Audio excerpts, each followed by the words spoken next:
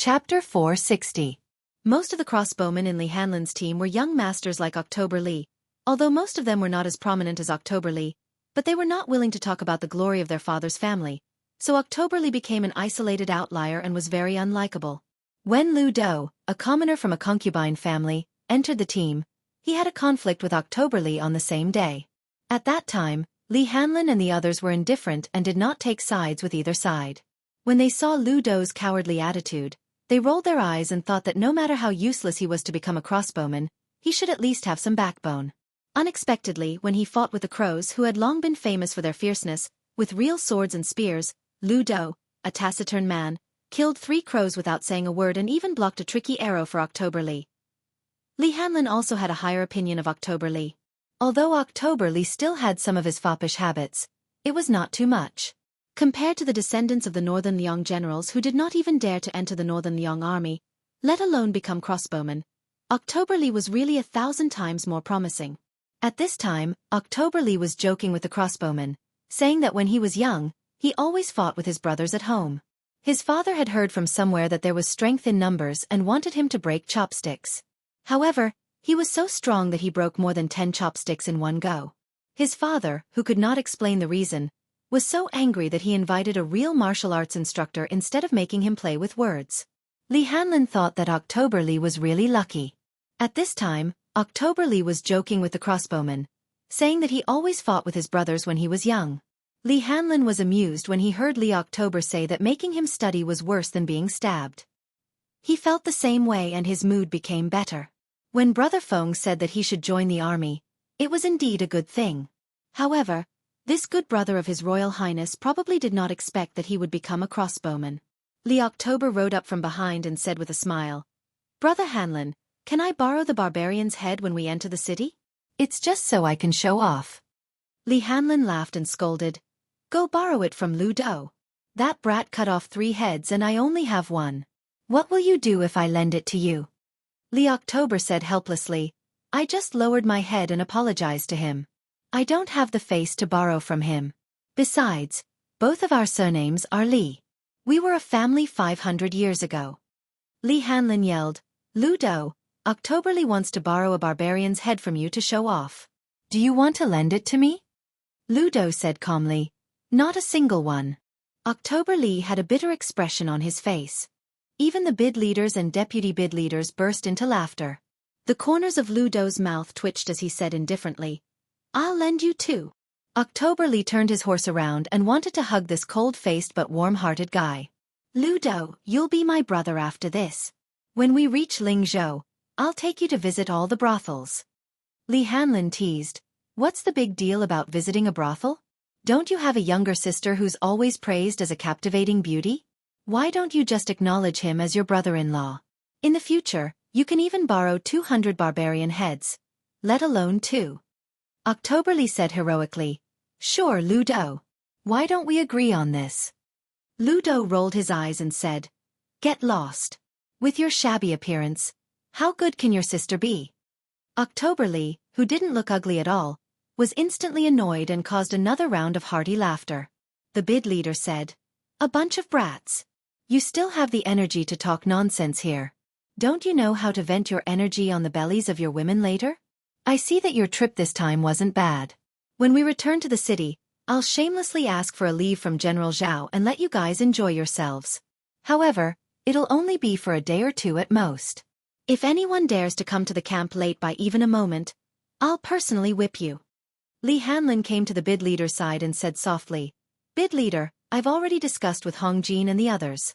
We'll each give a barbarian's head to the 3 brothers. As for the reward, it'll all be given to their families." The bid leader frowned and said, "It's a serious crime to give away military merits without authorization. Li Hanlin, I know your background isn't ordinary and isn't inferior to October Li and the others. However, if the higher-ups find out about this, the military law will be like a mountain. A happy occasion will become a disaster. Do you really dare?" Li Hanlin said with a mischievous smile. "Back then, Chief Biao dared to stab a northern Mang general to death with a single blade. Just how heroic was that? We are all pawns you brought out, so why wouldn't we dare?"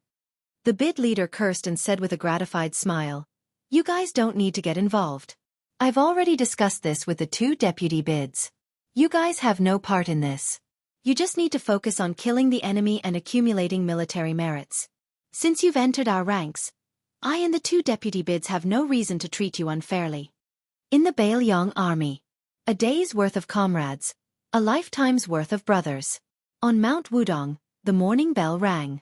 On the summit of the 81 peaks, in the square in front of the main peak's Taoist temple. When Martial Grand Uncle Qing became the chief, he was the one who led the practice. However, the chief was no longer in this world. Someone else was in charge of the practice, but he was just as young.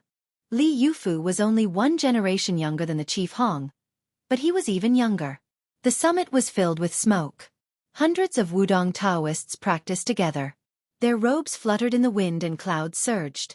The 108 styles created by the young chief were simplified into 72 styles by Martial Grand Uncle Li Yufu. Not only did they not lose the essence of Taoism, but they also became more complete. Even a Taoist child who just came up the mountain could do the same without any difficulty. After Wudong closed the mountain, only pilgrims were allowed to enter the mountain to burn incense. The Taoist temple on the mountain didn't care about the height of the peak. The Taoists on the mountain didn't care about their seniority.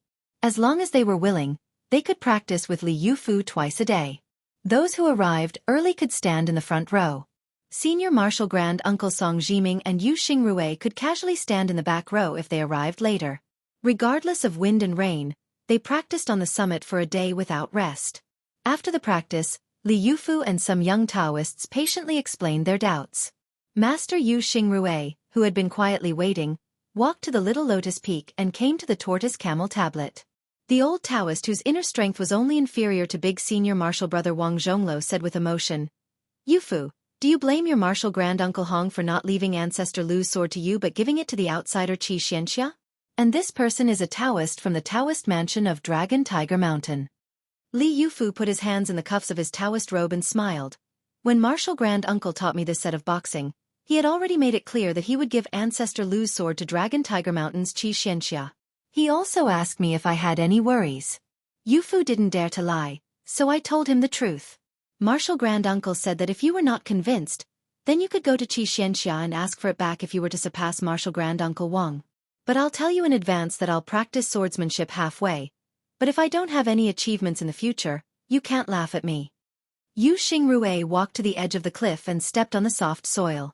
He smiled and said, "If you don't succeed in practicing swordsmanship, you can't let us laugh at you, can we?" Back then, except for the eldest senior brother who cultivated the Big Yellow Court and Wang Xiaoping who practiced the silent sword, the rest of us were useless. The only fun we had was to laugh at your martial granduncle. When we found out that he was reading the forbidden book, we laughed and scolded him. When he dozed off while riding the green ox, we scolded him with a few words of wisdom. Thinking of the red clothes he wore in his youth, we laughed and mocked him. Today, it was not good to go down the mountain for fortune-telling. We old men couldn't help laughing again.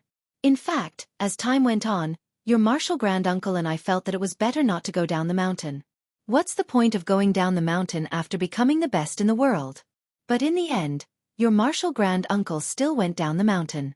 Yu Xingrui sighed and said in a low voice, "Riding an ox and reading Taoist books, rowing a waterfall with peach trees, watching the clouds rise and fall among the peaks, let nature take its course. This should be your martial granduncle's way of heaven. But riding a crane down the mountain, cutting fate with a sword, and letting a woman ascend, how can he let nature take its course?" If I was there at that time, I would have pulled his ear and scolded him.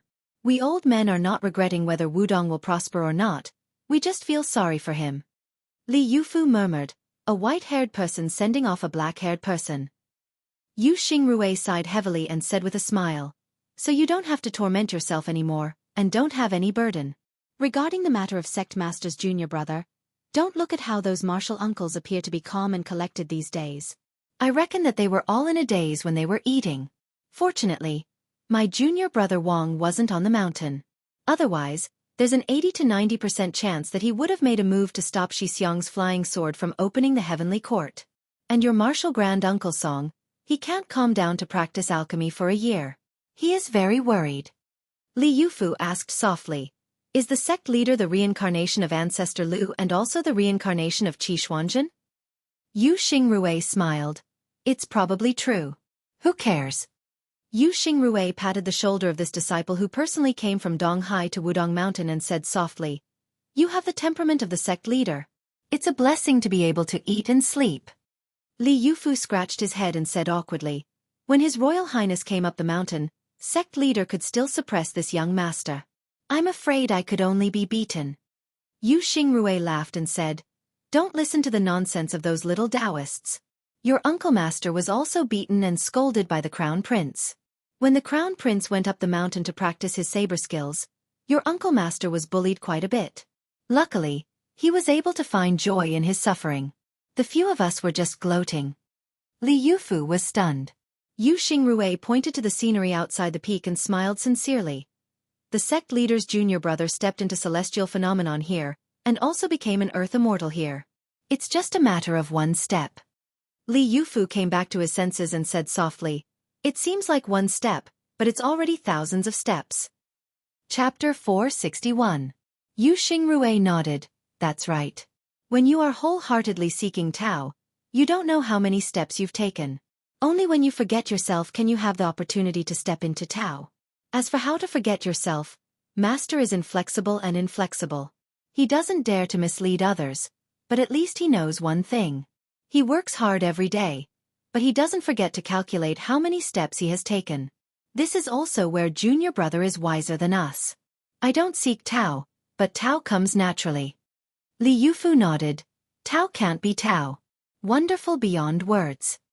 Yu Xingrui slowly left the top of Little Lotus Peak. He glanced back at his disciple who was talking to the green ox and smiled. Since junior brother was Lu Zhu, his last words were equivalent to Lu Zhu's own words. When Wudong thrives, Yufu thrives. Jing and Palace. It was said that Princess Pei was focused on meditation and didn't show up for a long time. The already deserted palace became even more desolate. The sky was cloudy but not rainy. It was cold but not cold, as if a woman wanted to say something. The king of Jing and Zhao Hang, who spent half his life in the capital and half in Xianxia, sat under the eaves of the temple, gently twirling a string of agar-wood prayer beads wrapped around his hand. There was only one person sitting opposite to this great vassal king. It was Lu Su, the young and blind zither player who stabbed himself in the eyes to end his career. He came from a scholarly family and his father's generation were great scholars. However, because he wrote the history of West Chu with a straight pen, the younger generation took advantage of the loophole and was punished by the imperial court. For 10 years, he played the zither for a famous prostitute in a brothel to make a living. For 10 years, he made a living by gambling in Yongzi Alley. Somehow his luck changed. Not only did he enter Jing and Palace, but he also became an important advisor of the father and son. Even today, the young people who were brought into the imperial family from Yongzi Alley still felt like it was a lifetime ago. As the saying goes, a carp jumps over the dragon gate. Thousands of carps fight until their heads bleed, but how many can jump over the dragon gate? Lu Su, who was a criminal, was favored by the king of Jing, Zhao Hang. It was really unexpected. Zhao Hang closed his eyes and turned the prayer beads on his horse to calm his mind. He asked indifferently, Lu Su, do you know why I did not allow you to enter the capital with shower? The blind young man shook his head. I don't know. King of Jing and opened his eyes and looked at the dusky sky. He laughed and said, These days I made you conceal your surname and identity and move you around to become a low-ranking government official. Have you ever complained? Lu Su shook his head and smiled. Lu Su is very content. Zhao Hang turned his head to look at the young scholar. You've come up with 2 strategies and 13 strategies. You're determined to pacify the world for the emperor. The first strategy is to establish the crown prince, the temple oracle, and the removal of the feudal vassals. Xianxia was trembling with fear and was forced by me to bring him to the capital to meet a stranger, incurring the wrath of the emperor. The second strategy is a total of 10 strategies. It only talks about the strategy of using troops to deal with Bei Mang. The first is to talk about the 2 surnames of Bei Mang and the 2 dynasties in the north and south. The second is to predict the intention of Bei Mang to divide their troops. The third is to talk about how to deal with the enemy's attack. The fourth is to prepare horses for the border. The fifth is to mobilize troops and generals. The sixth is to talk about Tu Liao, the seventh is to reconcile with Qin, the eighth is to give away fortune, the 9th is to reclaim Longyao Prefecture, and the 10th is to eliminate Beimang. The emperor was furious again.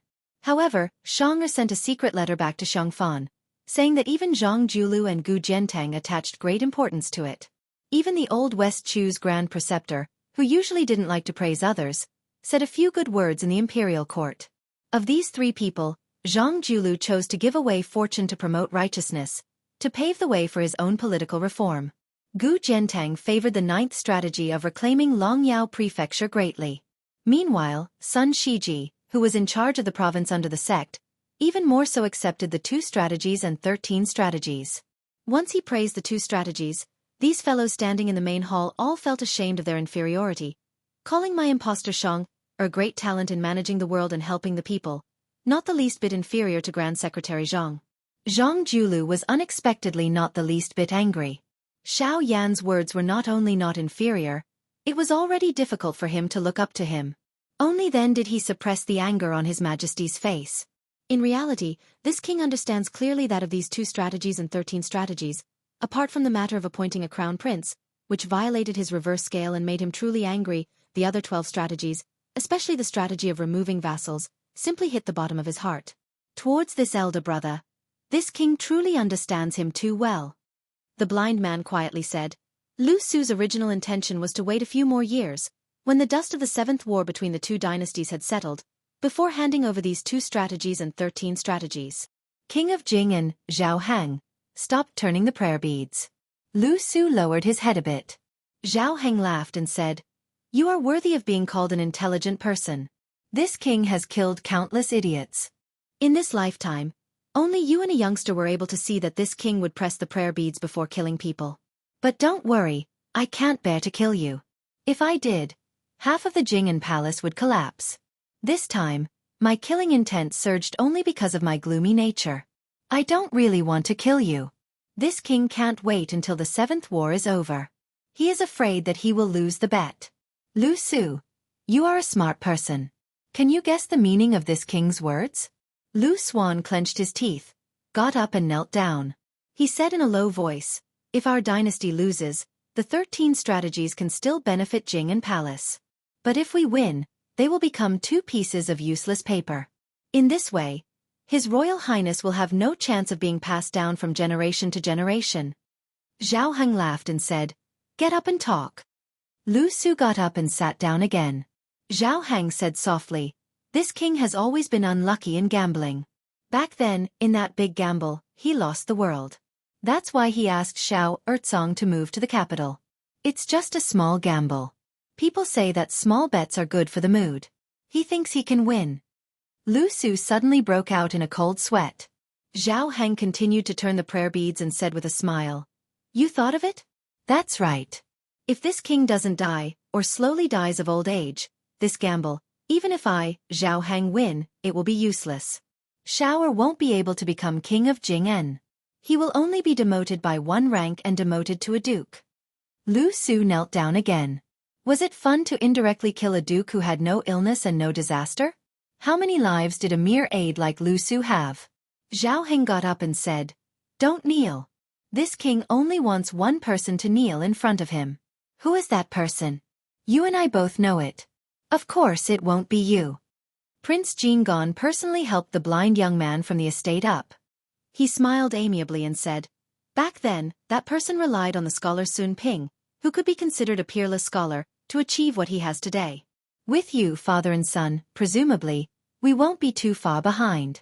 Let's go. You've seen the splendor of Jing'an Palace. This king will take you to see some filthy things. Lu Su was brought by the king of Jing'an, Zhao Heng, to a secluded private house in the city. After getting out of the carriage, the king of Jing'an, who was the most proficient in both the pen and the sword, revealed an imperceptible bitter smile. Zhao Heng gently pushed the door open and entered. The small courtyard was filled with orchids. A woman was lazily leaning against the wooden railing under the eaves. She was graceful and refined. Zhao Heng said indifferently, When ordinary people see this woman in the courtyard, they will most likely mistake her for Pei Nan Wei. When Lu Su heard this, he was stunned for a moment. After confirming that the woman in the courtyard was not the Princess Jing and Pei Nan Wei, he was shocked by Crown Prince Zhao Sun's rebellious behavior. For someone as rich as His Royal Highness, it was normal for him to keep a mistress in a golden house. Even if he had a crown prince consort and kept a beautiful woman, no one would see it as rebellious. However, when this woman looked too much like a crown prince consort, it was somewhat shocking. Lu Su immediately understood why the king of Jing and Zhao Hang would say that it was a filthy thing. He looked down and no longer looked at the beautiful woman who was in a daze. The woman finally woke up. When she saw Zhao Hang, who looked 70 to 80% similar to Zhao Hang, she immediately knelt down. Her delicate body trembled and she couldn't say a word. Zhao Hang slowly walked to her side and reached out to hold a string of wind chimes under the eaves. He didn't say anything. The woman's face was covered in tears. After trembling for a long time, she raised her head and bit her lip until it bled. She said, "I'm not afraid of death, but I beg the king of Jing not to punish His Royal Highness." Zhao Hang released the wind chimes and gently flicked them. They jingled. He didn't lower his head to look at the woman who was crawling on the floor. He sneered softly. "Are you worthy of speaking to this king?" The woman lowered her head and tears streamed down her face. The king of Jing listened to the sound of the wind chimes and slowly said, "This king already knew from the first day you stepped into the courtyard. However, this scandal is nothing to this king. Su'er didn't cross the line." The woman was still trembling like a delicate orchid in the wind and rain. Zhao Hang continued, "Now for Su'er you have to die. Are you willing?" The king of Jing and Lu Su walked out of the courtyard. Before Zhao Hang boarded the carriage, he paused and laughed softly. "This king treats you like a scholar." Lu Su, who didn't speak, bowed deeply. The woman waited until the sound of the door closing. She wiped away her tears and went to the jewelry box to choose a pearl hairpin that Zhao Sun had given her. She came under the eaves and lay on the floor with him. She raised her head and looked at the wind chimes. Before the hairpin pierced her neck, she said softly, "Sun." When the king of Jing'an's crown prince, Zhao Sun, was in the capital, there was a piece of news that shook the world. The king of Jing'an, Zhao Hang, died of a chronic illness. Princess Jing'an, Pei Nanwei, committed suicide. The news spread to the capital. It was rumored that the crown prince, Zhao Sun, vomited blood and fainted. That day, the emperor's grace was vast and mighty. The emperor decreed that Zhao Sun was to be the king of Jing'an. Among the 7 vassal kings, he was the second to be granted a hereditary title. However, he was the first to become a vassal king, His Royal Highness. After Zhao Sun thanked the emperor in the palace, he quickly returned to Xianxia city. After meeting Lu Su, he put on mourning clothes. In the dead of night, Zhao Sun, who was about to become the new vassal king of the dynasty, sat alone in the morning hall. He expressionlessly threw a handful of yellow paper into the brazier. After the mourning period was over, Zhao Jie, who was now Prince Jin gone, had his maidservants wait on him and put on his official robe. He dismissed the servants and stood in the room with his hands clutching his face.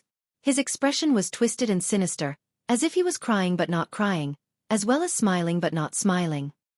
He covered his face and lowered his head in tears. If there was someone watching, His Royal Highness would have an incomprehensible expression at this moment. It was a pity that the new noble Lu Su could only stand outside the door. Moreover, he was blind. Inside the room was the king of Jing and Zhao Sun. He covered his face and the corners of his mouth curled up. The capital. When a woman marries into the imperial family, no matter what her previous status was, she would have no choice. Chapter 462. When Yan Dongwu saw her younger brother Yan Qiji and Kong Wuqi visiting together, no matter how bad her mood was, it still improved. Moreover, she was married to the refined and introverted fourth prince. Although this husband of the emperor's son was a bit too playful and was obsessed with poetry, painting, and musical instruments, for a woman, it was already a heavenly wealth that she could not complain about. After the two became husband and wife, they treated each other with respect. Yan Dongwu didn't know what reason he had to be unhappy. Therefore, every time the stewards and maids of the Fu saw the imperial concubine, they always felt close and kind. They secretly praised her for being a daughter of a noble family. The bit of misgivings they had about their mistress being born in Bailiang was swept away. Yan Dongwu was knowledgeable, and it was clear that the fourth prince was very satisfied with this marriage. In the past, he did not socialize much with those disreputable friends of second and third rank officials. Today, together with Yan Dongwu, he received his brother-in-law Yan Qiji and Kong Wuqi, who was a little famous in the capital. The fourth prince had always been known for not putting on airs. Today, when he received two people of the same age, he gave them enough face. He personally served tea and water, and laughed and joked with his bookish brother-in-law. What was even more rare was that after the pleasantries, he took the initiative to find an excuse to leave, leaving the imperial concubine to chat privately with the two.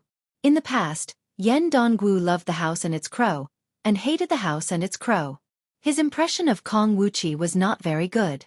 After the family moved to the capital, he talked a few times with the sturdy but simple-minded Kong Wuxia and found it difficult to dislike him.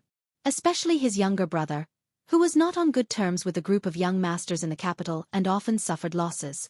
It was always Kong Wuxia, who had a good relationship with the second prince, who led people to get back at him.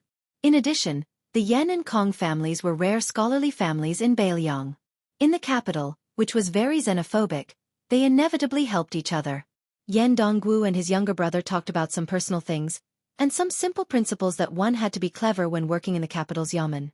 Kong Wuxia did not speak much, and only sat upright and still on the side, foolishly happy. From beginning to end, the three did not mention that name. Leaving the luxurious and grand mansion, the fourth prince still politely escorted him to the door. Yan Qiji and Kong Wuxia sat in the carriage together. Kong Wuxia asked innocently, "Yan eating chicken, your sister seems to hate His Royal Highness.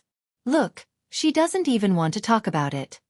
Yan Qiji's face darkened as he said softly, "None of this matters now." Kong Wuxia said straightforwardly, "Hey, I used to think that Brother Feng could become your brother-in-law. At that time, I regretted that I didn't have an elder sister. I was so jealous of you." After a period of official cultivation, Yan Qiji, who had gradually lost his sharpness as a scholar, changed the topic and said with a bitter smile, "I heard that Hanlin went to the Beiliang army. This guy really likes to do stupid things." Kong Wuxia said unhappily, "How is this a stupid thing? If a man doesn't go to the battlefield to kill the enemy, how can he still be considered a man?" Yan Qiji glared at him. Kong Wuxia curled his lips and muttered, "You're not a man." Yan Qiji gave him a kick. Kong Wuxia, who was not afraid of pain, was too lazy to hit him. He looked out the window and sighed, "I really miss Brother Feng. No matter how much green ant wine I drink, it doesn't work. I just feel that it's boring.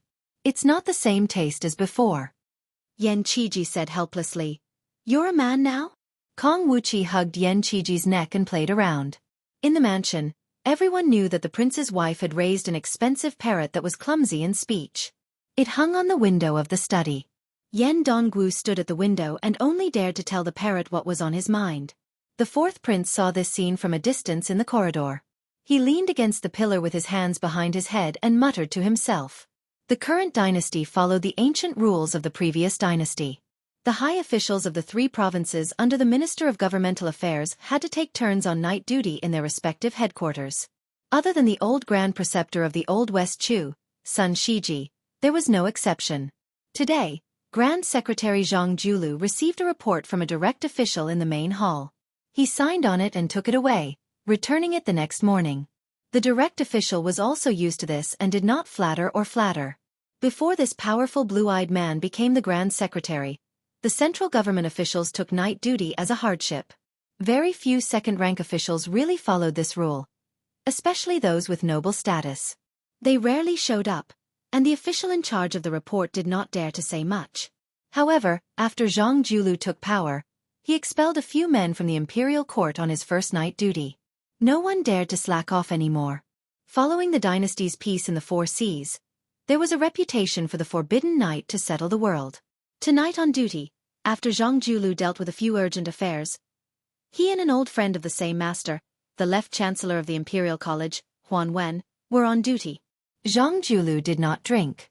In the hearts of all the scholars, Huan Wen, who was as respected as the chancellor of the Shangyin Academy, was not happy without wine. Even the emperor made an exception and allowed Huan Wen to drink at night, but explicitly said that he was not allowed to get drunk. The left chancellor of the Imperial College was a thin and elegant old man. He joked, "Old blue-eyed man, your complexion is not bad." What? The 2 sketches and 13 strategies King of Jing'an and His Royal Highness Zhao soon invited an expert to write on their behalf. Are you really treating them as a world-saving medicine? Grand Secretary Zhang narrowed his eyes and said, "Poison is like honey, Good medicine is bitter. These 13 strategies, once implemented, will at least make most of the imperial court's officials complain incessantly. Even the military will suffer great losses. Tell me, how can I not be happy? Huanwen reached out his hand and pointed at his old friend who was only under him, cursing. The first sketches is a strategy in the temple. Even the Imperial College is insinuating that we are a bunch of useless scholars who don't know the hardships of the common people and only know how to study to death for scholarly achievements. I'm still fine since my skin is thick, not scared of being spat on by others, but the newly appointed Chancellor Song Yu will definitely be angered badly. Zhang Julu sneered and said, that literary giant with good handwriting, fortunately, only went to your Imperial College. Now that I've met him, he can still be considered a smiling face. If he went to the Secretariat or the Manxia province, I would still have a headache, unable to escape from becoming a political enemy of his. Huanwen chuckled and said, this Song family father and son pair is a great literary giant who is going to dominate the literary world for 100 years. Old blue-eyed man, you should take it easy. If they hold a grudge against you, just wait for them to splash dirty water on you after you die. The blue-eyed purple-bearded Grand Secretary Zhang stooped down and reached out to warm himself by the fire, calmly saying, penknife, penknife, penknife, a pen is a knife. Killing people without spilling blood, in my opinion, he isn't inferior to great General Gu Jiantang. Huanwen drank a small mouthful of wine, narrowing his eyes and lowering his voice, saying, the Green Party has already fallen apart, but the Gongnam-du Lu family brothers, one has become the Minister of Rights, the other has become the Assistant Minister of War. The atmosphere is gradually rising, aren't you nervous? Grand Secretary Zhang said indifferently, what's the point of being nervous about these things? I am only worried about things like drought, floods, locusts, and other things. Huanwen shook his head, not saying anything. He only feared natural disasters, not man-made disasters. With the officials in power, what more could he ask for? Insignia Mountain's Great Bull Mound, the two great guest elders Huang Fengfua and Hong Yu personally watched as that mountain lord woman placed a single hand on the head of a guest elder kneeling on the ground whose inner force wasn't ordinary, absorbing the aura of this man who was still a powerful martial artist a moment ago, not leaving a single drop behind. When she released her hand, that guest elder's body and blood essence didn't change, but his life force was already extinguished. The two guest elders who secretly captured this person to help the tyrant smiled at each other, their faces full of bitterness and horror. Even though they had already seen this scene many times, each time her absorption speed became faster and faster. The faster the mountain guest elder died, the more terrified they became. The woman who became Shen Yuan family's master asked with a smile, Uncle Hong, what number is this? Huang Fengfua steadied his mind, doing his best to remain calm as he said, 39th. It was precisely Shen Yuan Qingfeng who had brazenly ascended to this position during the Great Snow Plains upheaval. She bent down her slender waist, looking at that corpse that died with remaining grievances, her smile as innocent as a young girl's, saying with a smile, two uncles, please be at ease. No matter how vicious Qingfeng's heart is, I still won't act against you too, my father's good friends. Huang Fengfua said softly, my only wish is for Miss to reach the pinnacle of martial arts as soon as possible. Shen Yuan Qingfeng retracted her gaze and stretched her body. Not only was her face glowing, but there were also wisps of purple qi lingering around her body. She said faintly, if my father were still alive, he would never say such words. Perhaps he would regard me, his own daughter, as a devil that could be killed, and would no longer be willing to release a jar of red osmanthus wine for me every year. Huang Fengfua didn't dare to say anything else. Hong Yu crossed his arms and began to close his eyes to rest. Shen Yuan Qingfeng frowned and asked, if I'm not mistaken, Yuan Tingshan must have somehow obtained Shen Yuan Pan's martial arts experience, and his blade technique realm skyrocketed. Otherwise, with his temperament, he would never compete with Gu Jiantang. On the other hand, our neighbor of Mount Hui, a young Taoist from the Taoist master residence with the surname Ning, on Mount Longhu was able to block the sword of the peach blossom sword god Dong Tai. Compared to these two men, who's better? Also, during the Buddhist debate on the Golden Lotus Peak, a man with the surname Zhao brought a bald woman. Not only did she discuss Zen with Li Dongxin, she was also said to be the second person in the Vajra realm other than the white-robed monk. When can I be compared to her?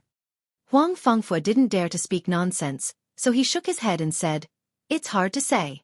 Shen Yuan Qingfeng suddenly smiled and said, let's not bother about these troublesome matters. Oh right, there's an old saying that rabbits don't eat the grass near their burrows. It's not appropriate to always act against the guest elders on the mountain. I'll have to trouble the two uncles to go to the Jianghu and catch some martial artists. What do you think?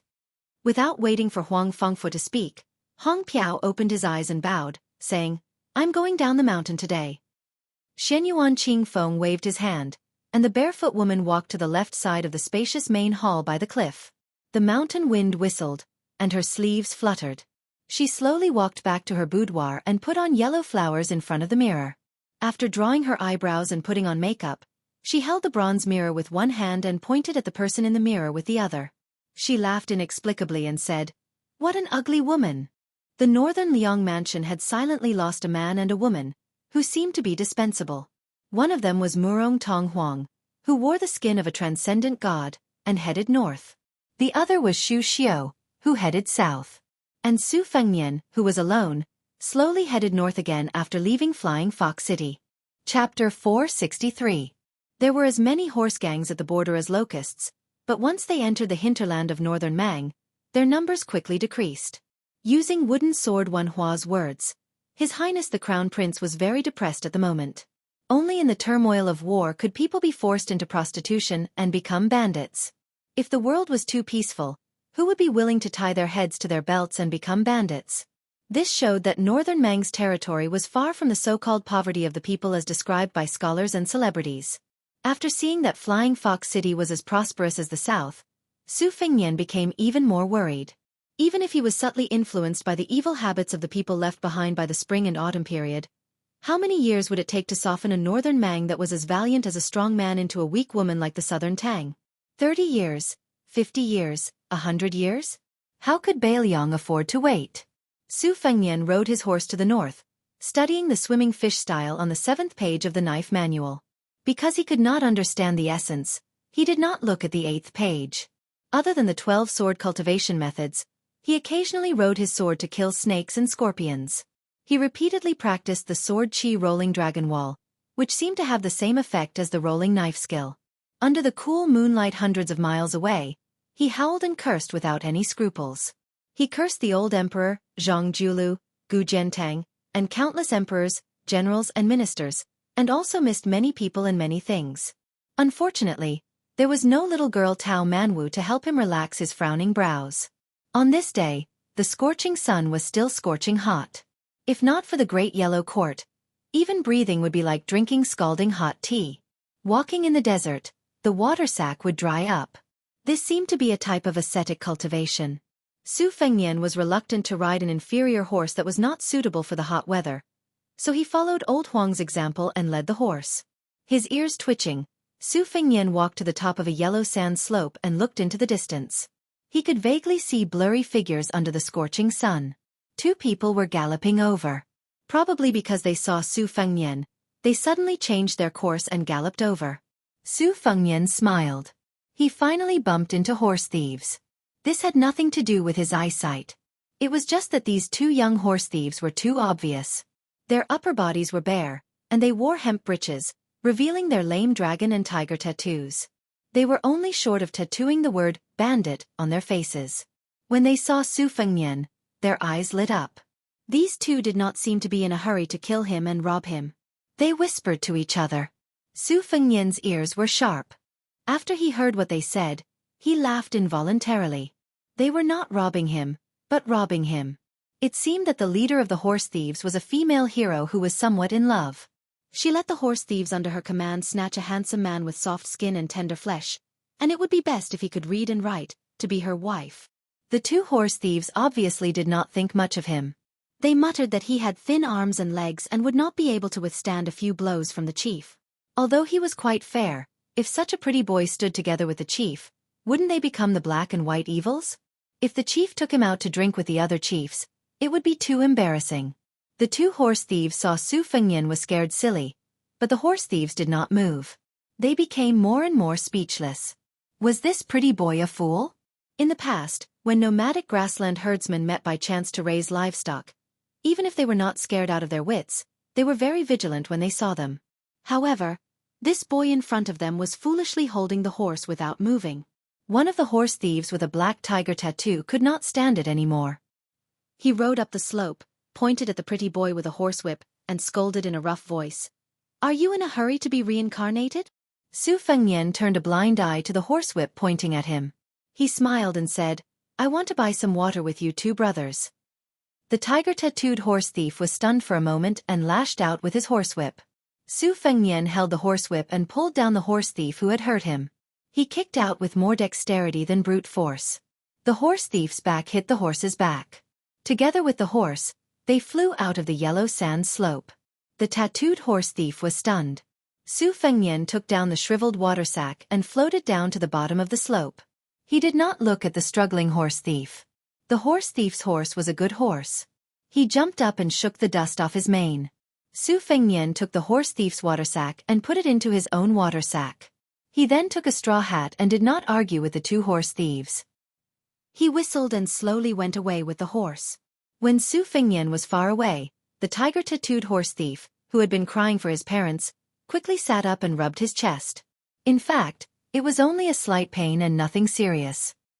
He said to the tiger-tattooed horse thief with a lingering fear, "I met a tough nail." The other horse thief clicked his tongue and said, "The pretty boy is actually hiding his strength. The boss will definitely like him." The tiger-tattooed horse thief quickly got on his horse and said, "Let's go and talk to the boss." Su Fengnian led his horse and traveled alone in the wilderness. According to the Bailiang Palace's geography book, he would be able to see the grassland in a few days' time. He believed that there would be a chance to meet the herdsmen who lived by the water and grass. He was fine with it, but the poor horse beside him was a little tired because he often walked in the desert. He thought that when they reached the grassland, it would be best if his old friend could blend in with the wild horses. So he took off the saddle and reins and let it go. After resting for the night, Su Fengnian sat cross-legged, lit a bonfire, and looked at the low starry sky. The poor horse also bent its knees and rested, rubbing its neck against him. Su Fengnian patted the horse's neck, picked up a piece of soil and put it into his mouth to chew. The moisture was much better. It was time to get close to the grassland. Tasting soil was the entry skill of finding the dragon's pulse. Su Fengnian often went with his elder brother Yao Jian to study geography when he was young and learned many superficial tricks of looking for pulse. The world's ancestral dragons came out of Kunlun, and one of them entered Beimang. In the past, Beimang rarely talked about this. After a large number of adherents of the spring and autumn period, this talk became popular. The Empress of Beimang had become the destined son of heaven. Su Fengnian turned to the poor horse and smiled. "Old friend, do you believe it?" The poor horse snorted. As usual, it diligently cultivated the sword in turn, just like the farmers in Jiangnan who had to go out every night to grab water to raise rice. They could not afford to be lazy. The sky was just beginning to brighten. Su Fengnian quickened his breathing. According to the Taoist classics, the spring meal was the morning glow of the morning and the summer meal was the evening glow of the eastern sea. The evening glow of the morning glow was the beginning of the sun, and the morning glow of the eastern sea was the best. The evening glow of the morning glow was the beginning of the sun, and the morning glow of the eastern sea was the best. The evening glow of the northern sea was the purple qi in the middle of the night, and the extreme cold of the northern sea was the armor. The two were especially beneficial for cultivation. That Taoist orthodoxy lived up to expectations and became the state religion of Beimang. The current leader, Immortal Qilin, became a Taoist saint. Together with the abbot of the two Zen temples, they were known as the two saints of the north and south. In the early morning, Su Fengnian's breathing was red and yellow. It was probably because he had not reached the realm yet. He also could not say that it was very mysterious, but he felt more refreshed than usual. He slowly stood up and had some understanding. The so-called martial arts geniuses were divided into two types. One type had a body that was different from ordinary people, like Huang Manor, who was born as a Vajra. It could be said that they were blessed by the heavens. The other type had a relatively normal body, but they could be felt by the heavens. The bull rider was one of the best among them, and only then could they have the magnificent aura of stepping into the celestial phenomenon. The third type was slightly inferior to the first two, but it was not impossible for them to step into the land of immortals. For example, Li Chungang who entered the Great Tao with the sword, Wang Xianji who proved her Tao with strength, and Dong Tai who connected with the sword.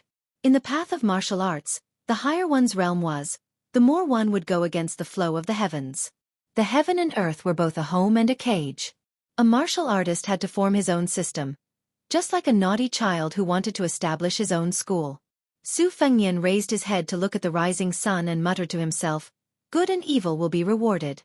If you don't believe, raise your head and look. Who will God spare?" Then he twisted his mouth and said, "It's said that good people don't live long, but evil people live for 1,000 years. When the ancients spoke reason, they liked to slap faces." Su Fengnian turned to look at a poor old monk wearing a kasaya and hemp shoes. His red phoenix eyes, which were sometimes charming and sometimes gloomy, stared straight at this southern Zen monk who had been sitting 10 zhang away last night. Buddhism was divided into Mahayana, and esotericism was divided into yellow and red. Everyone's attire was different. Because Su Fengnian's Wang Fei was a devout believer in Buddhism, he always had a good impression of monks. In Beiliang, many rogue Taoists changed professions to become monks for the sake of money. But in Beimang, he met an old monk who had traveled thousands of li to this uncivilized land to preach. Even though the monk looked kind, Su Fengnian did not dare to be careless. The old monk put his palms together and said, "Young master is a believer in Buddhism." Good. Su Fengnian suppressed the murderous instinct in his heart and silently returned the greeting. The old monk's kasaya had been washed many times. It could be seen that there were many fine stitches. But it was always clean and did not look sloppy. His beard and eyebrows were snow white. He held a bamboo staff in his hand and looked even more benevolent. In the Beiliang army, there was once a monk who wielded a staff of more than 70 jin. As one of the commanders of the infantry, he ate meat and drank wine. He killed people like flies. On the battlefield, he glared fiercely and was very bloodthirsty. He was highly regarded by Su Shao. Unfortunately, because the Beiliang cavalry entered Jianghu, the monk retreated into the mountains. It was said that he passed away in a small mountain temple. At this time the old monk smiled and said, "This old monk came north from the 2 Zen temples to the 2 Zen temples. I wanted to discuss Zen with an old friend from the Taoist school. Although most likely it would be like a chicken talking to a duck, but at least it would be a load off my mind. By chance I saw young master swallowing the moon and eating the red clouds of the sun. I wanted to talk to young master endlessly, but I was afraid young master would misunderstand me as a bad person. So I did not dare to take the initiative to speak. But after thinking about it for a night, I felt that young master's heart is very deep. I don't know how to cultivate it. If I am careless and fall into it, it would be very inappropriate. Since young master is a believer in Buddhism, if you don't mind this old monk being noisy, I can talk to young master about Buddhism." Su Fengnian sat down again. He smiled and said, "So you are an eminent monk of the 2 Zen temples. I sincerely hope Senior will not be stingy with your advice." Chapter 464. The old monk did not approach and sat on the ground, facing Su Fengnian from a distance. After meeting, the old monk introduced himself to Meng Qi, showing his sincerity. The old monk placed his bamboo staff horizontally across his knees. Su Fengnian listened attentively. The old monk said slowly, "Young master used the Great Yellow Palace as a golden chamber, practiced the double rolling blade technique, nurtured the Wu family's flying sword outside, and nurtured the #1 swordsman, Li Chuangong's green snake sword will inside. Your talent is great, your talent is high, and your perseverance is hard to come by." Su Fengnian, whose secrets had been seen through by the old monk, was shocked. His expression was normal as he smiled and said, "Senior, you don't have to restrain yourself first. Just say it." The old monk smiled and said, "In ancient times, when the wise men tried to control the flood, it was better to dredge it than to block it. Regardless of whether it is the sword or the saber, Buddhism's silent meditation, Taoism's golden chamber, or martial artists' closed scabbard meditation, they all go against the flow and accumulate the spirit. However, to me, going against the flow is not derogatory. Young master, please don't take it to heart. It's just that when you block the flow, it becomes a flood. When you dredge it up, you have to pay attention to it. Do you block it to the end, or do you occasionally make small mistakes?" Su Fengnian said sincerely, "I don't dare to play dumb with you. In my opinion, it's better to block it to the end. Because the bow has the principle of slackness, I understand that. However, if closed scabbard meditation is like a woman taking a stroll, walking and stopping, bashful and resting, I don't think it's a big deal." The old monk was not like those famous scholars who argued about the flow of the river. If there was a slight difference in opinion, they would be as aggressive as if they had killed their father. They would want to take all the principles of the world into their own hands. The old monk was not arrogant because he was from the two Zen temples. He still carefully pondered over Su Fengnian's words, which were suspiciously stubborn. He said calmly, "This old monk is not good at talking about big and small principles outside of Buddhism. I would like to shamelessly ask for some water from you first. Allow this old monk to slowly think it through before speaking to you." Su Fengnian smiled. He was in a good mood. He stood up, took out his water pouch, and leisurely tossed it over. After the old monk caught it, he took out a white bowl from his traveling bag. He poured half a bowl of water and drank a mouthful with relish. In the old monk's opinion, a bowl of very plain water was better than any delicacy. If it was his favorite porridge, it would be even better. Su Fengnian took a step back and stopped arguing. He asked, "What if I'm willing to drain the accumulated water?" The old monk raised his head and said, "It's enough to make love with a woman. Actually, your great yellow courtyard has already reached the realm of consummation. The reason why it's lacking is not because there are a few major acupoints that have yet to be opened, but because it's lacking yin and yang." The corner of Su Fengnian's mouth twitched a few times. The old monk laughed heartily and said, "Don't think that this old monk is a perverted monk. It's just that it's normal for men and women to make love. Although this old monk is an outsider, I don't see it as a scourge. Moreover, when I was young, I often couldn't sleep well at night. I was often beaten and scolded by my master." The old monk restrained his smile and said solemnly, "It's a good thing that you use the world's injustices to nourish your will. There's righteousness in the world. Although it doesn't repel murderous aura, it's mixed with evil aura and resentment. It's strong but not pure. You have to know that if you go astray, every step you take, every bit of strength you exert, it may seem like you're going far away from home, but it's actually going astray. Have you ever asked yourself this question?" Moreover, in this old monk's humble opinion, when people say that they have a clear conscience, most of them are guilty. Even if they have a clear conscience, they are guilty of the truth. Allow this old monk to pour a bowl of water. The old monk poured a second bowl of water, leveled it, tilted it again, and shook it again until the water in the bowl calmed down.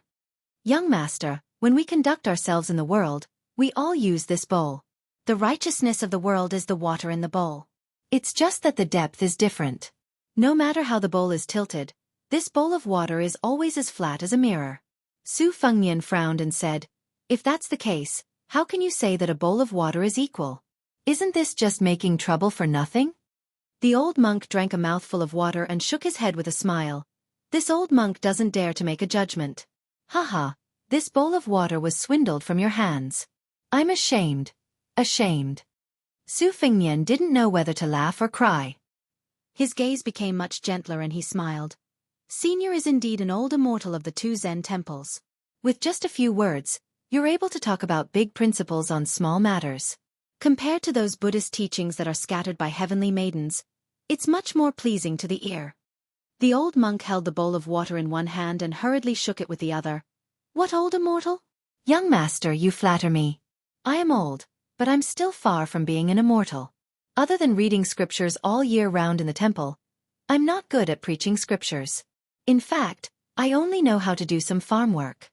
Principles and whatnot are all figured out from farming." Su Fengnian asked curiously, "The monks of the two Zen temples have been conferred the title of Imperial Preceptor countless times. Has Senior not been conferred the title of Imperial Preceptor by the Imperial Court?" The old monk smiled lightly and drank a mouthful of water. He smiled and said, "Clothes can warm up 10%, rice can fill 7 or 8 stomachs, and tea can be drunk up to 5 or 6 flavors. That's enough." Su Fengnian smiled. "Then you have." The old monk laughed. Reserved. Even if you're not an old immortal, you have to have the demeanor of an old immortal. I have a disciple who passes on my mantle. He also has a daughter. When he found out that I was going down the mountain, he advised me to have the demeanor of an immortal. Seeing that I wasn't willing to dress up properly, he sent me down the mountain and was lectured by her all the way." The corner of Su Fengnian's mouth twitched violently. With a gentle gaze he asked, "Is it a young lady with the surname Li? She has a little monk by her side who is her childhood sweetheart?" The old monk was like a Buddha who had opened his eyes. He immediately understood. "So it's His Royal Highness. I've long heard that His Royal Highness sincerely worships Buddha.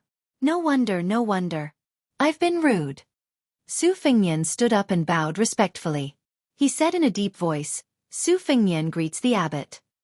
The old monk stood up and returned the greeting before sitting down again. He slowly drank his water and smiled. Your Highness, you don't have to be so courteous.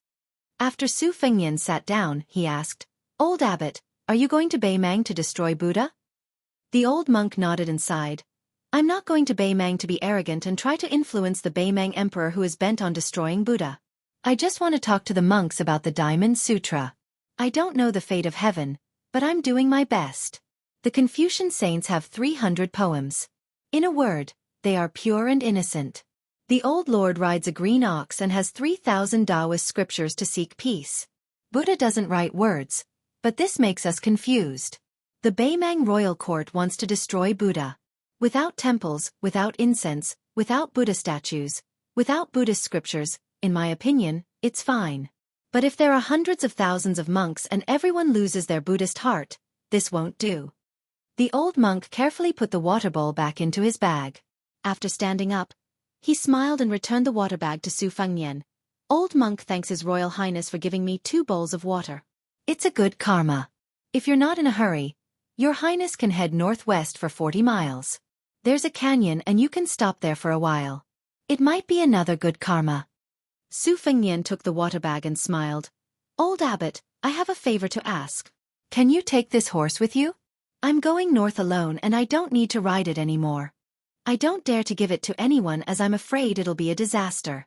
If I leave it alone, I won't be at ease. The old monk, who was worthy of being called the Buddha head saint of Buddhism, smiled kindly. Of course, of course. It's no trouble to have a companion to talk to on the road. Su Fengnian put his palms together. I'll bid farewell to old abbot here. The old monk put his palms together and said with a lowered eyebrow, Old monk's parting words, Your Highness can teach Bodhisattva to grow black hair. Su Fengnian was stunned. He watched the old monk holding the bamboo staff lead the horse away until his figure disappeared from his sight.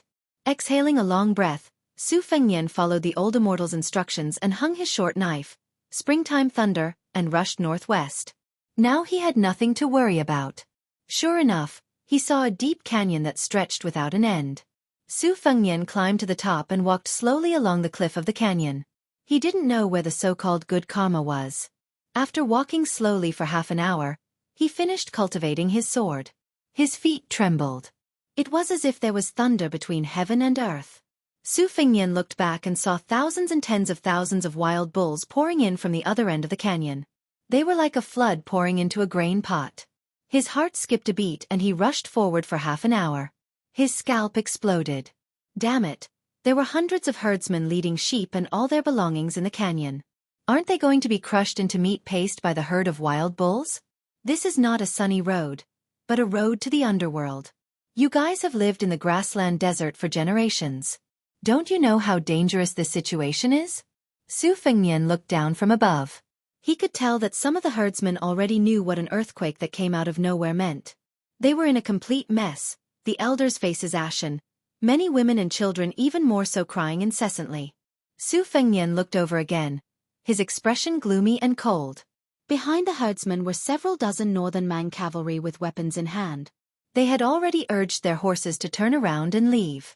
As it turned out, this was a plan of driving a sheep into a tiger's den, yet not shedding a drop of blood. If the old monk had not bemoaned the state of the universe and pitied the fate of mankind, the crown prince would have only watched coldly from the sidelines. After all, it was no different from committing suicide to stop tens of thousands of wild bulls alone. Su Fengnian gritted his teeth and floated down to the bottom of the canyon. Hundreds of herdsmen were dumbfounded. Some of the cold-hearted young herdsmen had already climbed up the cliff. However, the cliff was steep and they couldn't climb very high. Su Fengnian stepped out, drew a semicircle, and raised his hands. His feet sank 3 inches into the ground. He left the herdsman with an unfamiliar back. At the same time as the herd of wild bulls poured into the canyon, an old monk rode on a horse with one hand. His eyes were merciful. He put his palms together and said, This boy is very kind. Su Fengnian focused on condensing his qi, shaking Kunlun with a single move. Chapter 465. Su Fengnian abruptly slapped his forehead and stopped using the grand momentum shaking Kunlun that he had stolen from Mount Hui's Great Snow Plateau. Then he swept backward, not caring whether the herdsmen understood the Gusai Zhou language or not, telling them to retreat first. Su Fengnian took the lead and carried a nomadic child under his armpit. Then, he picked up another youth and bent his knees slightly. Like an arrow, he shot off the cliff. After bouncing several times, he landed on the mountaintop. After landing on the mountaintop, he leaped down to the bottom of the canyon. Su Fengnian did not take a break. After more than 10 jumps, he finally brought more than 20 children to the mountaintop first. The sound of the cow hooves was like the explosion of spring thunder. The canyon's cliffs were shaken and dust filled the air. Around the corner, a herd of strong bison had already arrived like a tide. Su Fengnian did not pay attention to the young herdsmen who were pretending to stop. After a rise and a fall, he discovered a delicate figure bending down to support a child who had fallen down. Su Fengnian ran to her side and saw the side of her face from the corner of his eye. He was slightly startled, but he did not care about anything else. He casually picked up the 2 children and rushed to the mountaintop. After putting them down, he jumped down to the bottom of the canyon again. There were still more than 80 herdsmen who were desperately trying to escape in the canyon. He saw the young girl, who could make His Royal Highness startled, pursed her lips and stood in place. Her face was filled with gratitude from the bottom of her heart. Her eyes were filled with the relief of life and death. Su Fengnian did not have the leisure to be unafraid of death like her. Facing the vast and mighty herd of bison, they descended to the bottom of the Kunlun Mountains together. The ground shook violently. The herdsmen were so scared that their legs went weak. The canyon's ground was originally uneven. The ground shook, making it harder to walk. A few elderly people staggered and fell to the ground. They struggled to get up and run again. Su Fengnian's momentum was majestic. It was like a sudden clap of thunder rising from the ground. Thunder against thunder. Qi flowed all over his body, leaking out like a flood. Su Fengnian exhaled again and suddenly opened his eyes. Both of his hands slid outwards in a gentle arc. The dust was unable to come within 1 zhong of his body. The girl behind him was dumbfounded. She only saw the young man with a saber in his long robe fluttering in the wind. When the frenzied bulls with red eyes were 10 steps away from him, it was as if they had hit an invisible iron wall. The front hooves of the first line of bulls that were running side by side with him were twisted and pressed backward. Then, countless wild bulls behind them piled on top of each other, until the bodies of the first line of bulls exploded. Blood splashed everywhere. But even so, the dense black mass of bulls was blocked and could not move forward at all. One by one, the wild bulls in the back, weighing 2,000 to 3,000 jin, hit the wall one after another. Their corpses and bones piled up. In an instant, a scarlet wall was erected. The thick and blurred blood was shocking. The strong wild bulls had 2 thick, long and sharp horns that curved into 2 shocking arcs. Their 4 legs were white below the knees, and their shoulders and backs were like lumps. Any one of them alone would make people tremble with fear. There were many scenes of lions and wolves being overturned by the horns of adult wild bulls on the grassland. Not to mention this flood of oxen that could topple mountains.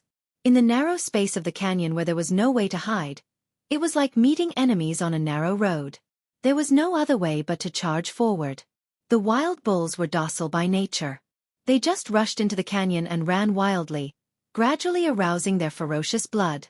Especially when they were blocked and stagnated by people, the saying of people going into a dead end really came true. Su Fengnian pressed down with his hands. More than 40 wild bull corpses suddenly fell down. His feet also slid back 2 steps on the ground. Without any obstruction, the herd of wild bulls stepped on the corpses and leaped over, continuing to run wildly. Su Fengnian's sleeves billowed. His left foot slid out a step.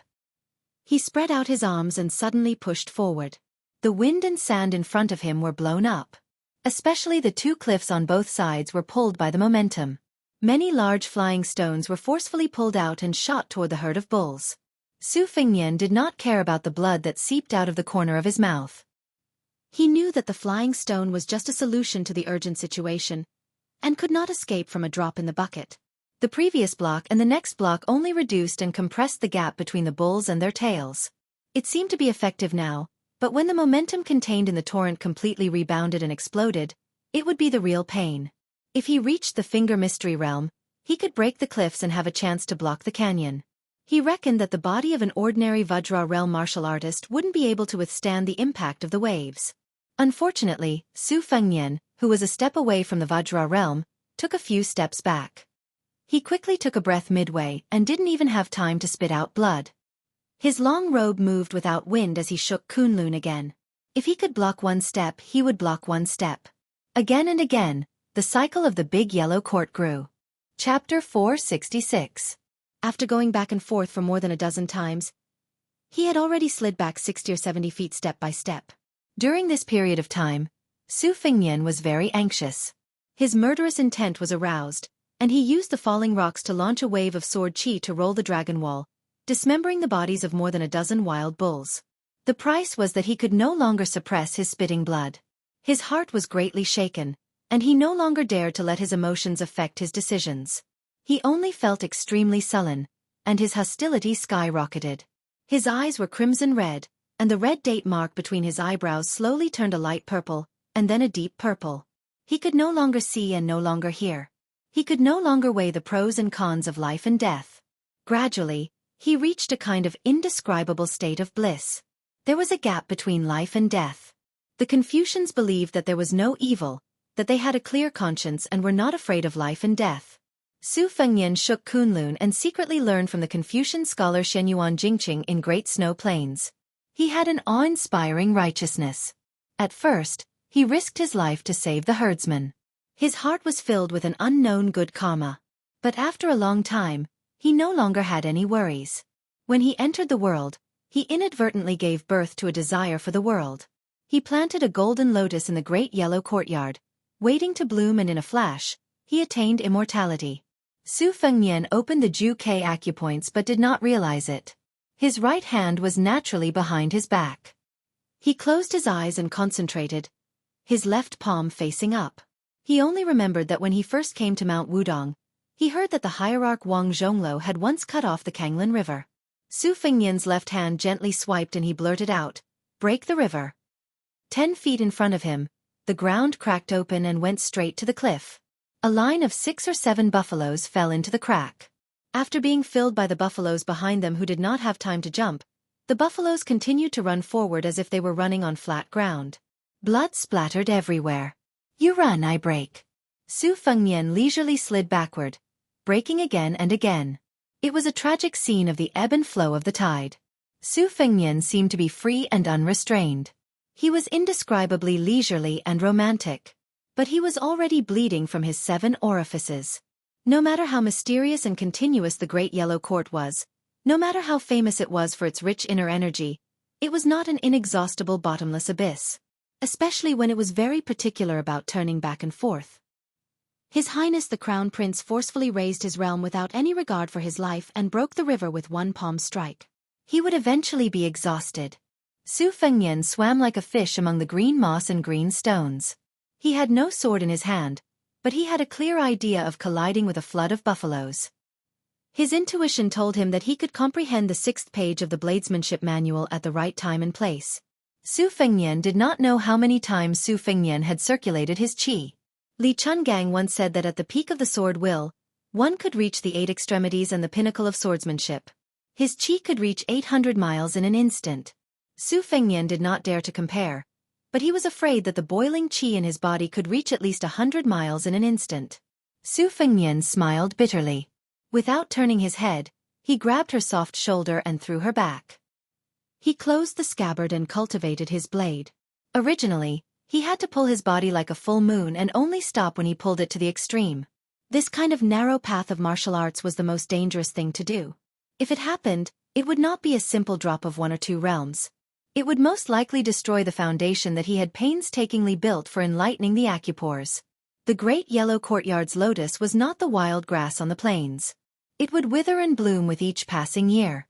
It was as difficult as ascending to heaven to bloom again after it withered. He did not know how far those herdsmen had run and whether they had left the canyon. Su Fengnian gritted his teeth. He thought to himself, "Damn it. I'll hold on a little longer. If I can't, I'll have to retreat. If I continue to hold on, I'll really die here. I'm afraid of death, but I'm not willing to give up." Su Fengnian allowed the bison to rush over. They were already very close. He still completed a big circulation and could clearly see the ferocious and terrifying eyes of the bison in the front row. The bison lowered their heads at the same time, wanting to stab this guy to death with their horns. Su Fengnian's clothes shrank and bulged again. The bulging was much stronger than before. He held a circle in front of his chest with both hands. Starting with a small circle, the circle gave birth to a circle, and the big circle had a magnificent atmosphere of encompassing heaven and earth. The dust in the canyon flew up like a round mirror. Su Fengnian moved back almost inch by inch. The herd of bison also moved forward inch by inch unbelievably. Su Fengnian had told himself that he would only hold on for a little longer. Unknowingly, he had held on for a long time.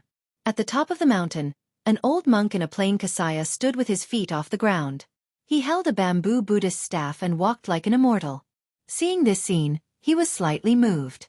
He sighed softly and said, "When you forget yourself, you don't care about life and death. You're full of courage. When you wake up, you know that you shouldn't do something, but you still don't forget to do it. You know the nature of the root bone. A little selfishness is not enough to cover a good heart." The old monk rushed to the bottom of the canyon and swooped down like an eagle. He grabbed Su Fengnian with one hand and stepped on the void with the tip of his feet. He floated in the air and floated toward the young herdsman. He said softly, "Your Highness, please save people and allow me to stop the herd of bison." When Su Fengnian subconsciously hugged the young girl's waist, the old monk said softly, "Up." A man and a woman floated to the top of the mountain. The old monk's feet finally landed on the ground. He turned around and stabbed the Buddhist staff into the ground. If he wasn't wearing a kasaya, he would give people the impression that he was an old monk who looked like an old man in the countryside. His eyes were glaring as he faced the tide of buffaloes and let out a muffled low roar. His voice was like a thunderclap that spread miles away. Beimang's new Wuxia review held this Buddhist saint in high esteem. It said, "The holy monk of the dragon tree of the two Zen temples is fearless. He has the Buddha's voice and the lion's roar." The herd of bison suddenly stopped rushing forward. There was silence. Blood flowed like a river in the canyon.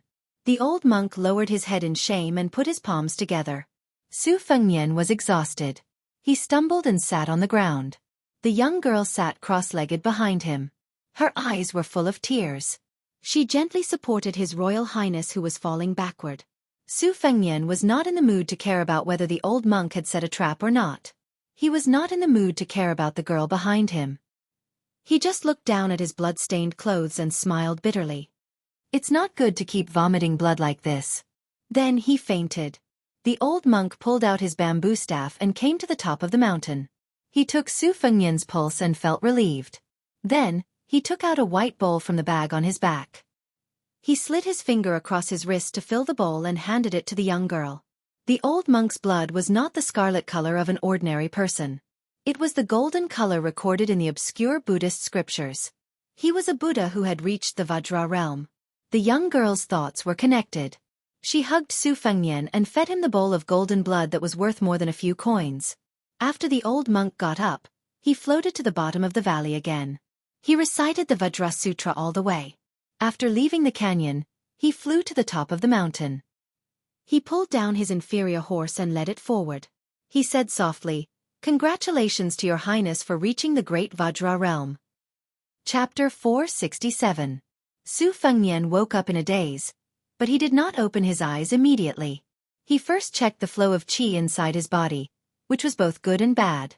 The newly opened Juk acupoint was a blessing, but the unfortunate thing was that he did not know why the qi inside his body was burning fiercely like firewood. Although it did not turn into ashes, there was an uncontrollable sense of crisis. This made His Royal Highness, who was used to controlling everything around him, feel uneasy and puzzled. He continued to check the breathing frequency around him before slowly opening his eyes. The first thing that came into his sight was a beautiful face. She was already stunning when he first saw her in the canyon. Her beauty could only be described as otherworldly. A pair of rare dark green eyes, like the green mountains and clear waters, should be worth 95 cents. Perhaps she was only slightly inferior to White Fox's face, Chen Yu and Jianghu. If she grew up and developed her charm, they might be on par with each other. Beimang was rough with wind and sand. Few women were fresh and beautiful, and their bodies were usually rougher and bigger than southern women. Could it be that Chao Guanzi monopolized the principle of 8 flowers of elegance, and swallowed the elegance of Beimang women? Su Fengnian suspected that he had been conferred the Golden Chamber of Commerce, and turned himself into a monk who only ate vegetables and did not eat meat. Unexpectedly, he did not want to look at this peerless beauty at all. He slowly stood up and took the initiative to separate himself from the soft and warm body. After nurturing the sword, it was as if his body was fitted with a precise hourglass. Even when he was meditating and breathing, he would automatically wake up every 2 hours and jump to the bottom of the valley. He silently controlled the sword and dripped a drop of blood on the sword, causing the flying sword to unexpectedly fall straight down. 3 days of effort had been wasted. Su Fengnian held back from cursing loudly. He frowned as he stared at the blood mark on his palm.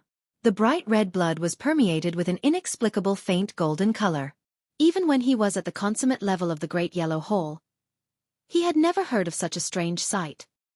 He no longer dared to nurture the sword carelessly. He withdrew the sword and his slender ame, which was as fine as a woman's black hair, swept back to the mountaintop. Most of the rescued herdsmen were young. They surrounded the young girl and looked at Su Fengnian with eyes full of reverence and worship. Su Fengnian ignored them. Looking at the bottom of the white bowl that was sparkling under the sunlight, he squatted down and stretched out his finger to touch it. He sniffed and guessed 70 to 80% of it.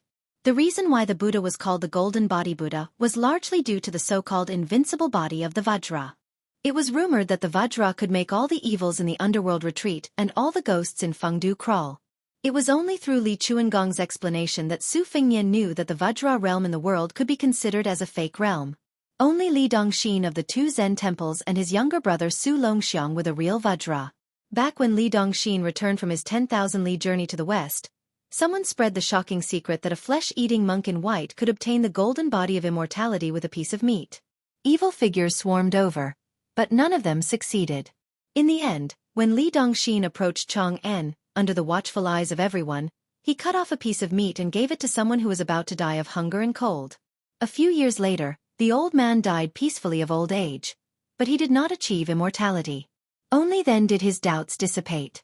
Su Fengnian sat cross-legged and stared blankly at the white bowl. The young girl and more than 20 children beside him did not dare to disturb him, so they accompanied him and stared blankly. Su Fengnian stood up and carried the 2 children down to the bottom of the valley. The herd of wild cows was intimidated by the Buddhist lion roar. They froze like a torrent and stopped moving. Finally, they all turned around and rushed out. Only then did the herdsmen feel at ease to pick the wild cow carcasses to store meat in autumn and winter. Su Fengnian sent the herdsmen down one after another. During this time, a few cheerful children felt as if they were riding on clouds and mist and laughed happily. In the end, only the slender and elegant young girl was left. North of Dragon Waste Prefecture was a very cold place. In autumn and winter, the rich people used the fur of marten, fox, rat, and raccoon as their fur coats. The poor people used the fur of cows, horses, pigs, and sheep as their clothes. In spring and summer, they used cloth and silk as their clothes. There was a difference in thickness between the rich and the poor. For example, the young girl in front of him had a narrow left sleeve and wore black leather boots. She could only be considered simple and neat.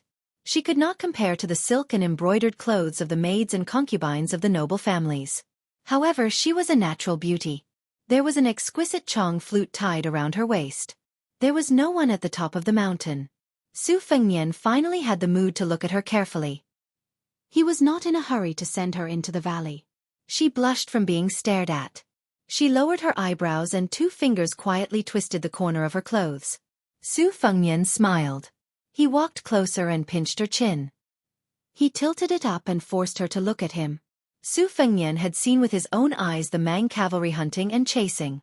He did not intend to get involved in this muddy pond. Beautiful women were a source of trouble. Su Fengnian did not have the ability to fool around in Bei Mang. The sword of emotion hurt people. Wasn't someone as open-minded as Li Chungang also suffering in the same way? Su Fengnian's selfishness in stopping the herd of oxen this time was obvious. He only wanted to leave a good impression on the Dragon Tree Monk, one of the 2 great saints of the world. If he expected His Royal Highness to help the Buddha to the west and save this group of herdsmen from the abyss of suffering, he really did not have this kind of compassion. Moreover, if they were involved with him, who could have a good ending? Su Fengnian picked her up and jumped down. He landed lightly on the ground. After letting her go, he did not say anything. He ignored the grateful herdsmen who were kneeling down and praying. His chi was continuous like the Kunlun dragon's vein. In a flash, he chased after the herd of oxen. After turning the corner, he slowed down and planned to turn back. He thought of a way to practice the swimming fish style on the 6th page of the knife manual. The Beimang cavalry had not seen the herd of oxen for a long time. Sensing that the situation was out of their expectations, they brandished their swords and rushed into the valley. Su Fengnian's hearing was amazing. He frowned slightly and stuck to the dark cliff like a gecko. He originally wanted to chase after the herd of oxen on the top of the mountain. He caught a glimpse of the last rider turning around the corner of the valley. Then he heard a sneer that all men understood. Su Fengnian walked along the ridge of the cliff and saw more than 30 riders circling around the girl at the bottom of the valley. Those who were skilled in horsemanship leaned their bodies and reached out to touch the girl's clothes. Su Fengnian cursed as he fell back into the valley. The arrogant cavalry did not notice that someone had appeared out of nowhere behind him. Su Fengnian was also too lazy to talk nonsense. He floated forward, one hand grabbing onto the tail of a warhorse. The warhorse that was galloping in circles felt a wave of pain and raised both of its hooves, neighing in pain. The fierce cavalry turned around in surprise, brimming with killing intent. A saber slashed towards this reckless fellow. Su Fengnian gripped his saber and dragged the cavalry off his horse. He kicked this sturdy warrior away, and his body smashed into the cliff, instantly turning into a pile of meat paste. Su Fengnian was shocked. When did he reach such a state? The rest of the cavalry were startled. A brave man urged his horse forward. Su Fengnian did not move at all. When the horse crashed into him, he pressed one hand on the horse's head. The horse's head exploded into the ground and died on the spot. The back half of the horse's body flipped over. Su Fengnian slapped it away with one hand. Together with the dead horse, both the man and the horse were thrown into the cliff. The only difference between their deaths and the former's was that the pile of meat paste was bigger. The more than 30 cavalrymen no longer cared about teasing the tender meat that was about to enter their mouths. They fled for their lives. Anyone could see that using numbers to crush the enemy was not going to work. Where there's life, there's hope. This principle was simple and plain no matter where it was. Since Su Fengnian had started a killing spree, he would not allow the fish that slipped through the net to pass on the information. He leaped up and strolled leisurely around the warhorse. He pushed out his palm, as if he was swatting a fly on the wall. Large scarlet blossoms appeared on the cliff wall of the canyon. Su Fengnian indeed could not do what Chen Jibao did, using a horse to drag Yi Baikui's wife and daughter to death in front of the western wall. But when it came to killing some barbarians in Beimang, he still had no scruples. If not for this, Su Fengnian admitted that he deserved to die in Beimang. Even if he had the hereditary title in his hands, what qualifications did he have to fight with Chen Jibao over Beiliang's military power? Snatching soldiers, snatching food, snatching people's prestige, and snatching the hearts of the army, all of these things had to be done with hands stained with blood, not with talking about benevolence, righteousness, and morality. Spring and autumn were not righteous wars. How many massacres were there? How many cities were massacred? How many people ate the food cooked by their fathers and mothers? Scholars, aristocrats, powerful officials, and military men, one after another, entered the scene. Even if they died, most of them could be considered to have left a mark or two in the history books. But too many people in the chaotic world who only wanted to be well-fed and well-clothed dogs died. Even their descendants, who were supposed to burn incense during the Qingming festival, died along with them. How could he command Beiliang's 300,000 cavalrymen with the benevolence of a woman? Once the empire's north gate was opened wide and Beimang drove straight down, the first to suffer would be Beiliang's millions of households. Those loyal officials of the Liang dynasty who had always been a burden to Beiliang were probably very happy to see this happen, even though they were grieving on the surface. Su Fengnian's face was gloomy. After taking care of more than 30 Beimang cavalrymen, he slowly walked toward the girl. She was the only girl among the herdsmen who saw him block the herd of bulls with her own eyes. At that time, she believed that he was the greatest hero in the world, like an immortal descending to earth. But when she saw him killing people, not just bulls, especially when she saw him slowly walking toward her, she subconsciously looked away and took 2 steps back. Su Fengnian sneered and rushed to the top of the mountain. He had done his duty and no longer cared about the herdsmen's lives. He chased after the powerful herd of bulls. The girl suddenly realized what she had done. She was so regretful that she wanted to die. She fell to the ground in a daze, her eyes empty. Su Fengnian came to the top of the mountain at the end of the valley and stopped to look into the distance. Saving one person, killing 10,000 people.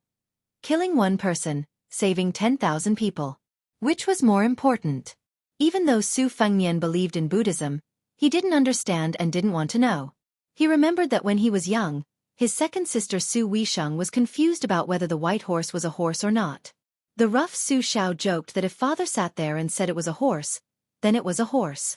Who dared to say it wasn't? It was this unreasonable Madame Wu who said to His Royal Highness that night that there was no one in the world who deserved to die, especially no commoners who deserved to die. As long as I, Su Xiao, am alive, Liang Mang will not lose a single commoner. Su Fengnian jumped down the cliff and ran wildly, following the hoofprints to catch up with the herd of bulls. First, he swam into the lake like a fish, shuttling back and forth freely. Then, he jumped onto the backs of bulls. He walked on the tide. Finally, he stood on the back of a bull, standing at the head of the tide. Chapter 468. Su Fengnian relied on his new Vajra body to squeeze into the herd, but he still suffered a lot. If he was not careful, he would be hit by the strong bison and kicked around like a ball. With Su Fengnian's stubborn character and his reluctance to jump out of the tide, he was washed to the ground several times and was trampled by dozens of bison in an instant. These white-stocked bison easily weighed 2,000 to 3,000 pounds and could not bear it. Only then did he flip over the bison's hooves and jump onto the back of the bison. Fortunately, he had the protection of the mirage evolved from the big yellow court, or else he would have been in rags. He either lay down or sat on the back of the bison, rested or nurtured his sword, and then looked for his own suffering. He jumped into the narrow gaps of the herd and continued to slide like a fish. At first, he collided with the bison several times and was battered and exhausted. He was so angry that he could not wait to use the sword chi rolling dragon wall to smash hundreds of bison. However, he suppressed the irritation in his heart and combined with the big yellow court heart sutra. He finally figured out a way to move with the flow. When the herd stopped to rest, he would stay away from the bison, sit alone and concentrate on flying on his sword. Once there was a wolf pack that targeted the calf, Su Fengnian did not kill it.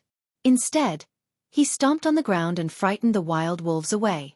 After a few days of ups and downs, Su Fengnian was full of the smell of bull, as if he had become a member of the herd and was accepted by many bison. When Su Fengnian passed through the entire herd from the end of the herd and finally took the lead to run, the herd actually followed him for more than 10 miles. Seeing a large patch of watergrass, Su Fengnian lay down on the grass by the lake, panting and feeling satisfied. After obtaining the essence of the swimming fish style on the 6th page of the bladesmanship manual, he realized how short-sighted he was at first. If he merged it with the rolling knife technique, he would be like a fish in water, complementing each other. He turned to look at the spring thunder hanging on his waist and said self-mockingly, "Spring Thunder and Xiaodong are a pair of sisters. After we separated, you were unlucky to follow an idiot like me. Xiaodong stayed by White Fox's side, so I can't embarrass you too much." Su Fengnian took off his black gown and white coat and put them into the lake to wash, revealing the soft silk precious armor that Jianghu people dreamed of. The soft armor was once pierced by Miss He's hand knife at the chest position. After returning to Beiyang, the pivotal pavilion's craftsman hurriedly repaired it. This secret organization must be busy now with the red armor that had lost its talisman generals. The Beiyang army's combat power was amazing, and the pivotal pavilion, led by the giant of the school of Mo, had made great contributions. The soft armor was woven with 12 sword pouches, which stored the flying swords separately. Before entering Beimang, Su Fengnian had reached his limit by riding the flying swords 4 or 5 times. After the battle with the devil Xia Ling, he stayed in the city to watch the fierce woman lotus slowly bloom. He occasionally had an epiphany and opened another acupoint. In the canyon, he fought with the wild bulls and broke through the juk, opening 3 new acupoints.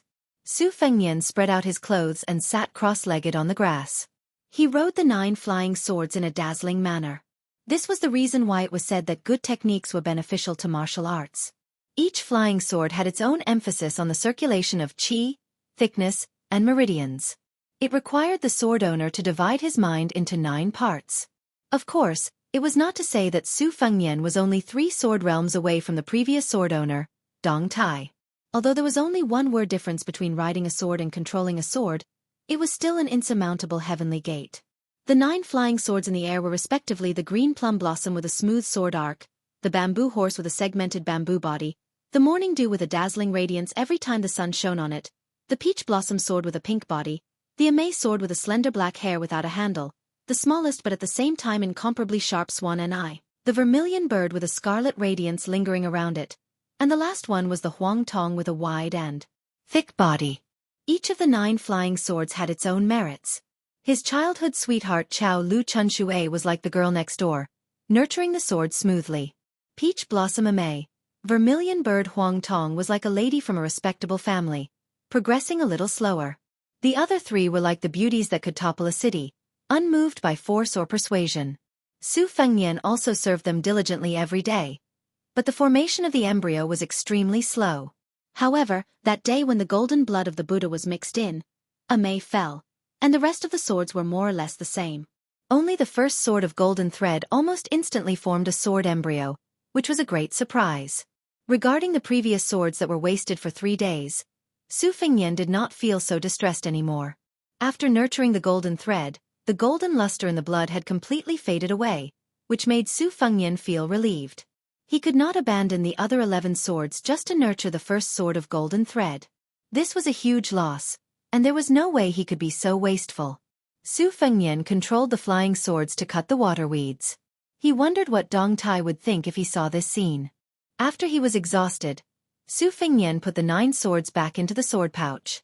He grinned and leaned back, his hands folded behind his head, and closed his eyes, half asleep.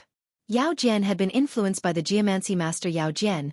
Other than knowing some superficial kung fu of tasting earth and water, he also knew a thing or two about dragon veins. Yao Jian once said that the dragons of the world came out of Kunlun. Of the 3 great dry dragons, one landed in Taiyan, one came out of Donghai, and one entered Beimang. There was a saying in Qingshui geography that the mountains were old and lifeless, while the young mountains had luck. Therefore, one searched the mountains but not the old, one searched the young mountains. The closer one was to Kunlun. As time passed, the more difficult it would be for a dynasty to be born in the West. Not to mention the imperial court, just in terms of feng shui, when Su Shao had stationed troops in Beiliang to confront Beimang, he sent the 2 great vassal kings of the imperial family, Yan, Qi, and Guangling, to the southeast to be in charge of suppressing the qi of the dragon. The Son of Heaven, Zhao family, was not without the hidden selfishness of having outsiders guard the door and courtyard while their own family members looked after the treasures. Among them, because the Guangling prince and the current emperor shared the same father and mother, they were able to be stationed in the Donghai region. It could be said that they had put a lot of thought into this. However, when talking about the fate of a dynasty and one's own destiny, there were always too many contradictions. Li Yishan was very resistant to this, and at the same time, Yao Jian was also implicated a few times. Su Fengnian suddenly stood up and put on his clothes. Then, he saw a middle-aged Taoist who did not look like a Taoist priest from the Central Plains. When he saw him, he only glanced at the spring thunder and lost interest. This Taoist priest had slanted eyebrows and a pair of almond-shaped eyes. He wore a short brown robe with a colorful silk belt tied around his waist. On his back, he carried an ancient bronze sword with pine patterns. His appearance was elegant, and he had the demeanor of an immortal. He asked in a southern Beimang accent, "Have you seen an old monk with a bamboo staff?" Su Fengnian calmly shook his head and said, "Master Taoist, I have not seen him." Chapter 469. The Taoist narrowed his eyes and continued to ask, "You seem to have mastered the superior Taoist breathing technique. May I ask which Taoist Zhenren taught you?" Su Fengnian, who had already concealed his qi, pretended to be angry and said, "No comment." The middle-aged Taoist smiled, but his smile was cold. "Oh? Then you must be a spy from Beiliang." In northern Mang, Taoism was the state religion. Taoist Master Qilin of the Tao Dao sect was a state teacher whose status was so high that it could reach the 9 heavens.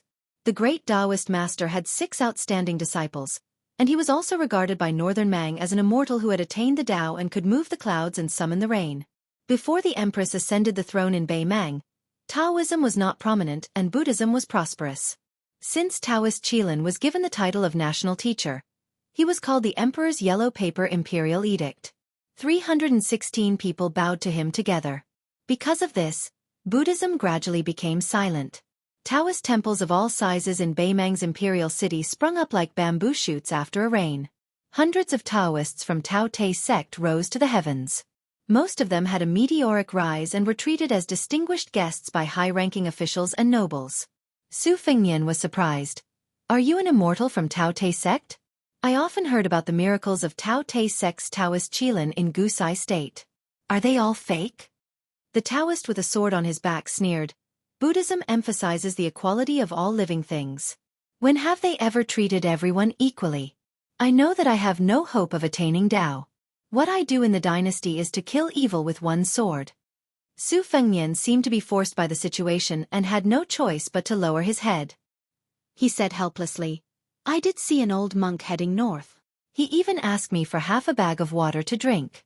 The old monk said that he came from 2 Zen temples and was going to Qilin Temple to discuss Buddhism with the national teacher. The almond-eyed Taoist heard every word and snorted coldly before drifting away. Su Fengnian waited until the figure of the Taoist disappeared and confirmed that there was no doubt that he did not turn back to hide.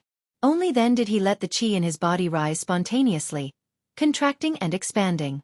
The surface of the small lake beside him suddenly broke and ripples suddenly appeared.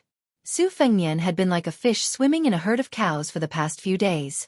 He knew that he had reached the initial stage of Vajra realm and was not surprised. Below the second level, one's realm was judged by the amount of armor breaking. It was already a great fortune for martial artists in the world to reach the second level. It was enough to be called an outstanding martial artist. They were scattered all over the world and were regarded as unattainable masters by ordinary people. However, only after entering the first level, did they know that the past was only a small part of the picture. After the picture of 1,000 miles was spread out, it was a truly beautiful scene. Just like how Su Fengnian was riding a flying sword now, he wasn't only able to see where the flying sword ended up, he was also able to vaguely see the trajectory of the flying sword. Su Fengnian guessed that once he reached the profound finger realm, he would be able to predict the trajectory of the flying sword in the next moment. As for the lawful embodiment of heaven and earth of the first-grade celestial phenomenon realm, Su Fengnian had no way to predict the profoundness of it. Su Fengnian looked at the lake that was gradually calming down and muttered to himself, "Food should be eaten one bite at a time. A woman's clothes should be taken off one piece at a time. What Wen Hua said is always very reasonable." Since he had comprehended the swimming fish style, Su Fengnian did not disturb the herd of cows. He rested for a day and a night by the lake. While the iron was hot, he struck the iron while it was hot to control the golden thread alone. The great Tao was ethereal and difficult to find. Even the sages had to say that it was impossible to float on the sea on a boat. Swordsmanship was the same. The Wu family's sword tomb was unconventional and sought the Tao with skills. They did not pursue the abstruse artistic conception of breathing qi into swords. Instead, they diligently climbed to the peak of swordsmanship and swordsmanship. Raising swords was one of the unique side doors. Su Fengnian had profited from a disaster outside the martial emperor city and obtained the 12 flying swords. He raised 12 swords at the same time like a madman and never got tired of it. It could not be regarded as a reckless waste of God's gifts and worthy of the new sword god uncle's kindness of giving him the swords. As for when he could ride the sword and take the head, Su Fengnian had nothing to do and was secretly happy for a while. He did not dare to have extravagant hopes of accomplishing it in one go. The old abbot, the holy monk Long Shu, praised him for his extraordinary talent. Su Fengnian did not belittle himself nor did he dare to be arrogant. He just laughed it off because there was no reason for His Royal Highness to be arrogant and conceited in front of Li Chungang and Bai Hu's beautiful faces. Su Fengnian walked slowly along the lake. The qi in his body was complicated at first, circulating according to the sword qi rolling on the dragon wall. When he first entered Vajra, he returned to simplicity and began to circulate the qi in his body like a swimming fish. He did not know how long he had walked, but suddenly he heard the melodious sound of a chong flute. Looking up, he saw a group of herdsmen building black and white tents and large and small yurts in the distance. Every time the snow and ice melted, the herdsmen of the grassland would drive their carts and ox carts to find new pastures for their livestock. It was currently April and August, and the weather was warm and the water was lush. It was the golden season for herding. However, the life of a herdsman without a fixed residence was not as free as one might imagine. When the tribes of the grassland of Beimang migrated, they had to follow the rules set by the Shirti and set up camp in the grassland. Although the grassland was large, the grazing land was almost completely encircled by the Shirti. These Shirti were the noblest and most powerful, occupying vast areas. Only a few herdsmen who had saved the lives of the descendants of the Baimang kings had the right to freely set up camp. Generally speaking, even if the grass was dry, the Shirti would not allow the herdsmen of the neighboring tribes to enter their territory to seek refuge and protect their livestock. Therefore, the grassland was perennially embroiled in internal strife. Even though the grassland was also part of the royal family, there would still be a lot of bloodshed. It was only after the Empress of Baimang ascended the throne and worked hard to suppress the Shirti of Yelu and Murong that the situation improved slightly. Su Fengnian followed the melodious sound of the Chong flute and saw a graceful figure playing the flute in front of the lake. She puffed up her cheeks and took a breath before playing the flute solo. It was melancholy. Su Fengnian was proficient in music, but he did not know much about the Chong flute. There were a few high-quality Chong flutes made from Shishu Min bamboo in the manor. In Wutong Garden, only the head maidservant, Sweet Potato, was proficient in this. Su Fengnian stopped and listened for a long time. He felt a little melancholy. These past few nights when it was quiet, he did miss the scene of him sleeping peacefully on Sweet Potato's thigh. The elasticity of those beautiful legs. Teskeske. Su Fengnian hurriedly swallowed a mouthful of saliva and silently recited the mantra to clear his mind. He did not know that it would have been better if he had not recited it. If he deliberately wanted to have a pure and innocent state of mind, the chi in his body would overturn rivers and seas. Once he stepped into Vajra, the title of Golden Chamber of the Great Yellow Court would be dispensable. For a moment, His Royal Highness felt like a lecher returning to his old ways. Su Fengnian felt a headache coming on. There were two paths in front of him. He could either be a beast that dragged a woman into the fields, or he could be a fool who scrupulously followed etiquette and was worse than a beast. His Royal Highness and his crotch were both very melancholy. The next chapter is before 12 o'clock. If there is a third chapter, it will be very late in the morning. Chapter 470. With the release of Baimang's new martial arts evaluation, it was well received by the two dynasties. Immediately, there were many works that followed the trend. The top 10 literary heroes in the world, the top 10 swordsman heroines, were too many to count. This was not considered too strange. There were also many restaurants that put up one of the top 10 famous dishes in the world, and many cloth shops that put up one of the top 10 silk fabrics. People didn't know whether to laugh or cry. Baimang had an evaluation of the top 10 famous courtesans of the current dynasty. Compared to the elegant and reserved women in the south, they were much more explicit and erotic. The most famous courtesan of Feng Feng Lu in Flying Fox City was famous for her small mouth.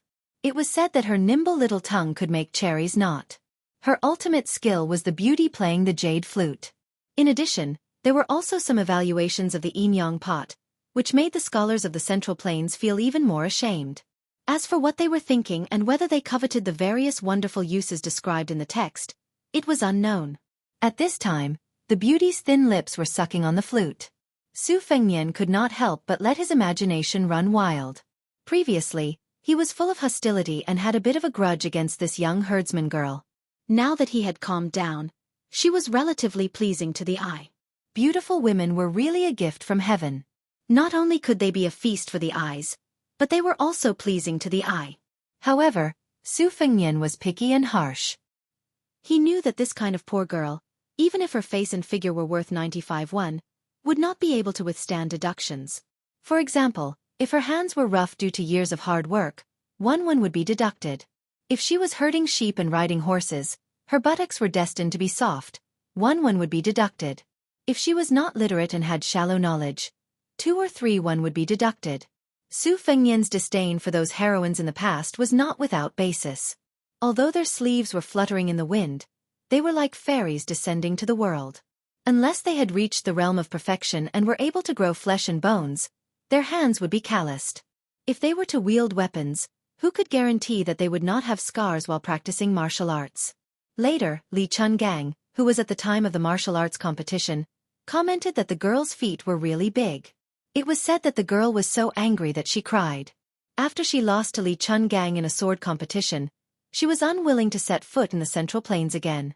It was conceivable that it was not easy to become a famous heroine, especially one who was gifted and had a full chest. If they fought with others, they would tremble and the onlookers would feast their eyes. Of course, they would think that it was beautiful, but the heroine herself would probably be secretly distressed. When the young herdsman saw the man who had brushed past her in the canyon for the first time, she was first surprised, then afraid, and finally guilty and happy. Her 5 fingers clenched the exquisite flute and she did not dare to make a sound.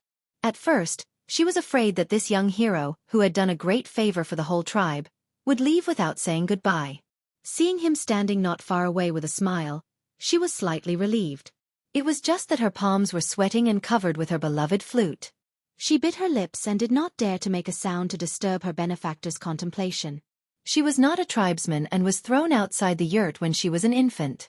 She was only left with a token, the Chong flute, which was engraved with the 4 words, Yelu Murong. The girl grew up and became more and more beautiful. However, on the grassland, a woman's beauty could not escape. She was just a commodity in Shirty's bag and could be sold or offered as tribute. Her benefactor, Shirty, was only a small aristocrat on the grassland. He had enough to preserve his territory but not enough to expand. When he learned that a beautiful woman who was said to be unparalleled in the world had appeared in his tribe, he hurriedly prepared to gift her to a big Shirty in exchange for a new pastoral land. The small and weak tribe could not bear the humiliation and migrated. Little Shirty, who controlled the life and death of the tribe, was furious and sent cavalry to chase them. This group of herdsmen had to cross the territory and camp. Little Shirty had no choice but to pay the neighboring tribe gold and silver as a toll fee, but he did not dare to tell the truth. He did not expect that a powerful old Shirty would learn the inside story. The old Shirty, who was half 100 years old, coveted the girl and simply killed more than 10 cavalrymen to chase after this fat meat. The last Shirty was a descendant of the Yelu branch. He was famous for his cruelty in commanding troops and governing people. He did not lust for beauty at all. He directly ordered the killing of this group of illegal herdsmen. Only then did he have the cold-blooded skill of driving sheep into the tiger's mouth. Coincidentally, the Buddhist saint and the Prince of Bailiang who went to the north to meet inadvertently stirred up the situation. The muddy water became even more muddy, which allowed the herdsmen to linger at death's door and set up camp in this fertile land. A few days ago in the valley, the girl took the initiative to find the tribal leader and said that if the local grassland heroes made things difficult for her again, she was willing to go to the Shirty's camp. The tribal leader was old and had been running all the way. Although he felt sorry for the girl who was like his own granddaughter, he did not refuse. After all, the old man had 100 lives on his shoulders. If he persisted, not only would he be hunted down as a plaything by the big and small Shirty, the young herdsmen in the tribe would almost rebel. The herdsmen were poor and could not do the pretentious good deed of leaving food for the rats. She had the kind temperament of sweeping the ground for fear of hurting ants as usual. Although she was lonely and had no one to rely on, she could make the tribe protect her at all costs. Half of it was because of her beauty, and the other half was because they pitied her hard life. It was not a good thing for a woman to be beautiful on the grassland. Su Fengnian was not afraid to judge others with the most malicious intentions. Even if you were the abbot of the 2 Zen temples, Su Fengnian had been repeatedly weighing and guessing these days. Where was this good karma? Especially in the valley, the lion's roar of Buddhism came late and hundreds of bison died in his hands. Wasn't it indirectly killed by the old monk who claimed to have made a big mistake? Wasn't it just like the apricot-eyed Beimang Taoist who said that monks could not achieve equality for all living things? How should this account be settled? To put it bluntly, it was nothing more than haggling over every ounce with the heavens. Everything had its gains and losses. The old monk was already in the realm of Buddha, yet Su Fengnian was using a stupid method to think about the bigger picture.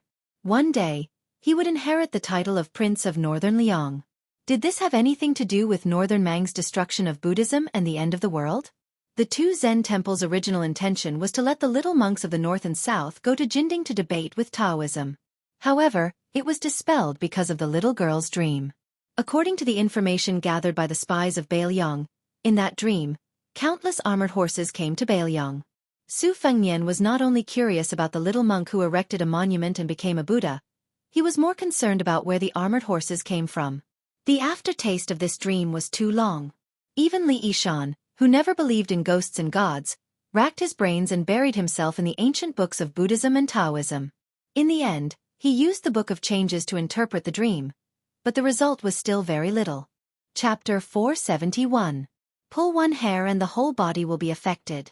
After the white-clothed monk won the debate at Mount Longhu, he and Zhao Danping were summoned to Tai and city by decree. Then the old abbot personally went down the mountain to Beimang to discuss Buddhism with the Qilin Zhenren of the Tao Te Dao sect. Su Fengnian's mind wandered thousands of miles after the initial heat. When he came back to his senses, his mind was as calm as still water. This made His Royal Highness worry about whether or not there was a big problem between his legs. He sighed inwardly and approached the girl who was at least 85-1. He took the Chong flute from her hand. Seeing the 4 characters of Beimang, he frowned and asked, "Do you understand the language of the southern dynasties?" The girl's voice was as soft as a mosquito's. "I understand, but I can't speak it well." The language of Beimang was originally complicated and varied. After the empress took over the dynasty, it gradually changed. However, the northern and southern dynasties were still distinct. Every time the empress went on a hunting tour, she would discuss matters with her close officials. Occasionally they would talk about things. Of course, the powerful officials of the northern royal court would mock and ridicule the officials of the southern dynasties. The people of the northern dynasties who were born in the imperial tent were inevitably filled with a sense of superiority. After the end of the Spring and Autumn War, the Central Plains was stabilized. The empress took over Beimang as a young monarch and usurped the throne. Then, she took the opportunity to settle the remnants of the Spring and Autumn War. This caused Beimang to be in turmoil. The Liang dynasty and the Liang dynasty fought 6 times. The Liang dynasty won 2 times in name, but the true meaning of victory was only 1 time. It was when the empress took the opportunity to unify the Spring and Autumn War and took the opportunity to take the initiative to attack Beimang's unstable foundation. They won on 3 fronts and fought all the way to the capital of the southern dynasties. Unfortunately, they couldn't finish the war in one battle and continued their northern expedition, leaving Beimang with a chance to breathe. People only said that Su Xiao, the king of Beiliang, was greedy for power and didn't want to destroy Beimang. As a result, he had no soldiers to lead, so he withdrew his troops. In reality, both sides were preparing to sign an alliance. Only Su Xiao didn't hesitate to use his head as a guarantee and privately went to the emperor. He said that as long as the emperor gave him a secret edict, he could only lead the Beiliang army and enter the north alone.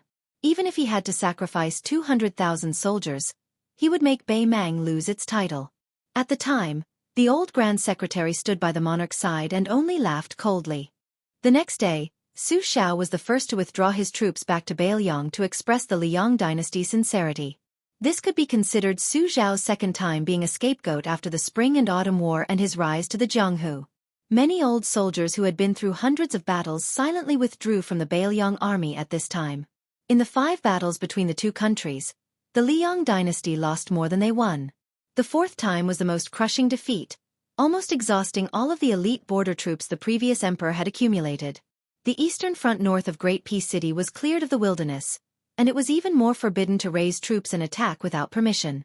It was only now that General Gu Jiantang had resigned from his post as the Minister of War and was personally overseeing the 2 Liao provinces, in addition to the Grand Secretary Zhang Julu's support, which was said by the scholars to have spent half of the dynasty's wealth, that the declining situation took a slight turn for the better.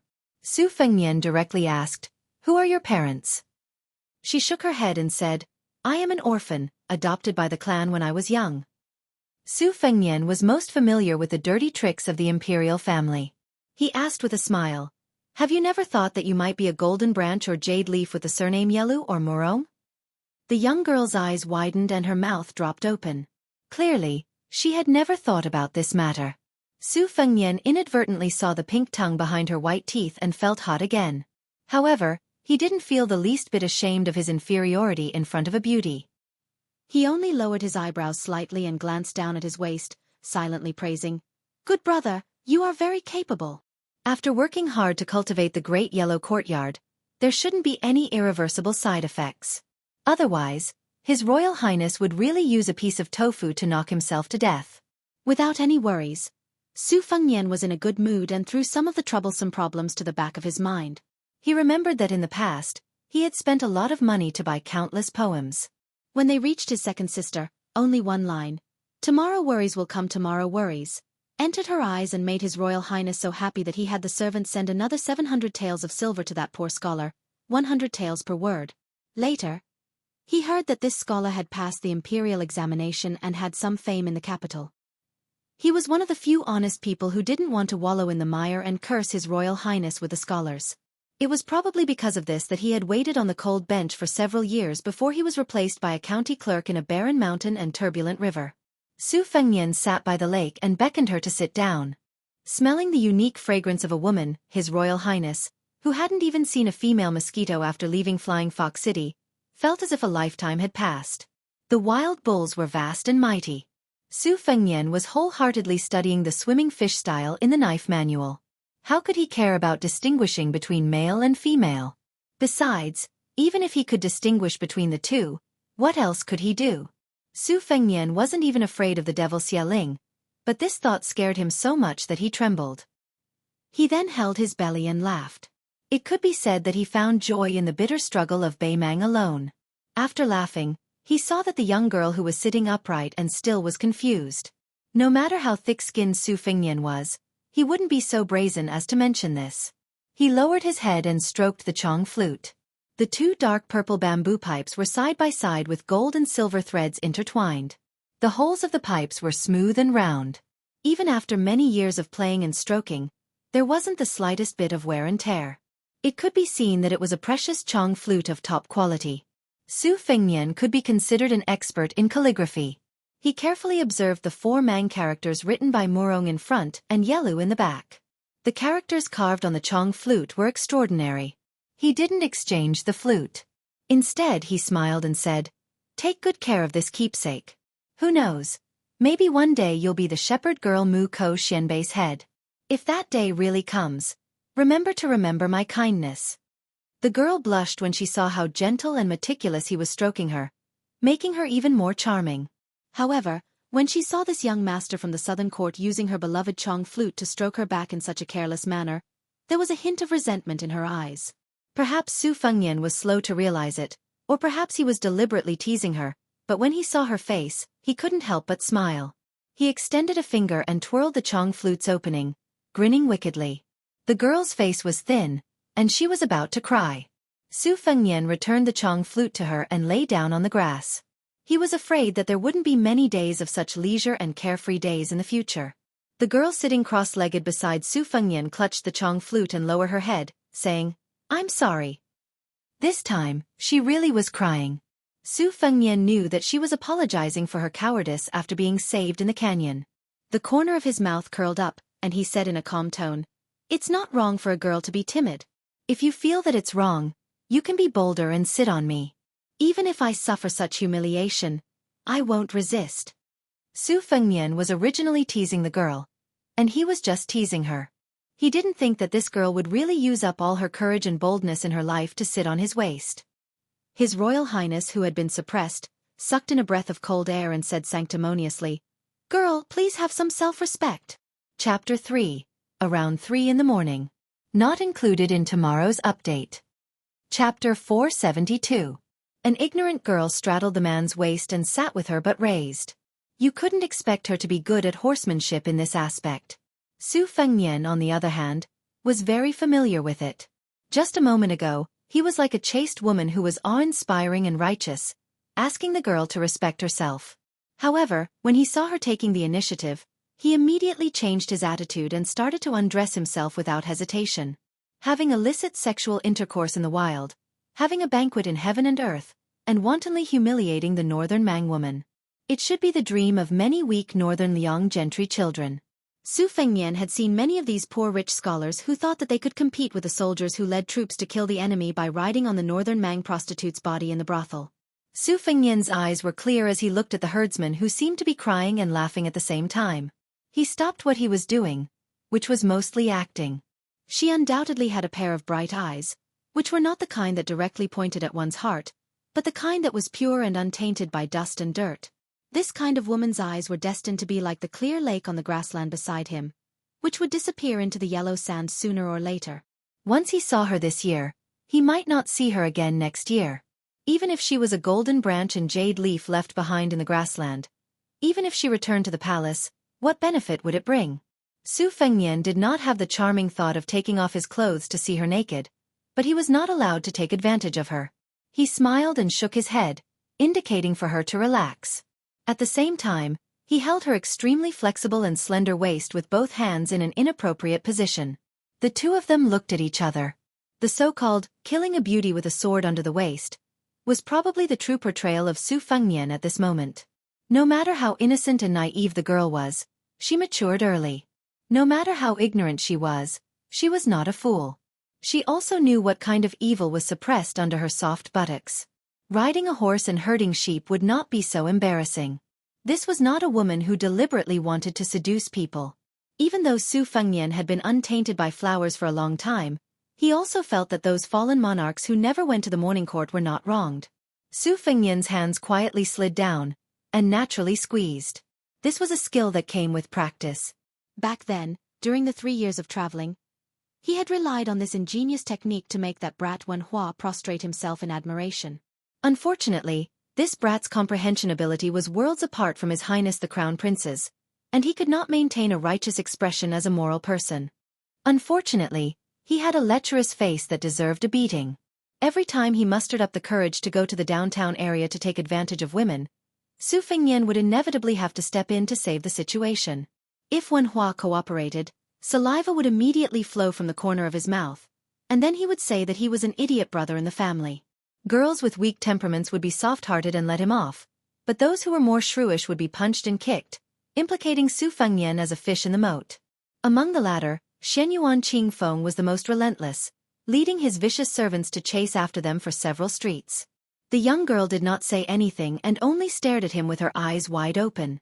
In his life, other than a girl's crying, Su Fengnian could not stand this kind of pure gaze. He could only withdraw his hands in embarrassment and laugh as he scolded. "You're the only one who's allowed to ride a horse, but I'm not allowed to flatter you?" The young girl, who was not used to puns, thought carefully. When she had figured out the meaning, she clumsily revealed a slightly late bashfulness. Su Fengnian saw her charmingly naive appearance and could not bear to do it. He sat up and held her in his arms, lightly smelling the fragrance of her fine black hair, and feeling the delicate trembling of her virgin body. He sighed and slowly released her. Beimang's customs were bold and unrestrained. Not only were there illegal activities permitted by the law, but there was also the custom of kidnapping a bride, as well as the remarriage of a woman whose sister had passed away and whose mother had become a widow's sister-in-law. These were all excellent reasons for the scholars of the Central Plains to criticize the barbarians of Beimang. Su Fengnian picked her up and put her down beside him. Hung Chunlei sat on his lap and stared at the lake, lost in thought. A 16-year-old beauty's body was so soft that it was as if a hero had entered the grave. Perhaps if it were any other man who had suffered internal injuries from holding himself back, he would have already taken advantage of her reluctance and enjoyed the pleasure of having sex with her. After he had eaten his fill, he would not recognize her and would touch his crotch to laugh at the common people. However, His Royal Highness, who had begun to feel melancholy again, turned his head and laughed. "If only you were Pei Nan Wei or Yu Wei." There was no woman in the world who liked to be compared with other women. Although the girl was ignorant about love, she could still hear the weight of the words. She did not dare to show her grievance and only turned her head away. Su Fengnian stood up and made a plan in his mind. He wanted to see if he could help this group of fleeing herdsmen settle down. If he had the chance to return safely in the future, he would take her back to Bailiang Palace. Not to mention whether she would be a vase or eaten, it would be good for the eyes. Later on, when he evaluated the top 10 beauties and spent some money, she would definitely be on the list. If word got out, it would be a happy thing to make those scholars envious. If he ate her now, would he take her to the north? If he ate her but did not take her back, Su Fengnian did not want to hear that she had become the exclusive property of some vigilant person in his tent. His Royal Highness, who had been taken advantage of by Xu Xiu countless times, had also learned some superficial disguising techniques. The finished product could only be considered a shoddy product, but it could still be considered a cover-up. However, was she willing? The herdsmen of the tribe could not reveal the secret? Especially some young and strong men who had left their homes and harbored resentment. They might even use a few bags of silver to win the favor of Xian Shirley for the sake of wealth and future. The human heart was unpredictable. Even if he had saved the entire tribe, Su Fengnian did not feel that he could sit back and relax. He did not want them to be his puppet. Su Fengnian thought about it and decided to stay in this ill-fated herdsman's tribe for a few days. He asked, "What is your name?" She said softly, "Huyen Guanyin." Su Fengnian knew that many people in Beimang respected and believed in Buddhism. Many people liked to use Bodhisattva, Maitreya, and Manjushri as their names. It was not rare or strange. If it was in the spring and autumn period in the Central Plains, the name was too big and would be regarded as ominous. However, in Beimang, it was very common to use such names as small characters. Even the women's clothing was deeply affected. In the winter, they painted their faces with yellow material, which appeared golden. It was called Buddhist makeup, which could only be washed away in the warm spring. When the emissaries of the Liang dynasty first saw the women in Beimang, most of their faces were yellow. They thought it was because of the illness caused by the miasma. Chapter 473. Su Fengnian asked her to take it to the tribal camp. Huyan was a first-class family name on the grasslands, similar to the Tuoba family, second only to the Yelu and Murong royal families. It was bestowed by the Mang lord who was well versed in the culture of the Central Plains 100 years ago. Presumably, this tribe city was a descendant of the Huyan family. However, the family name was prestigious, but it didn't mean that anyone with the surname Huyan was a noble. Beimang had a strict hierarchy, not inferior to the Liang dynasty at all. People were divided into 4 classes. Originally, there were only 2 classes, the native of Beimang and the remnant of the spring and autumn period. They were fiercely opposed and had countless disputes. The chess and sword music school's Taiping order proposed to divide the people into 2 classes, both below the remnant of the spring and autumn period. In fact, they were all sinners or stubborn people who were forcibly brought into Beimang territory by force. Their numbers were relatively small, but even so, the remnant of the spring and autumn period were all grateful. It was their nature not to worry about scarcity, but to worry about inequality. Not only that, but they had also become a person above others. Of course, the people were divided into 4 classes. The small group of nobles who stood at the top of each class, regardless of wealth or status, were far beyond the reach of ordinary people. Su Fengnian muttered to himself, Tuoba, Huyen Guanin, these names are quite interesting. Are there Yelu Methreya and Murong Puxian? She said softly. Yes. Su Fengnian rolled his eyes and flicked his finger on her forehead. You don't know how to read people's expressions at all. With your blockhead, even if you really went to the imperial tent in the imperial city, you wouldn't be able to become a princess with 100,000 thoughts. She raised her voice slightly. Perhaps this was the biggest protest in the world. I'm not. Su Fengnian pinched her chin and teased. You say you're not? Then if I say I'm the emperor of Beimang, then I'm the emperor of Beimang? She blushed and retorted seriously. Her Majesty is a woman. Su Fengnian sighed and no longer reasoned with her. When he went to the herdsman's tribe with her, he was worshipped as a god. Su Fengnian went up and down in the canyon like an immortal, saving more than 20 people, and then he stopped the herd of cows.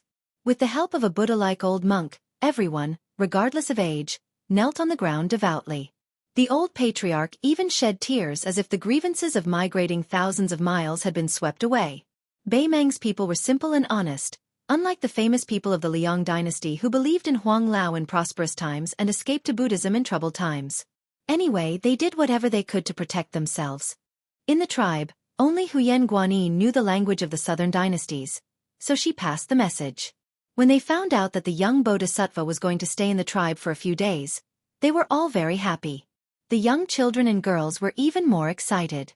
Besides Huyen Guanin, there were also a few girls who were rescued by Su Fengnian and hoped that the handsome Bodhisattva who was not like a herdsman could stay in their yurt.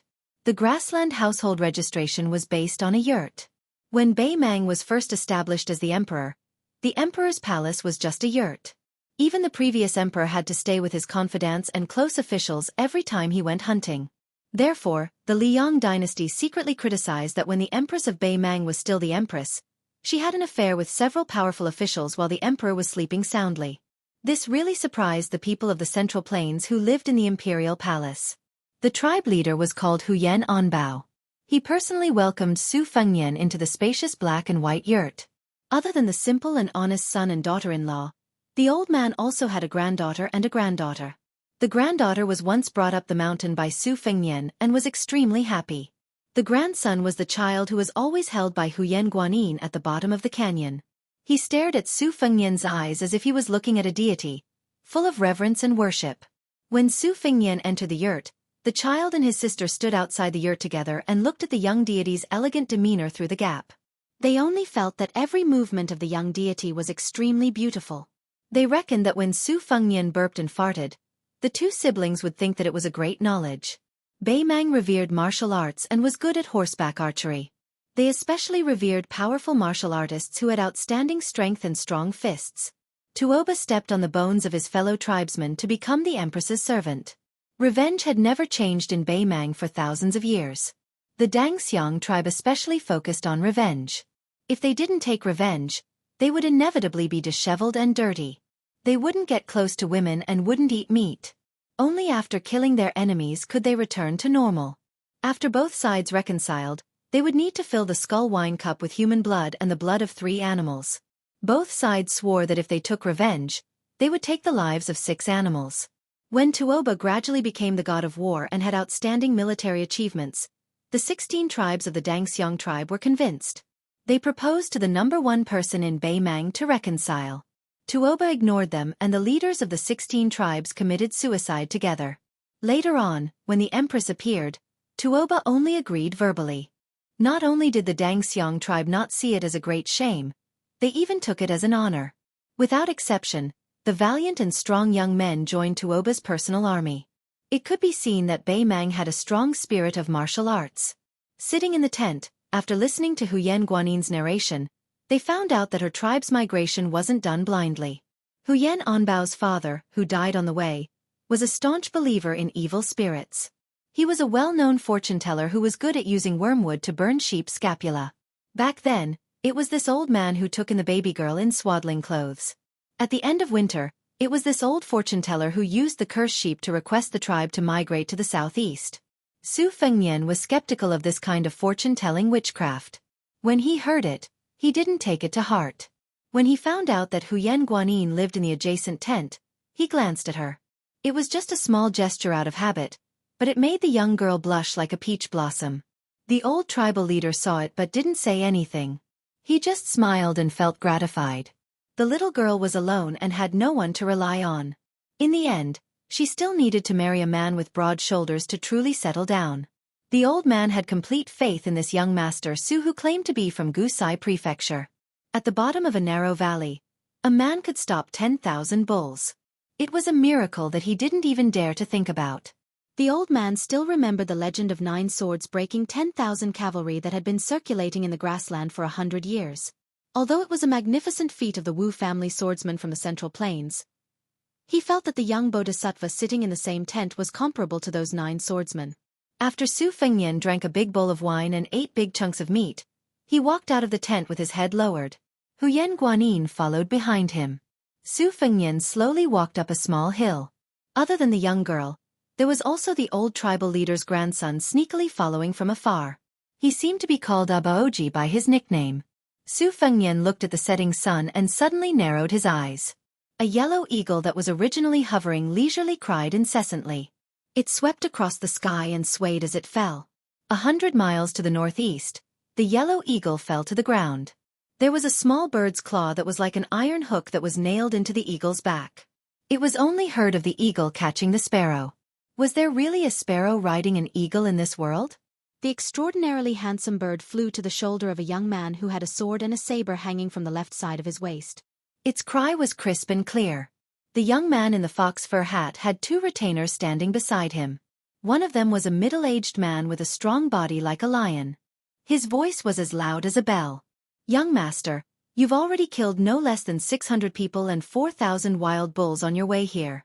Have you enjoyed yourself?" The other old man in a brocade robe said gloomily, "Of the 10 great devils, other than you and I, who are both slaves to the young master, I haven't seen any of the other 8. How can I enjoy myself?" The young man sneered with a strong smell of blood. He reached out to tease the small bird on his shoulder and said, "Devils and whatnot are actually boring to kill. Killing that Buddhist saint is more interesting."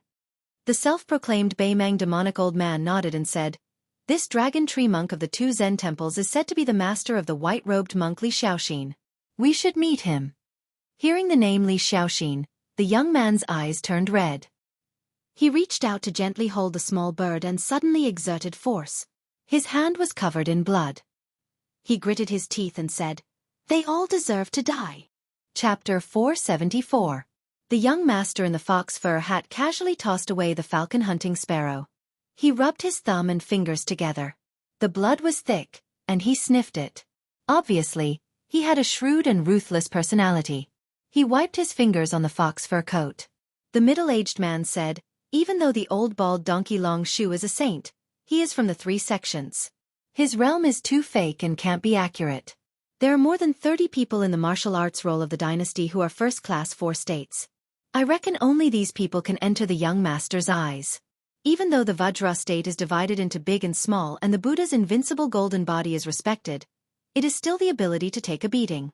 When it comes to killing people, I'm afraid even compared to the Confucian and Taoist sects, not to mention me and my brother who are from the demonic sections. This bald donkey from the 2 Zen temples is the most suitable for the young master to practice his knife. He can hack 800,000 times in one go to verify if the Buddha is really invincible." The elder in the brocade robe sneered, "Duanbo heir, are you really stupid or are you pretending to be stupid? A saint is a saint. How can his golden body be broken so easily? Be careful that you don't get to eat the lamb. You and I know each other well. Besides, no matter how good the young master's talent is, he is not 20 yet. He still can't enter the Vajra state after fighting with the bulls. Can the 3 of us gain anything by intercepting and killing Long Shu monk?" The man sneered, "What's so difficult about that? It is a secret that the old bald donkey entered our dynasty. We can let the young master find a few great guardians and gather 1 or 2,000 cavalrymen. We can use the wheel war to kill the old bald donkey. When the time comes, the young master will chop off his head and be the only person who can kill a land immortal. Who would dare not to submit?" The elder said in disdain, "If the saint wants to leave and avoid the battle, even if he has 1 or 2,000 cavalrymen, can he catch up?" The middle-aged man crossed his fingers and his joints cracked. He laughed sinisterly. "The old bald donkey eats vegetarian food and chants to Buddha. When the time comes, we will threaten him with the lives of a few hundred herdsmen. If he dares to escape, we will kill one for each step. Let's see how far he can run." Hundreds of people died because of his cowardice. If this news spreads out, the old bald donkey Long Shu is no more than a holy monk. How can he still have the face to talk about Dhamma with our imperial preceptor, Immortal Qilin?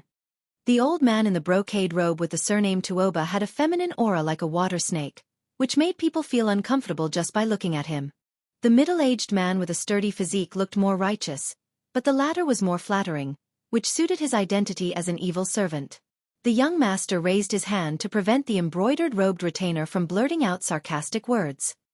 He removed a pitch-black metal tablet from his waist and instructed, "Go back, go to the nearby tents and pass on my order. Gather 1,200 cavalry in 3 days. When the time comes, we will meet at Yellow Eagle Valley and intercept the Dragon Tree Monk together. If anyone dares to disobey, I'll allow you to act first and report later. I don't believe there's an eagle on the prairie that isn't afraid of my Tuoba family." Duanbo heir acknowledged the order and left. In the Baimang dynasty, other than the royal family and the young master's family, there was no other branch that could make 2 of the 10 great devils willingly become their servants. This time, he left home because of his father's unwillingness to let him lead an army to the border of Gusai state alone. His father was clearly an invincible martial artist who relied on his glorious military exploits to reach the top of the royal court, but he actually valued his elder brother who read the classics of the Central Plains so highly. He favored one and discriminated against the other, which really annoyed him. However, although he didn't like his elder brother's actions, their brotherhood had never faded. Especially in these years, when he caused countless troubles, it was always his kind-hearted elder brother who came forward to settle everything. He didn't hesitate to become enemies with many of the Yelu Murong children. He was very grateful for this, especially when that foxy sister-in-law took the initiative to seduce him at the beginning of the year. Even his father was furious and wanted to cripple his martial arts without listening to his explanation. It was still his elder brother who calmed his father's anger. After that, the brothers had a heart-to-heart talk and pulled the woman who was nominally his sister-in-law to him. He laughed and said that he was sick and would sooner or later die because of him. Looking at his elder brother's gentleness and the woman's shame, even with his father's innate ruthlessness and cold-bloodedness, he couldn't help but feel moved. He remembered that when he was young, before his father's military exploits, the 2 brothers relied on each other for survival. Indeed, the elder brother was like a father and never let him be bullied by the tribe. This proud son of the prairie and desert muttered, "As long as you don't live past 40 years old and don't fight with me, I will always see you as my elder brother." The demon in brocade robe turned a deaf ear to the young master's heart-wrenching words. The young man touched the hilt of his knife and asked, "Who is the recent Shinti?" The old man smiled and replied, "It's Chu Char from the Huiwe tribe. He is in charge of 20 to 30,000 people. His tribe members are good at hunting leopards and lions." Chu Char was originally a small official in the eagle-catching room. He was only promoted to Shinti after offering a few good eagles as tribute to the Huiwe tribe leaders. "I heard that the women in the tribe are very beautiful," the young master said indifferently. "Then go to Chu Char and rest. As for the women, you can choose as you like." The demon in brocade robe got along with this extremely noble young man. He was far from being as servile as the middle-aged man. He laughed and said, "I know that the young master has high standards and doesn't care for these vulgar things. It would be impolite for me to refuse." The young man dismissed it with a smile. To him, there were only a few women in Beimang.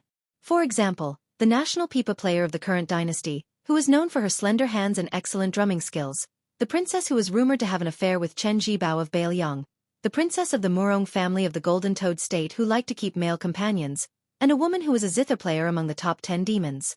Other than these, there were not many women who could arouse his interest. He suddenly asked, "I heard that the 10th demon, Xialing, is dead?" Chapter 475. The old man said calmly, "Xialing fought Luo Yang when he was at his peak. Luckily he didn't die, but he should have been seriously injured. I guess it's not strange for him to be killed when he fell from Xianxia to Jianghu. The top 10 list of diabolism is not like the martial list. It's based on fame and cannot convince the public. The top 3 were still all right, but when the old servant and Duanbo heir returned, the remaining 7 were a mess. For example, the Dragon King beside Princess Hong Yan was only ranked 9th, but he had a 60% chance of winning against the 5th-ranked female zither player. At the end of the day, in the path of martial arts, the best way to kill and break one's hand was to break through from the second stage to the first stage, step by step, and then use the Vajra finger mysterious celestial phenomenon to reach the earth immortal realm. There were a few youngsters who appeared to be extraordinarily talented, yet they were immediately astonished by their brilliance, and were rumored to have extraordinary achievements in the future. However, in this old servant's opinion, they were not even worth mentioning. Therefore, even though Hong Jingyan was fierce, his future achievements would most likely be far inferior to Luo Yang, the number 1 figure of the Devil Path. This old servant has surveyed the Jianghu of the northern Mang and Liang dynasties. In the past 100 years, there were only 5 such figures. Dragon and Tiger, Qi Xianzhu, and Wu Dang's Hong Shixiang could be considered the same person. The last 4 people are all very careful. Little Master, don't think that Yelu Dongchuang and Murong Shui Long are at a higher level than you. You are the only one who has the chance to be on the same level as the other 5. I am looking forward to it, so I don't want to die. Ha! The demon in the brocade robe laughed eerily, like an evil spirit walking in the night. The young man stretched and said slowly, "After hearing what you said, I want to kill again." The sun was setting in the west. In the herdsman's camp, the sun was setting. The heat was fading away, and the wind was blowing. It was peaceful and peaceful. The herdsmen of the grassland mainly ate meat and dairy products. The meat came from cows, horses, and alpacas that died naturally, as well as wolves, foxes, deer, and rabbits that were hunted. If the cows or horses died, they would be cut into strips and hung under the sun to dry in a ventilated place. Their internal organs would be made into sausages and eaten raw. Freshly slaughtered mutton was a rare feast. Thin slices of mutton were soaked in salt water and sliced with a sharp knife. Su Fengnian was squatting at the side, watching how the herdsmen milked the horses. The method was peculiar. First, they nailed 2 wooden stakes into the ground, then pulled up a long rope and tied the mare to the young horse for a period of time. The mare would gradually run to the young horse's side. It was unusually quiet, and the milking process was much smoother.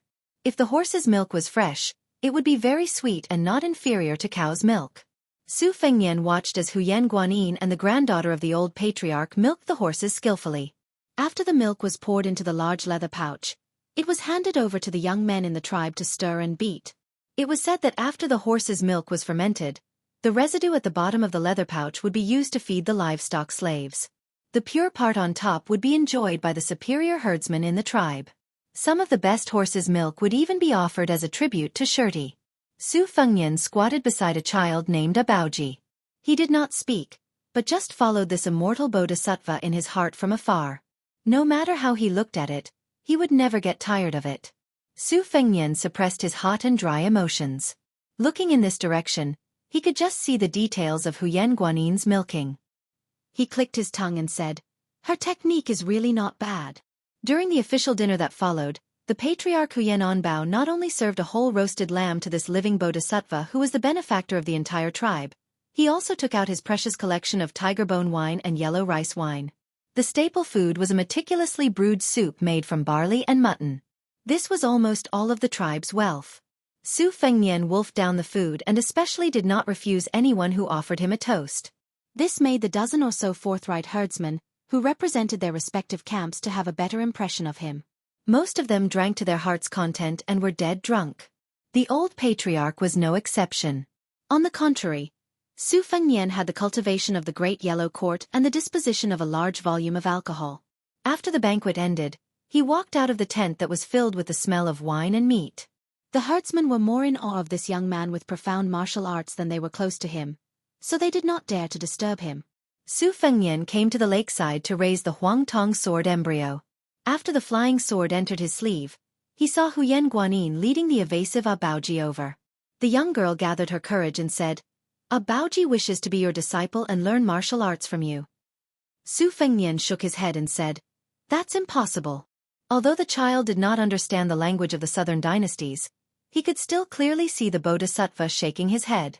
The young girl hesitated for a moment and said softly, "I beg you to teach him one or two fist techniques. Any fist technique will do." Su Fengnian laughed and said, "Am I very close to you? Do I owe you money?" Huyen Guanin bit her lips, her gaze desolate. Su Fengnian ignored her. He broke off a leaf of watergrass and flicked it with his finger, tearing open the surface of the lake. However, it did not move forward in a straight line. Instead, it twisted and slithered like a fish snake. Abaoji was dumbfounded. This was much more powerful than the martial arts masters in his clan. This was not Su Fengnian's intention to show off in front of them. It was just a casual move. On the 6th page of the knife manual, the opening shoe style seemed to be wide, but it was actually complicated and obscure. On the 7th page, the swimming fish style was still a skillful move. Compared to the sword chi rolling dragon wall, it lacked sharpness but was more rounded. On the latest page, the 8th page was called the black hair knot. It was like a mass of tangles. Su Fengnian did not know where to start. Since he had nothing to do, he could only entertain himself and treat it as practice makes perfect. He kept breaking off leaves and tearing open the surface of the lake. The rich in martial arts and the poor in literature. Apart from the family background, martial arts ultimately required hard work and unremitting practice. This was also the biggest obstacle. Otherwise, the rich aristocratic families, who were richer than the nobles, did not lack secret manuals, weapons, and expensive medicines to strengthen the body. Logically speaking, they should have produced many masters. However, in fact, the majority were still powerful martial artists who came from ordinary families. Whether it was Li Chungang or Old Huang, they all came from the poor streets. This was probably the root of why the martial arts world was far more lively than the literary world. Other than the fair ranking of the 10 people in the Beimang martial arts roll, what was more attractive was that all the martial arts masters in the 2 dynasties and 2 Jianghu who had reached the first Pin realm were captured in one fell swoop. There were a total of 32 people. Even if there were some left out, it was still an unprecedented feat. Su Fengnian knew that among the first Pin masters in the Beimang martial arts roll, there were several young martial arts masters of similar age. Among them, Yelu Dongbed and Murong Longshui were both members of the royal family. The former was a military upstart in the palace tent and was in harmony with Dong Zhua. The latter was a woman, but unfortunately, she was as fat as a pig and looked worrisome. On the Bailiang side, Chen Jibao and Yuan Zuozong were both on the roll. The former was even regarded as the new generation of spear immortal. Su Fengnian narrowed his eyes and thought of the situation where the Tsing Yi almost killed the White Yi. Then he thought of her dimples. The next chapter is before 12 o'clock. The 3rd chapter is estimated to be around 4 o'clock in the morning. Chapter 476. A burst of light footsteps broke the tranquility of the lakeside. Abaoji's sister trotted over and whispered something to Huyen Guanin. Su Fengnian, who had studied the Mang language, knew that the Yu were about to give birth, and Huyen Guanin should be an expert in delivering lambs. They went to the sheep pen together and quietly watched her deliver the lambs in an orderly manner. After the job was done, she stroked a lock of hair on her temples and smiled. Because of the migration, most of the sheep in the tribe were thin and weak. It was not easy for them to survive the harsh winter. Therefore, delivering lambs became the most important thing after they set up camp. Abaoji, who was strong, could not hold himself back. He chased around the sheep pen, and finally, like a hungry tiger pouncing on a sheep, he caught a small lamb, grabbed it by its hind legs, stood up, picked it up, and danced around wildly. He was so domineering that even Su Fengnian was stunned. The little guy's sister reprimanded him with her hands on her hips. If she could not reason with him, she would pull his ear. After the little guy let go, the sister went to catch another lamb. During the process, she was kicked countless times and was covered in mud and dung. It was not until Huyen Guanyin, who was free, gently persuaded her that she let go of the poor lambs in the pen. Abaoji was unwilling to take a bath. Even Huyen Guanyin could not persuade him otherwise. Su Fengnian grabbed the naughty little brat by the collar and threw him into the water when they reached the lakeside. The little brat was not angry. He just swam in the lake happily. For the next 2 days, Su Fengnian coldly observed the tedious work of this small tribe. Regardless of whether they were male or female, old or young, their division of labor was clear. They were not allowed to be lazy. Herding livestock, milking cows, digging wells, shearing fur, tanning leather, gathering dung, and weaving hemp. As long as they had enough strength, they would never be able to finish their work. Su Fengnian did not interfere and only silently calculated the land cost of a herdsman or a control flux warrior. After conversing with Huyen Guanyin, he learned that in the previous generation, there had been a few members of the Beimang Imperial Court's Cheshui army who had been exempted from many miscellaneous taxes. Otherwise, with the tribe's manpower and resources, they would have to hunt large wild animals or even raid other tribes to survive. However, these two matters were too risky. If they were not careful, the tribe would be annihilated.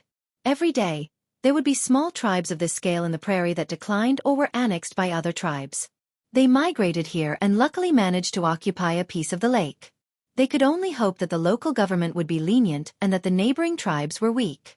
During this time, Su Fengnian had a secret discussion with the old chief. After that, Huyen Guanyin finally put on a rough face, which broadened the horizons of the herdsmen of the tribe. They increasingly viewed Su Fengnian as a strange character who had reincarnated from a bodhisattva. On the 3rd day, at noon, Su Fengnian, who was meditating by the lakeside, looked toward the north. They had finally arrived. However, compared to what he had expected, this time, it was much larger. The owner of this pasture, Titi Chu Char, was sitting high on a tall horse. This Titi Chu Char was in the prime of his life. He had a robust body and was dressed in wolf-skin clothing. The hair near his ears and in front of his forehead was shaved, and 2 braids were tied behind his ears. A large falcon was perched on his shoulder. Chu Char waved his hand, and 100 or so riders behind him rushed out with strange cries. They galloped wildly around the campsite. This was not considered a terrifying method. What was more frightening was that there were 2 cages beside Chu Char. Each of the cages held a golden cheetah and a fierce tiger captured from the 2 Liao's side. The 2 fierce beasts that were originally curled up and dozing seemed to have smelled the scent of blood. They suddenly stood up in their cages and roared. Their sharp claws slammed against the iron bars as if they were about to devour someone. The chief, Huyen Anbao, who had migrated thousands of miles away, led the members of the tribe and gathered together in fear. They did not bring any weapons and did not dare to show any signs of resistance. Migrating across the border was originally a wrong thing to do. If it was not for the fact that the tribe did not have any valuable treasures, Huyen Anbao would have personally gone to offer incense to this new Titi Chu Cha, or who would control the life and death of the entire tribe in the future. Su Fengnian and Huyen Guanyin did not walk out of the tent. There was still an indignant Abaoji hiding beside them. He looked at the arrogant Titi Chu Cha's personal guard through the gap, but in the end, his gaze stopped at the man who looked like a master and servant beside Titi Chu Cha. The young man was wearing a fox fur hat and had a sword at his waist. Unlike the knights, he sat cross-legged on the back of a horse and looked at them with a cold expression. The old man in the brocade robe had restrained his spirit. Although Su Fengnian had restrained his prying gaze at the first moment, perhaps because Huyen Guanyin had revealed some clues, the old man felt that something was amiss. He looked straight at them with a cold gaze. The cavalryman narrowed the encirclement, completely not giving Huyan Anbao a chance to get close to Titi Chu Cha. Every autumn, when the Empress personally came to the Beimang Palace for a large-scale hunt, it was the same. However, it was even more spectacular. Just chasing the prey from the periphery required tens of thousands of soldiers and took 2 months. The soldiers were orderly and advanced slowly. The Imperial Qie army was in charge of supervising the troops. The formation followed the established route strictly. If there was a slight deviation, they would be dragged away and beaten. If the prey escaped the encirclement during this period, the decurion would be beheaded on the spot, the centurion would be stripped of his official position, and the chiliarch would be demoted by 1 rank.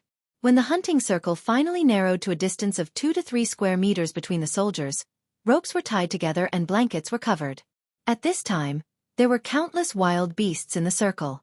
Lions and donkeys were in the same place, cows and horses collided with each other, and jackals, wolves, foxes, and rabbits were squeezed together. What followed next was a feast of slaughter where the rank of nobility would decrease in order to enter. Chu Cha gently shook her shoulders, and the great falcon flapped its wings and flew into the sky. Then, this Titi Chu Cha smiled cruelly and clapped her hands. When the cavalrymen opened a gap in the hunting circle, a few spiky beast slaves who were not fully clothed immediately opened the cage and let out the restless howling tigers and leopards. Releasing the reins, the wild and untamed leopard and tiger rushed out side by side and skillfully pounced on the herdsmen in the circle. When the tigers and leopards ran, their slender, dynamic, and strong bodies were especially prominent. This meant that once they came into contact with the herdsmen, it would be an incomparably bloody tearing. The distance of 100 steps was covered in an instant. Chapter 477. The 2 strong herdsmen guarding the tribal leader had participated in many wild beast hunts. Although they did not have spears and arrows, they still stood out of the formation. They first took big steps and then ran wildly to confront the lions and tigers that came out of the cages. The tigers and leopards that he had carefully raised were not ordinary prey. Their wildness was far stronger than when they were first caught. Only when they went out to hunt, they were imprisoned in cages. The rest of the time, they were kept in cages. When they killed all the livestock, when they changed cages, when they punished the shepherds who violated the rules in the tribe, they were thrown into cages. Even those horned experts with amazing strength could not withstand a few rounds of killing and biting of the tigers and leopards. For many years, only one person survived, and after that, one of his arms was bitten off. Almost at the same time, 2 herdsmen were pounced on by the agile tigers and leopards. Their necks were bitten and their intestines were cut open. The 2 beasts lowered their heads and gnawed at each other.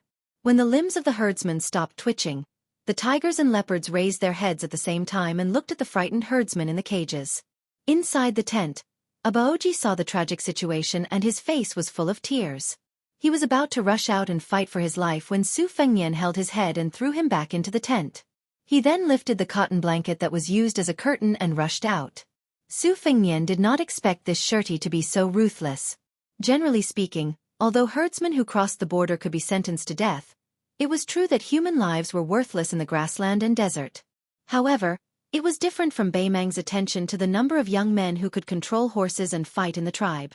The grassland women's remarriage was more relaxed than the Central Plains people's etiquette, justice, integrity, and shame.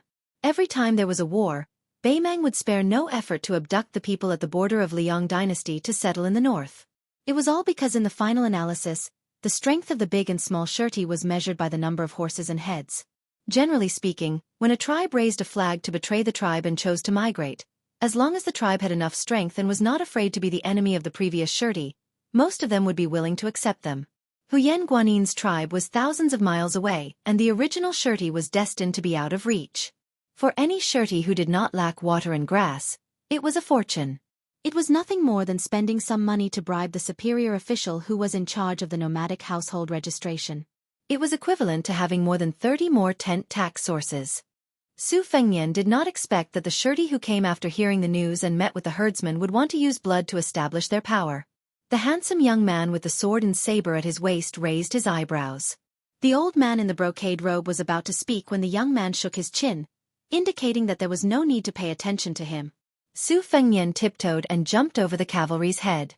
When he landed, he happened to be in front of the old patriarch. The fierce tiger opened its bloody mouth. Su Fengnian did not care about the tiger's claws that were blocked by the big yellow court mirage. He grabbed the upper and lower jaws of the tiger with both hands and gently tore it in half. He threw it in front of him. Splitting tigers and leopards was nothing more than this. The only remaining leopard suddenly stopped.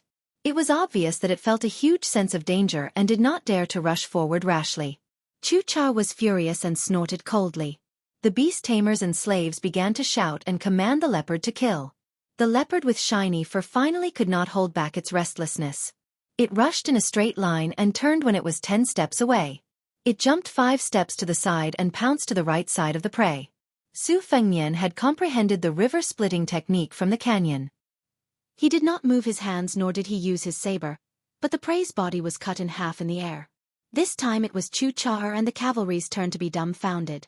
The eyes of the young man in the fox fur coat brightened and the corner of his mouth twitched. It was really a surprise. The reason why the Shirtai led the troops to kill this tribe of 100 was because of the instructions of the powerful young master Tuoba.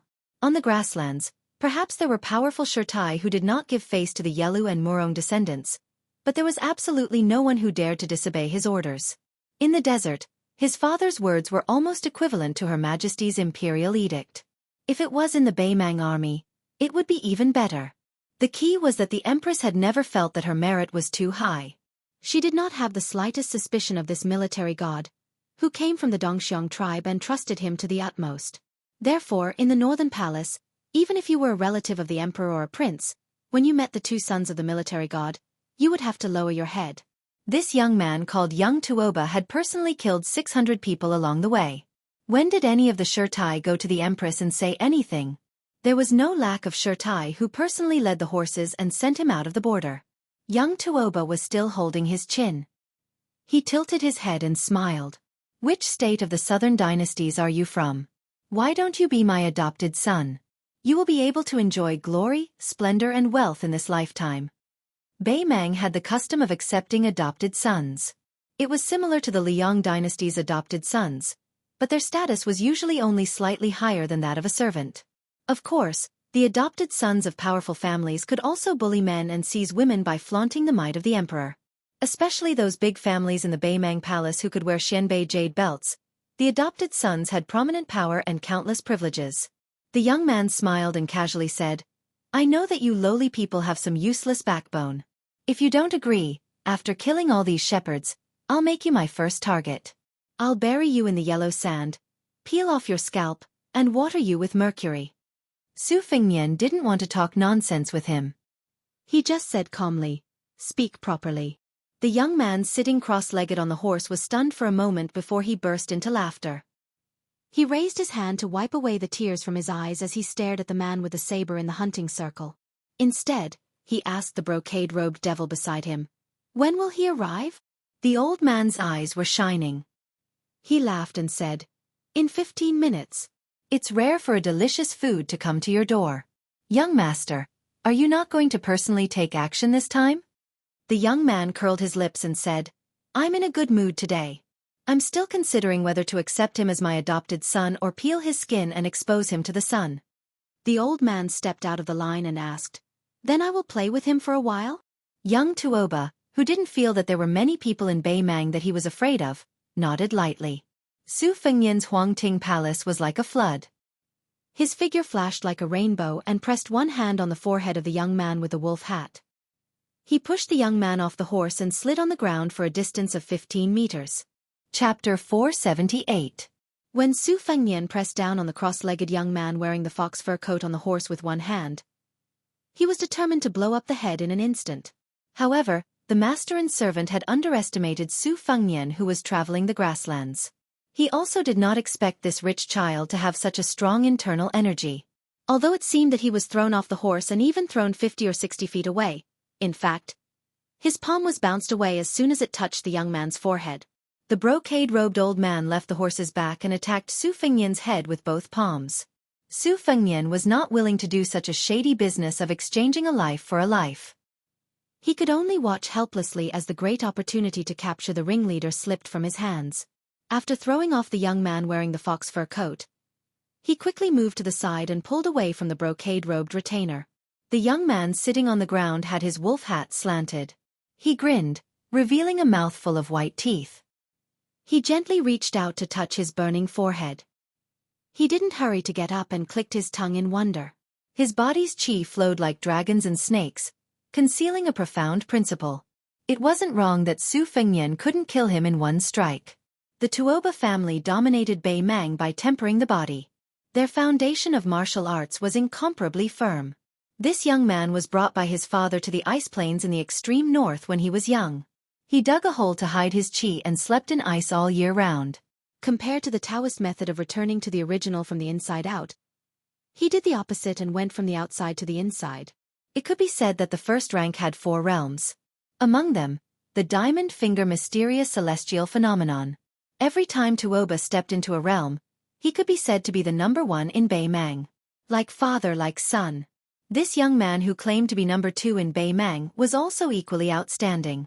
Otherwise, he wouldn't have been called Little Tuoba.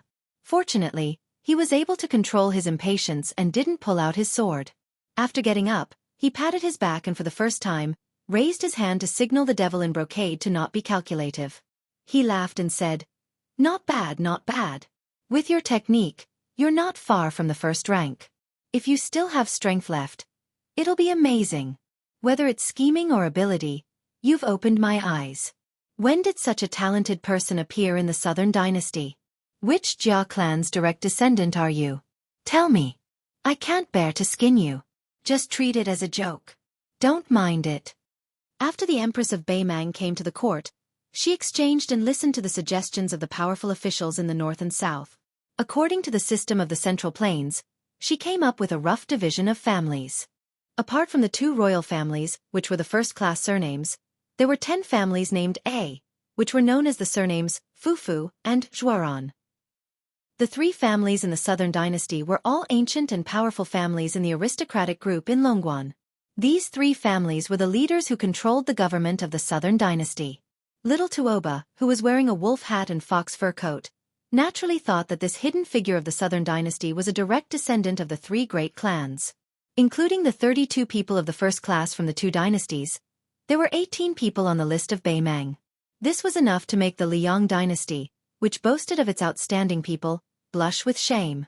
Fortunately, Wang Xianji and Dong Tai occupied 2 of the top 3 positions, which saved a lot of face. Apart from his father, the 4 gods and demons, Hong Jingyan, Luo Yang, and Murong Bao Ding, as well as the state preceptor, Immortal Qilin, the 5 great clans of Mount Tibing Chess and Sword Music School had 6 positions. Apart from Luo Yang, whose position overlapped with Xialing's, and the dead Xialing, 5 of the 8 notorious diabolism giants were on the list. Together with the 2 rising stars, Yelu Dongchuang and Murong Longshui, there were 18 people in total. The 6 celestial disciples of Immortal Qilin of the Dao sect were all at the bottleneck of the first class. Taoist Zhenren often reached the first class and were only 1 step away from the first class. Little Tuoba couldn't help but be curious about the man in front of him. He was only a few years older than him and was able to cross the threshold of the second class at such a young age. The second class was called the Master Realm. It wasn't like cabbages that could be planted in autumn and harvested in winter. His father once said that there were too many geniuses in the Liang dynasty who had the potential to reach the top. The current situation where Bei Mang had the upper hand might not last long. Su Fengnian smiled. It's just a small family, not worth mentioning. The young man in the fox fur coat nodded regretfully. He jumped up and gave little Tuoba a taste of his own medicine. He suddenly pulled out his blade and chopped down. The blade was no different from a normal cavalry. However, when it was in his hand it was shocking. The old man in the brocade robe had his hands in his sleeves. He looked like he was watching the battle with squinted eyes.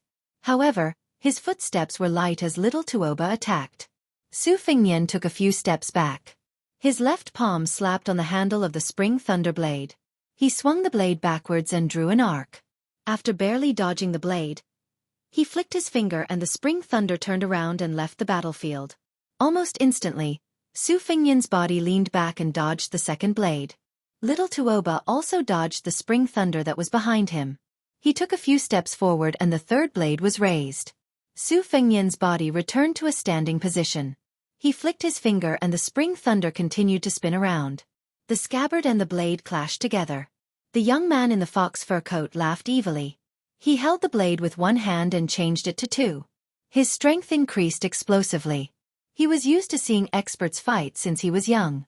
Naturally, he had the ability to see things from a strategic perspective. He wanted to cut off this weird blade's chi pattern so that this fellow couldn't continue to act mysterious.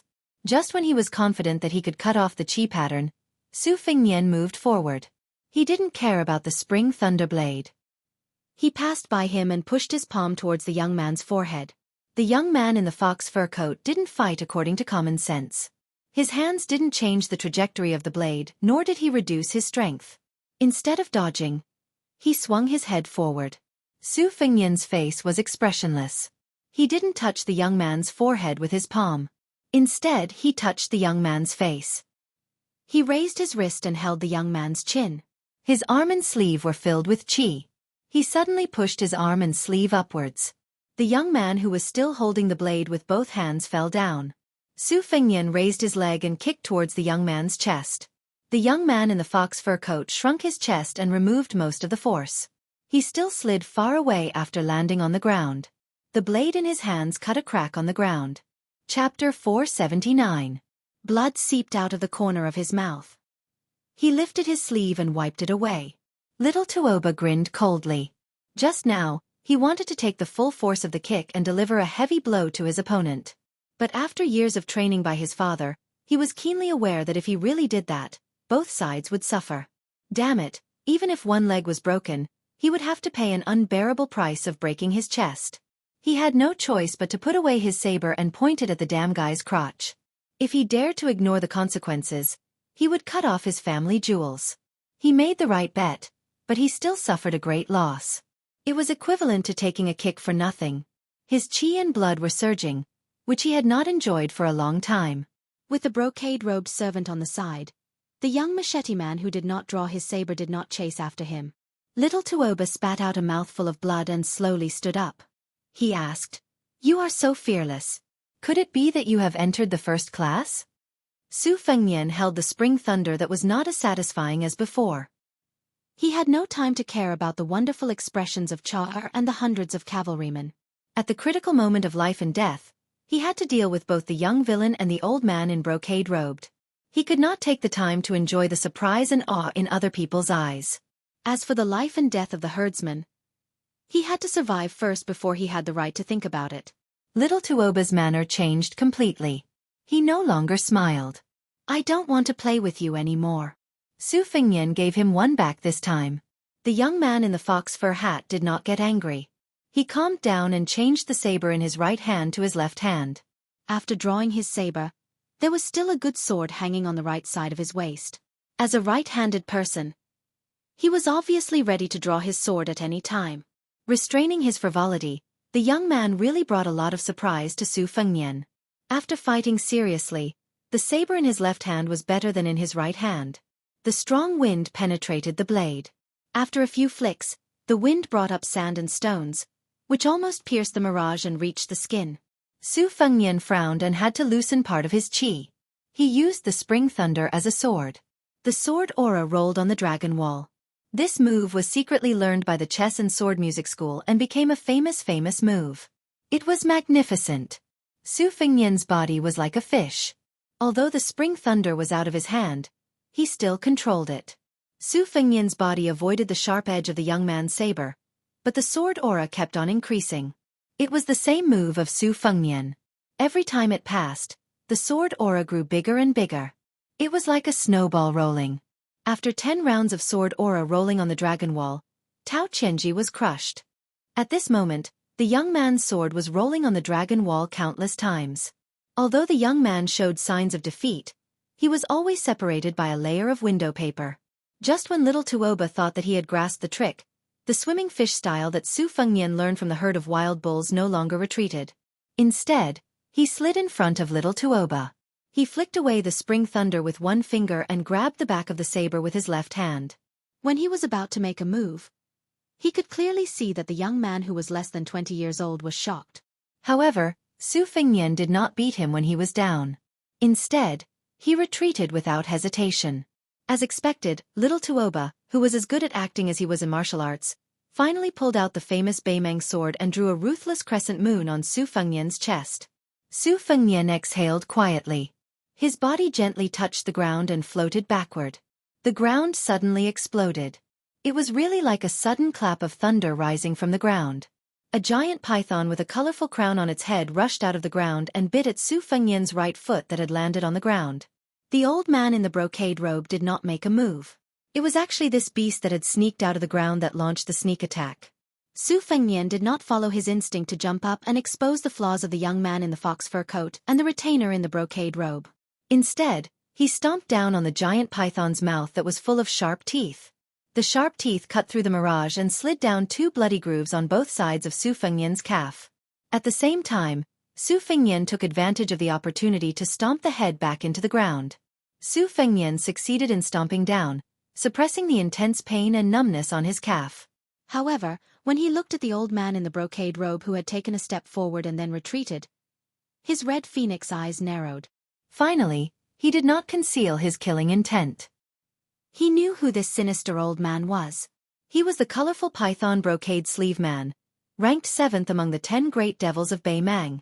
This person was abandoned in the wilderness when he was young, and no one knew what he was raised by.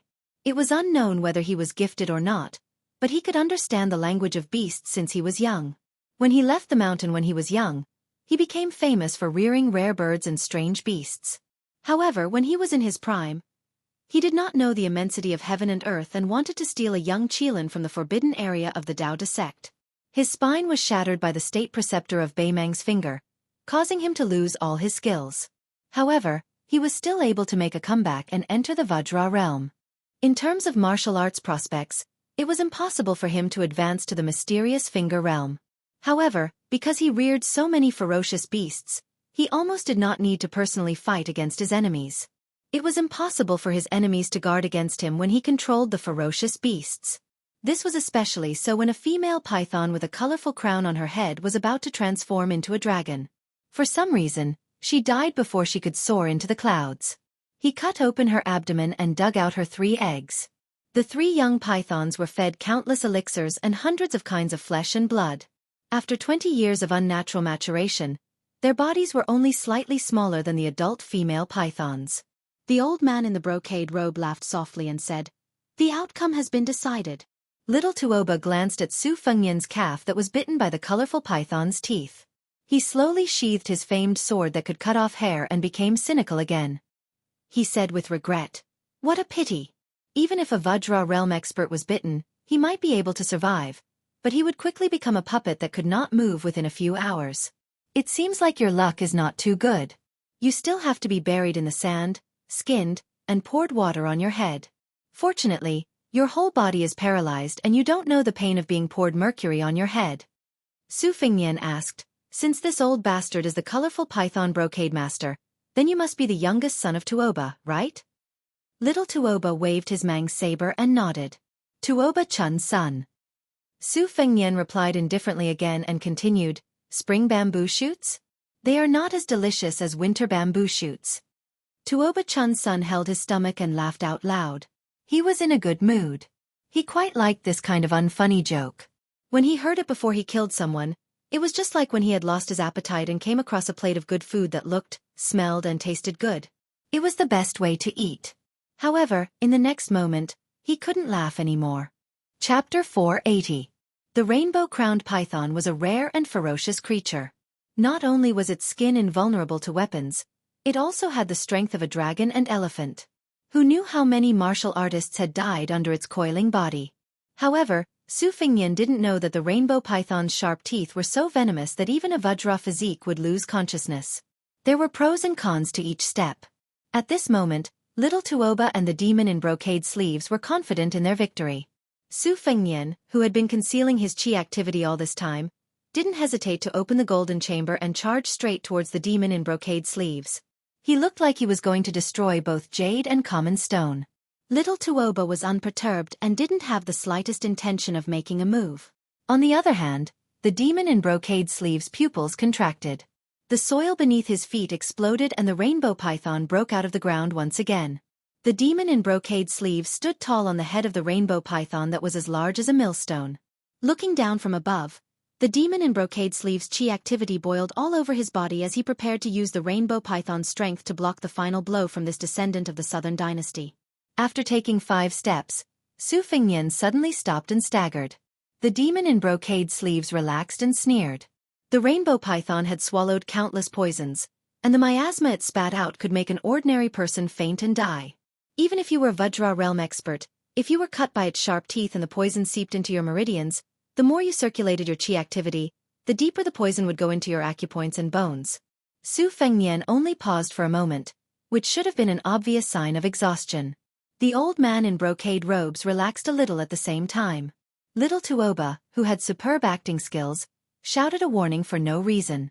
The colorful python-embroidered sleeves saw the man with the saber slide to the front of the colorful python in the blink of an eye like a fish. Taking advantage of the blind spot under the colorful python head-raising lamp, he made an unknown turn and then disappeared without a trace. The devil, who was not good at hand-to-hand combat, knew that the situation was not good. Su Fengnian, who had been twisting and turning in the narrow space among the herd of wild oxen, appeared behind the devil in brocade robes out of thin air and was about to slap the old bastard's back with his palm. This steel-crushing style was taken from a secret manual in the Tide Listening Pavilion's martial library. It had the aura of subduing dragons and tigers. When he practiced the saber on Mount Wudong, the secret manuals and ancient manuals he brought to the mountain were mostly sword and saber moves. Later, when he rushed to Bei Meng, because he needed to cultivate his will, he made a last-minute effort to learn from others' strong points. He no longer restricted himself to sabers and swords, picking up some of the best moves from the 18 types of martial arts. With this steel-crushing hand, no matter how thick and heavy the steel was, it would be shattered inch by inch. After Su Fengnian landed firmly on the ground, he grinned sinisterly. He wasn't flustered and exasperated. He was just a little regretful that he wasn't able to strike to his heart's content. He didn't look at the old devil who had almost smashed the python's head off. Instead, he looked at the man who was as strong as a lion and tiger. Using the great yellow quartz ability to perceive the heaven and earth, he didn't detect the man's concealment beforehand. He could only do the same thing as when he pressed his hand on Tuoba Chunsun's forehead and give up a great opportunity to inflict serious injuries. If it was a one-on-one battle, Su Fengnian was completely confident that he could win by slowly exhausting Xia Ling. But now, Tuoba and the other two were cooperating skillfully and formed a triangle with each other.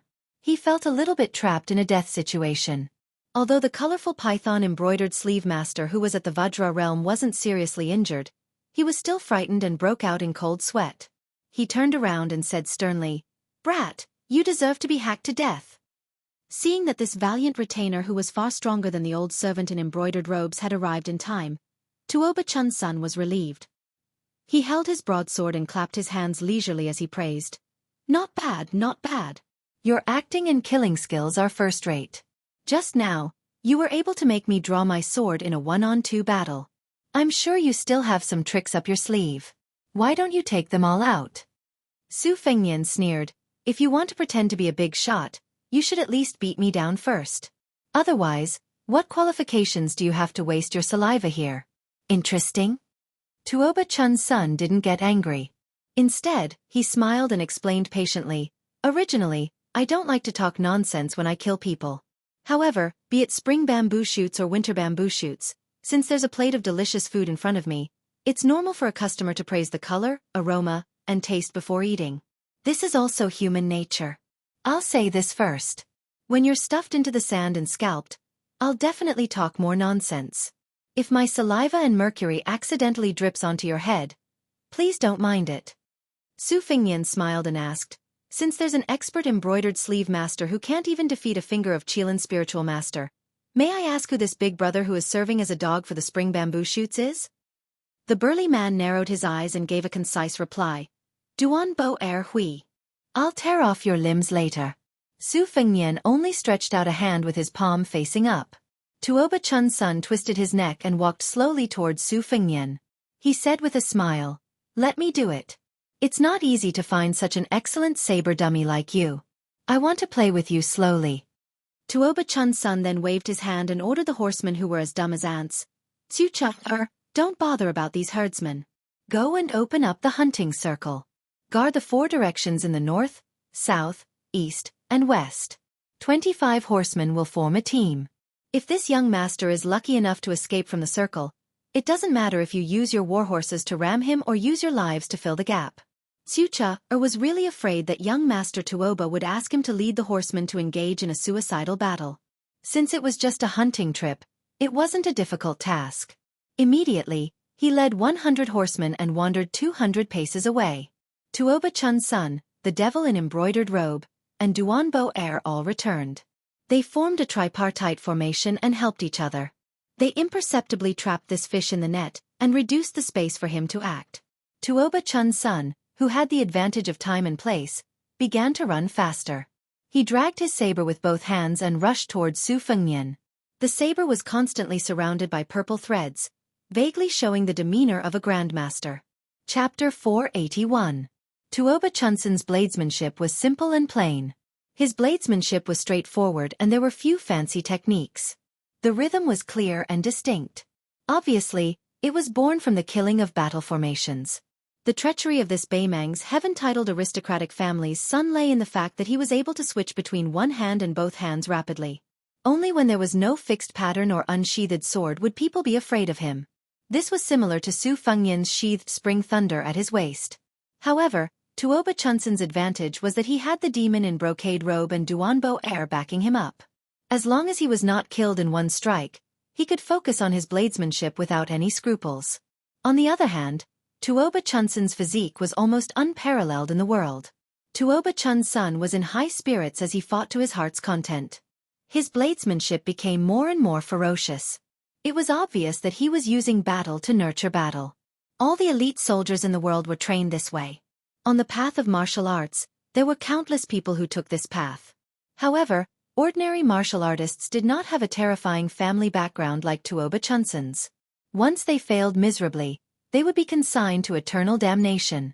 Regardless of how bloody and cruel Tuoba Chun's methods were, the temperament he had tempered was in line with the martial arts of the pinnacle. Su Fengnian kept his blade sheathed but did not show any signs of pulling it out. He only swung his hands and fought barehanded with Tuoba Chun's son and his bladesmanship. Several times, he was able to seize an inch of advantage. He imitated Miss Hehe and used his hand as a blade. One time he succeeded. Just as he was about to blast this Baimang general's chi to pieces with stacked thunder, he was suddenly knocked away by the colorful python. This time he was quick-witted. His left hand cleverly moved the spring thunder at his waist. The short blade circled around his body and bounced to the side of Tuoba Chun's waist. Then, he was slapped on the face by Tuoba Chun's son, sending Tuoba Chun's son flying. Just as he was about to give chase and beat him while he was down, he was entangled by Duanbo Air, who was proficient in close combat, allowing Tuoba Chun's son to recover his momentum. Tuoba Chun's son looked at the young man who was not at a disadvantage in close combat with Duanbo Air. He took a deep breath and stabilized his breathing. He smiled and said, "Fun, fun, fun." Duanbo Air was ranked 6th among the top 10 of Baimang's Devil Dao. He was different from the colorful python-embroidered sleeve man who relied on external forces and the female zither player who used music to bewitch him. He relied on his own vigorous combat strength and was known as the dragon spine and bare shoulders. He was the #1 expert in close combat in the prairie. He had broken countless experts who were at the level of a nation. He fought in close combat with great force and strength. His fist aura was like a thunderclap as he dodged and shifted. His moves were not inferior to Su Fengnian's swimming fish style. If it wasn't for the fact that Tuoba Chun's son had a weapon to distance himself from such a troublesome person, it would be impossible to deal with him. Tuoba Chun's son quietly adjusted his breathing, and was not in a hurry to enter the battlefield to practice his saber. He was curious why this young man with a saber would rather engage in close combat with Duanbo Air than draw his saber. With this person's mystical ability to control the saber away from his hand and the boundless sword aura that was like a surging river, it would be easier for him to draw his saber. When Tuoba Chun's son saw this fellow and Duanbo Air punching each other's chests and taking a few steps back, he confirmed that this person was indeed in the Vajra realm. He let out a mouthful of turbid air and waved his saber. He laughed heartily and said, "Although I don't know how your Vajra realm can suppress the python's poison temporarily, I don't believe that you can exhaust the 3 of us by taking turns." Although Duanbo Air was forced back by a punch, his expression remained normal. He was a little surprised by this young man's inner strength and patience. He silently withdrew from the battlefield and left it for the young master to practice his saber. Su Fengnian stretched out his thumb and wiped away the trace of blood at the corner of his mouth. Tuoba Chun's son was using him to practice his saber. But wasn't he also using these three people to temper his physique and chi dynamic?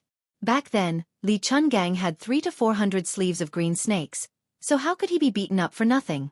Su Fengnian didn't dare to say that he was invincible, but if he were to say that he would exhaust his great yellow court cultivation and stamina that had stepped into the Vajra realm in a short amount of time, it would be a fantasy story. Although Su Fengnian was in a sorry state, he still cherished this opportunity. He was happy to let Tuoba Chun's son slowly play with him. However, his mouth didn't show any mercy. He laughed and said, "Fun? Back then, I told your mother the same thing. When you have a wife in the future, I'll tell her the same thing." The devil in brocade robe opened his mouth slightly and was stunned by what he said. He was really reckless. Didn't he know that the young master's mother was the woman of the #1 person in Beimang? Duanbo Air let out a sigh and was a little impressed by this young man's guts. He could still be so stubborn even when he was on the brink of death. Tuoba Chun's son had an indifferent expression as he walked into the battlefield with his saber. However, his right hand was on the hilt of his sword as he said slowly, "Since you want to die, I'll satisfy you.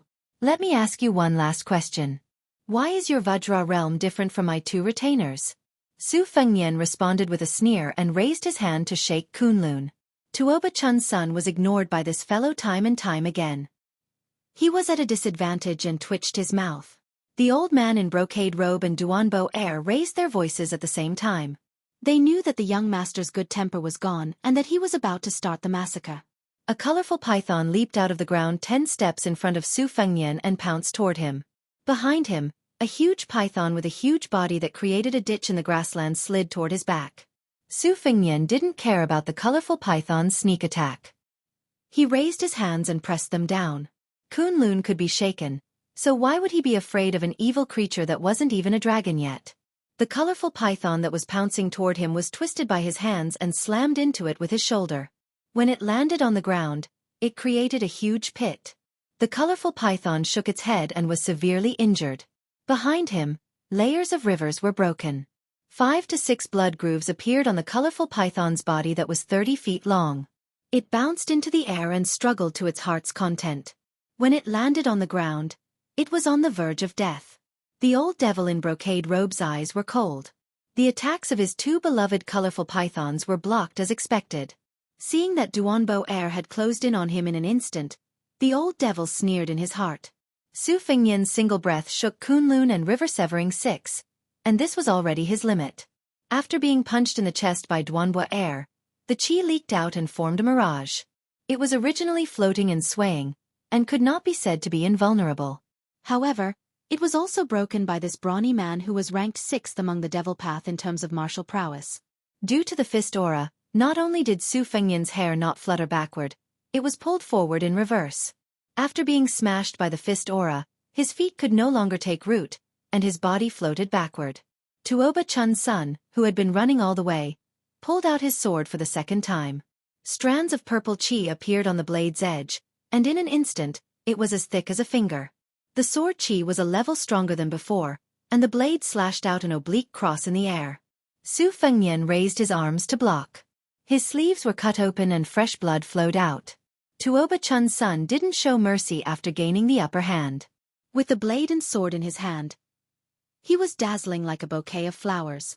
When the two finally stood in the flying dust, Tuoba Chun's son knocked his blade and sword against each other, shaking off a few drops of scarlet blood. Su Fengnian's hair was disheveled. He had a purple mark between his eyebrows as if he had opened the heavenly eye. He reached out and grabbed a strand of hair that had been cut off along with his headscarf in the air. He tied it into a knot and tied it into a headscarf. Chapter 482. Regardless of Tuoba Chun's family background or his outstanding talent, he always had the conceit of wanting the world to revolve around him. He was used to seeing people bow down to him, but when he saw this scholar of the Southern Dynasty silently tying his hair, he still couldn't suppress his fear and a burst of unprecedented jealousy. Although Tuoba Chun's son had an extreme personality that was tyrannical and bloodthirsty, his brain wasn't bad. Otherwise, he wouldn't have let Chu Cha hunt in the periphery even though he had the upper hand. He was afraid that this fish would slip through the net and escape. At this moment, as he gritted his teeth, he took 2 steps back and gently put his sword and saber back into the sheath. He said coldly, "Duanbo Erwi, you must make this kid draw his saber." The demon in brocade robe knew that once Duanbo Erwi, who was good at close combat, went all out, there would be nothing for him to do. He walked to a colorful python pet and squatted down. He took out a porcelain bottle that contained several kinds of rare venomous insects, and poured them all into the mouth of the giant python that was severely injured by Duanbo Erwi. He then turned to look at the youth with the saber. It had been a long time since he had seen someone with such hatred. Moreover, this fellow was so young. He was like an old man in his 60s lying on the bed, who envied those vigorous young men. He couldn't bear to see the young geniuses who were far ahead in the martial Dao. This time, under his intentional or unintentional guidance, he had harmed a few young experts who should have had boundless prospects. Other than dying under Tuoba Chunsen's hands, some became food in the colorful python's stomachs. There were also some whose limbs were torn apart by Duanbo Erwi's brute strength. None of them were spared. Today, this unfortunate youth who had become a hunting target would have an even more miserable ending. Since Duanbo Erwi was known as the dragon spine and bare arms, his limbs, knees, and shoulders were all lethal weapons. Now that he had received the young master's order, he no longer concealed himself. This burly man originally had a leopard's head and round eyes. After he revealed his ferocious appearance, experts would know that his killing intent had been aroused. His hair was the tip of his blood, and his fingers were the tip of his tendons, which could cut iron like mud. Duanbo Erwi's blood circulation and chi circulation had reached their peak. The domineering aura of a Vajra realm martial artist was on full display. Chi flowed from his tendons to his limbs. Every time he took a step, the grass would sink. His punches had no pattern. Su Fengnian's Fata Morgana, which he had constructed using the yellow quart, was like a bronze mirror that had been smashed by an iron hammer. Although it rose layer by layer like tidewater, it was still shattered layer by layer. His arms were already injured by Tuoba Chunsen's saber and sword. As he blocked the attack, his long robe was dyed red with blood. Duanbo Er turned around with a sinister smile and shouted angrily. His fist moved in a straight line, rudely breaking up the young saberman's skillful hand, and then he took a big step forward and rammed his shoulder into the saberman. Su Fengnian pressed both of his hands on his shoulders. 4 taels to 1,000 jin, but he also diverted the force and did not lose the momentum. One person charged forward, the other slid backward. Dust rose from all directions. With every step Duanbo Er took, the ground trembled. Looking at the cold face in front of him, he used his shoulder to push his elbow, and his elbow to push his hand. The strength of the dragon and tiger penetrated his muscles and bones like iron hooks. He punched his chest, and his internal energy poured out. With a bang, the young man was blown away by the punch. His body did not fall back in a straight line, but after his feet left the ground, he slid in a full half-arc in the air before landing on the ground. His feet were like a dragonfly skimming the surface of the water, indescribably elegant. However, Duanbo Er was proficient in martial arts and killing. How could he give the young man a chance to catch his breath and climb up the tower? Taking advantage of the slight stagnation caused by the force of the arc, he calculated the right place to land and rushed forward like a wild horse galloping through a ditch. When he got close, his feet sank into the mud. His majestic body twisted like a fully drawn bow, and then he swept out a whip kick. A series of vicious movements were completed in an instant. Since the young saberman could not reach the peak of Mount Kunlun, he might as well sink his chi into his dantian and reach the yellow springs. He did not escape or evade. His feet planted firmly on the ground, and he used an incomplete Kunlun shaking style to forcefully resist this kick. This time, when they made contact, the chi of both sides were like firecrackers, and their momentum was as strong as thunder. Duanbo Er turned back his whip kick, and his body spun in midair. The second whip kick was aimed at the young man's head. Tuoba Chun's son, who had been sitting on top of the mountain and watching the tigers fight, clicked his tongue and laughed sarcastically. "It really hurts. It hurts just by looking at it." The young man who was about to be whipped to death was expressionless. His body leaned backward and fell to the ground. He slapped his palm, and his body spun rapidly like a spinning top. Duanbo Er, whose whip kick missed, could retract freely. He retracted his whip kick, and took a step forward like a plow. Then he kicked the young man's waist. After the kick hit, he did not pursue the young man. Tuoba Chun's son and the old man in brocade frowned but did not say anything. Duanbo Air, who had stopped moving, had blood flowing out of his leg. It seemed like his calf had been pierced by something. He reached out to touch his neck, and it was also dripping with blood. If he had not been startled and sensed that something was wrong, with Duanbo Air's strength, that kick would have been enough to break the young man's waist and spine. Chapter 483. Su Fengnian, who had slid sideways, slowly stood up and spat out a mouthful of blood. He did not expect that he would not be able to inflict a fatal wound on the demon. The sparkling and translucent swan eye was suspended in front of him while the slender Amei was hanging at the front of Duanbo Air's neck when he was in a kicking posture. At this moment, the realm of sword control was not enough to surpass the speed of the blade. Other than having a large stance, there were no substantial benefits.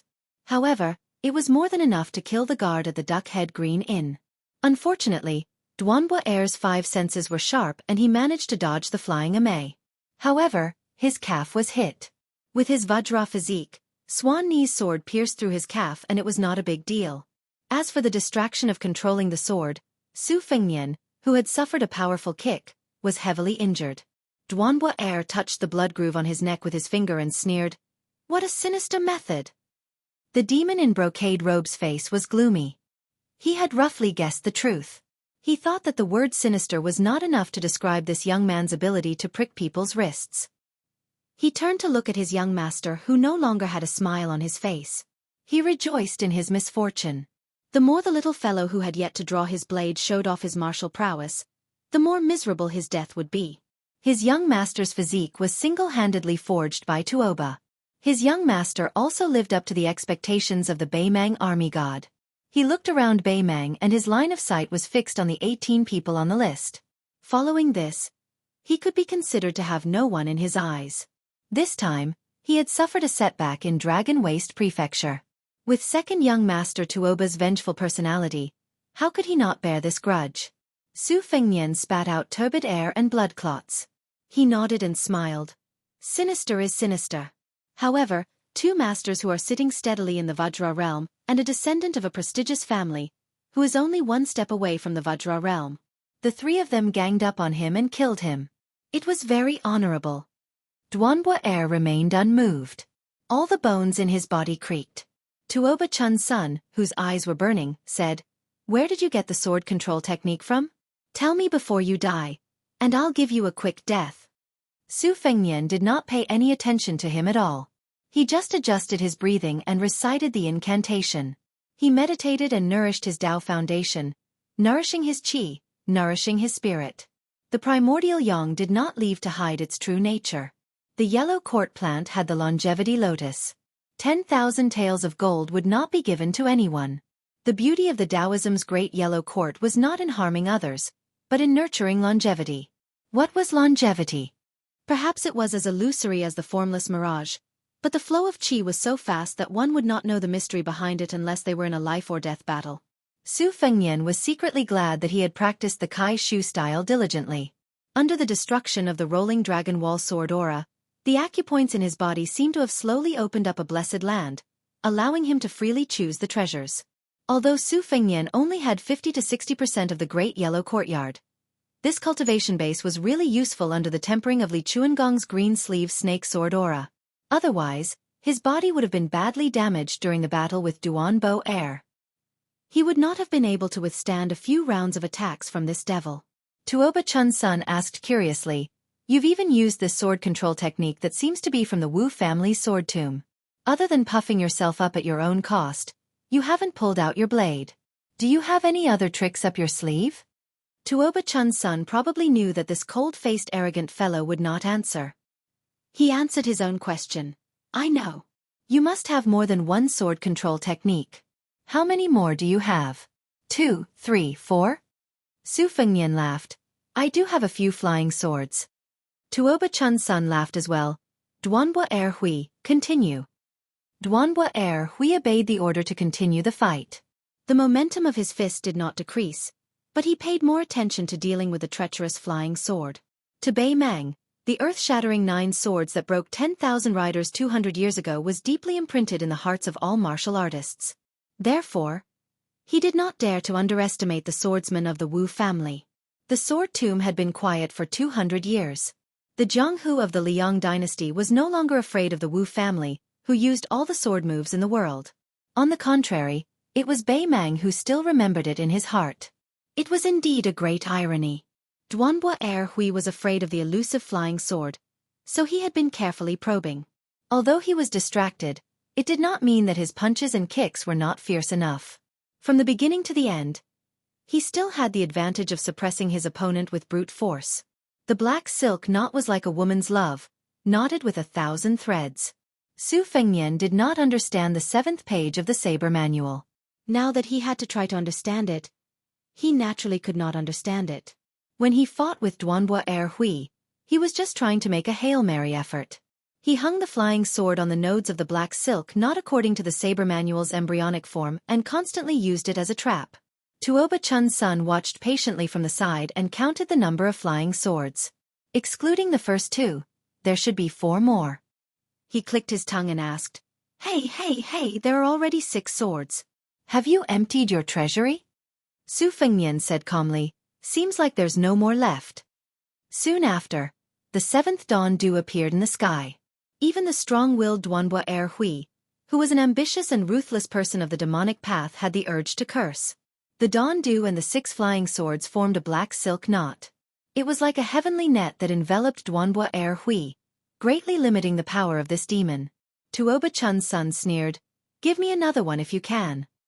As soon as Su Fengnian said, there's really no more left this time, he rewarded Duanbo Hui with a freshly made flying sword. Duanbo Hui was finally enraged. The flying swords left bloody wounds on this demonic path magnate's body. However, Su Fengnian was also punched and kicked several times. Every time he was hit, he would be like a kite with a broken string. When the 8th peach blossom sword appeared, Duanbo Hui, whose eyes were bloodshot from all the killing, punched the young man's chest. He ignored the wounds on his body and rushed forward, tearing apart the net. The kite seemed to be drifting. However, intentionally or otherwise, it borrowed the momentum and quickly drifted toward Tuoba Chun's son. Duanbo Hui shouted, Young master, be careful. The old man in the brocade robe controlled a colorful python to crash into the young swordsman who refused to give up. Tuoba Chun's hands swiftly grabbed the hilt of his sword and saber. Su Fengnian's body rose a few feet in the air. He stepped on the colorful python's head and suddenly pointed. Unexpectedly, he did not assassinate Tuoba Chun's son. Instead, he turned toward the demon in the brocade robe. He headed north. The spring thunder finally exploded. I have a saber. An incomparably resplendent stream of light swept across the sky. It was green with hints of purple. Li Chungang has 2 sleeves. I have 1 sleeve. 1 sleeve of azure dragon. The stream of light swept past. The old man in the brocade robe slowly lowered his head. His body was cut in half at the waist. Chapter 484. The robe was cut in half at the waist. The robe was cut in half by the sleeve blade. It was the robe of a devil path magnate that had lived for 60 years. When the light swept out, Tuoba Chun's son squinted his eyes subconsciously, just like an ordinary person looking up at the sun. When this little Tuoba, who had been living a smooth life, opened his eyes, he only saw a corpse that had been cut in half at the waist, and the damned young man who had finally pulled out his saber. He did not know when the short saber had returned to its scabbard. With both hands on the hilt, he slowly straightened his back and turned around to face Tuoba Chun's son and Duanbo Hui. Tuoba Chun's son remained motionless like a mountain. He weighed the pros and cons in his heart. If he was the one facing that saber, he would not have been cut in half by the saber with his sword in hand, let alone killing Duanbo Hui. This was probably the shrewdness of this young man with mixed martial arts. After he knocked him down from his horse, he knew that it would not work to capture the leader of the bandits. Therefore, he set his eyes on Jin Xiaolang, who was used to riding the colorful python to fight the enemy. Duanbo Hui, who was ruthlessly plotted against, gritted his teeth and said, Young master, this man's chest was injured by my last punch. His chi can no longer flow smoothly. He can't even ride his sword, let alone use his saber. Let me collect his corpse. Tuoba Chun's son rolled his eyes and said, It's best if you can collect his corpse. Don't collect mine when the time comes. Duanbo Hui was furious. This time, he did not have time to flatter Tuoba Chun's son. After Su Fengnian separated from Li Chungang, he had been cultivating his will according to the sheepskin fur old man's experience in sword isolation. With the help of the divine energy brought by the purple seal golden chamber, the one-sleeve green snake evolved from the two-sleeve green snake finally unleashed an unimaginably fierce spirit. However, it almost exhausted all of his essence, qi, and spirit. He pulled the bow to the fullest, almost breaking the bowstring. After the spring thunder returned to its scabbard, Su Fengnian could not help but tremble, especially his hands that were holding onto his blade. His body had suffered heavy injuries from the repeated battles with Duanbo air. His last punch had even caused him to bleed from his 7 orifices. It was just that he had forcefully suppressed it a moment ago, but now it was slowly flowing out. His face was covered in blood. In fact, when he first met Tuoba Chun's son and the colorful python man in silk sleeves, Su Fengnian was not afraid to fight, nor did he want to run. Tuoba Chun's son wanted to use battle to nurture battle and use him as a blade dummy. How could he not have such thoughts? However, man proposes, God disposes. With the addition of Duanbo air, he sank deep into the mud, and it was difficult to escape. It was the first time that Su Fengnian heard about old godly swordsman Li nurturing the sword will. Since the sword could only be unsheathed when it was required to kill with one strike, otherwise the sword will would be damaged. Wouldn't that make him look like a bully? Should he use this sword when facing an opponent whose realm was higher than his? If it was not suitable for him to unsheathe, how was it different from learning the dragon-slaying technique when there were no dragons in the world? However, Li Chungang kept him in suspense and did not give him an answer. He only said that he knew the 5 sacred mountains before going to the mountains. Su Fengnian entered the empty realm of the canyon again. At this moment, the spring thunder no longer rumbled. Su Fengnian slowly closed his eyes. Layers upon layers of jadeite, the sword will and the saber will were all the same. Within the sheath of the small world, the spring thunder was full of vitality. The spring thunder that came out of its body scattered across the heaven and earth. It was as if it was rushing to the sea and then back again. It even went against the current and climbed up steadily. The line between life and death brought about great enlightenment. This was a clarity that could not be brought about by reading thousands of secret manuals in the martial arts library. It was like seeing the light with one's own eyes. This was the so-called lowering one's head and climbing the mountain for 60 years. Only then did one know that there was a lamp on the summit of Mount Kunlun. Tuoba Chun's son did not dare to take the risk easily. A plan came to his mind. He looked at Chu Char, who was as cheap as an ant in his eyes. He waved at the horsemen who were already scared out of their wits and said with a smile, "Go, distribute 20 sabers to the herdsmen. Tell them that if they want to live, they have to hack this young man to death. Whether they can hack him to death or not, as long as they raise their sabers, I, Tuoba Chun's son, promise to give them 1,000 taels of gold and 10,000 cows and sheep." Chu Cha-er's martial arts were mediocre. He only knew that the machete man was not to be trifled with. However, it was easy for him to crush a soft persimmon. He led the 20 horsemen forward and came to the herdsmen. He threw down the 20 sabers and said gloomily, "Did you hear clearly? Our Baimang god of war's young master said that as long as you raise your sabers at the thief who fled into our territory from the southern dynasty, you will be rewarded with 1,000 taels of gold, 10,000 cows and sheep. Moreover, I, the king eagle of this grassland, Chu Cha-er, also promise you that this lake and this pasture will be given to you. If you don't know what's good for you." Chu Cha-er did not dare to take the initiative. He quickly and carefully turned his head to look at Tuoba Chun's son. The latter made a gesture of cutting his throat with a saber. Chu Cha-er, who received the instruction, immediately changed his expression and said sternly, "It's death." Tuoba's youngest son? Hu Yenbao's heart was as dead as ashes. He saw a young herdsman moving to pick up the saber. He glared at him and said angrily, "How dare you?" Chapter 485. The herdsman only paused for a moment. When he saw his fellow tribesmen walking out of the formation, he no longer hesitated. He silently picked up the machetes with clear edges. The herdsmen's wives and children also turned their heads away, not wanting to see this scene.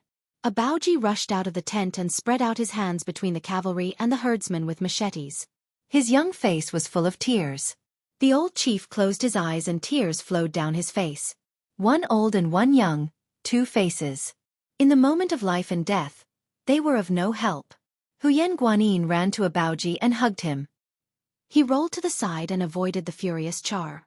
As a shady, he was the unquestionable ruler of this grassland. His ferocity soared. Even if he, an eagle, was only a chicken in the eyes of the Tuoba family, he was not someone the herdsman could go against. He pulled out a long and forged machete and slashed down viciously. Huyen Guanin's arm was cut so deep that the bone could be seen. Su Fengnian opened his eyes and bent down. The spring thunder spun in his hand. His back was facing the herdsman with machetes. His state of mind was as calm as an ancient well. He had seen too many ugly people and was not surprised. Moreover, for the sake of the tribe and the lives of his loved ones, it was reasonable for him to raise his machete or refuse. He held the spring thunder in one hand and raised his arm with the other.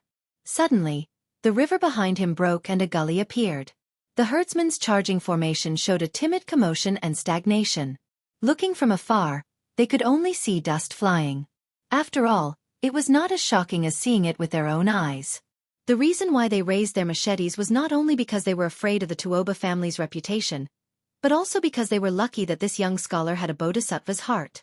However, after the grassland split, it seemed to draw a line between life and death. If they crossed it, they would also die. Thus, their lucky mentality was swept away and their courage weakened. Su Fengnian stared at Tuoba Chun's son.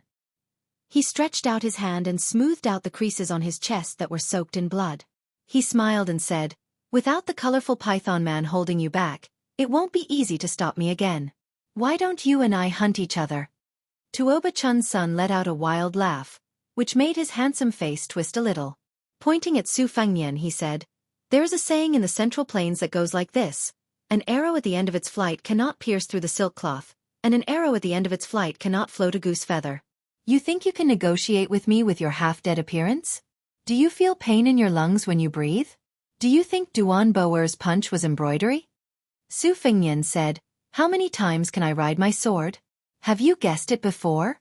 Similarly, since there was a first strike, why couldn't there be a second or third strike? It's not like I can't drag another one down with me.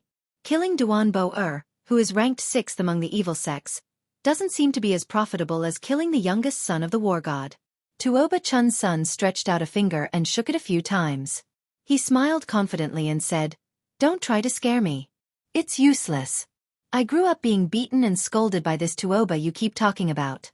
I'm not scared. I know a little about your temperament. If you can kill someone, you won't talk nonsense. Now that you are talking too much, it proves that you have exhausted all your tricks." Qu'est-ce? Exhausted all your tricks. That's a good saying. Since you are a descendant of the southern dynasty's Zhuaran family, you should know what I mean, right? Or should I say, you are starting to scheme in the dark again? I'll wait and see. Duan Bo, do it. You can have his limbs, and I'll have his head. Tuoba Chun's son narrowed his eyes and said, "I didn't know it before, but after meeting you, I realized that you know some of the famous words in the books. Nagging and nagging will make you seem more emotional when you kill someone." Su Fengnian faced Duan Boer and exhaled gently. A ray of golden light rushed out of his sleeve. Tuoba Chun's son giggled and said, "Child's play. Your sword-controlling killing technique is worlds apart from the sword aura of one of my father's defeated opponents, the chess and sword music school." He had a frivolous expression on his face, but his eyes were cold. This flying sword that had never shown itself in the world was far superior to the 8 flying swords that were hovering in the air in terms of sword aura and speed. It was the golden strands that had formed half of the sword embryo. Tuoba Chun's son did not draw his sword. He only competed with the golden flying sword that had a tricky trajectory. He was like a passionate man teasing a girl in love, attracting bees and butterflies. The man and the flying sword were very beautiful. Su Fengnian was already facing off against Duan Bo Erwi, who was charging towards him. Duan Bo Erwi became more and more courageous as the fight went on. He was incomparably valiant, and he showed no mercy in his attacks. His entire body was wrapped in ropes, and when he moved, he could destroy mountains and shake mountains. Su Fengnian did not hide his weakness. He was determined to tear off the limbs of this young man, who dared to divert his attention to control the sword in front of him. Duan Boer's posture was relaxed. He attacked like a sledgehammer and attacked like a hook. His elbows seemed to be close to his ribs. He did not pull up much, but his explosive power was extremely frightening. The burly martial artist walked in the mud like a snake. His hands twisted and turned, creating an endless cycle of mutual generation. Su Fengnian had suffered a heavy blow earlier. Now that he had to multitask and attack at the same time, Duanbo finally found an opening and raised his knee. When Su Fengnian's head was rebounded by a huge force, his arm swept out and his entire body was sent flying. Su Fengnian muttered softly, "Lend me 3,000 qi to chop off your head." The golden light exploded. The flying sword that had been hiding its strength all this while was instantly fueled by its master's desperate attempt to gain the upper hand. Its speed suddenly increased by a few times and it pierced towards Tuoba Chunsun's glabella. It was a close call. Tuoba Chun's son, who could not dodge in time, raised his hand to block the sword with his palm. He tilted his head and the flying sword pierced through his entire palm, leaving a bloody scar on his face.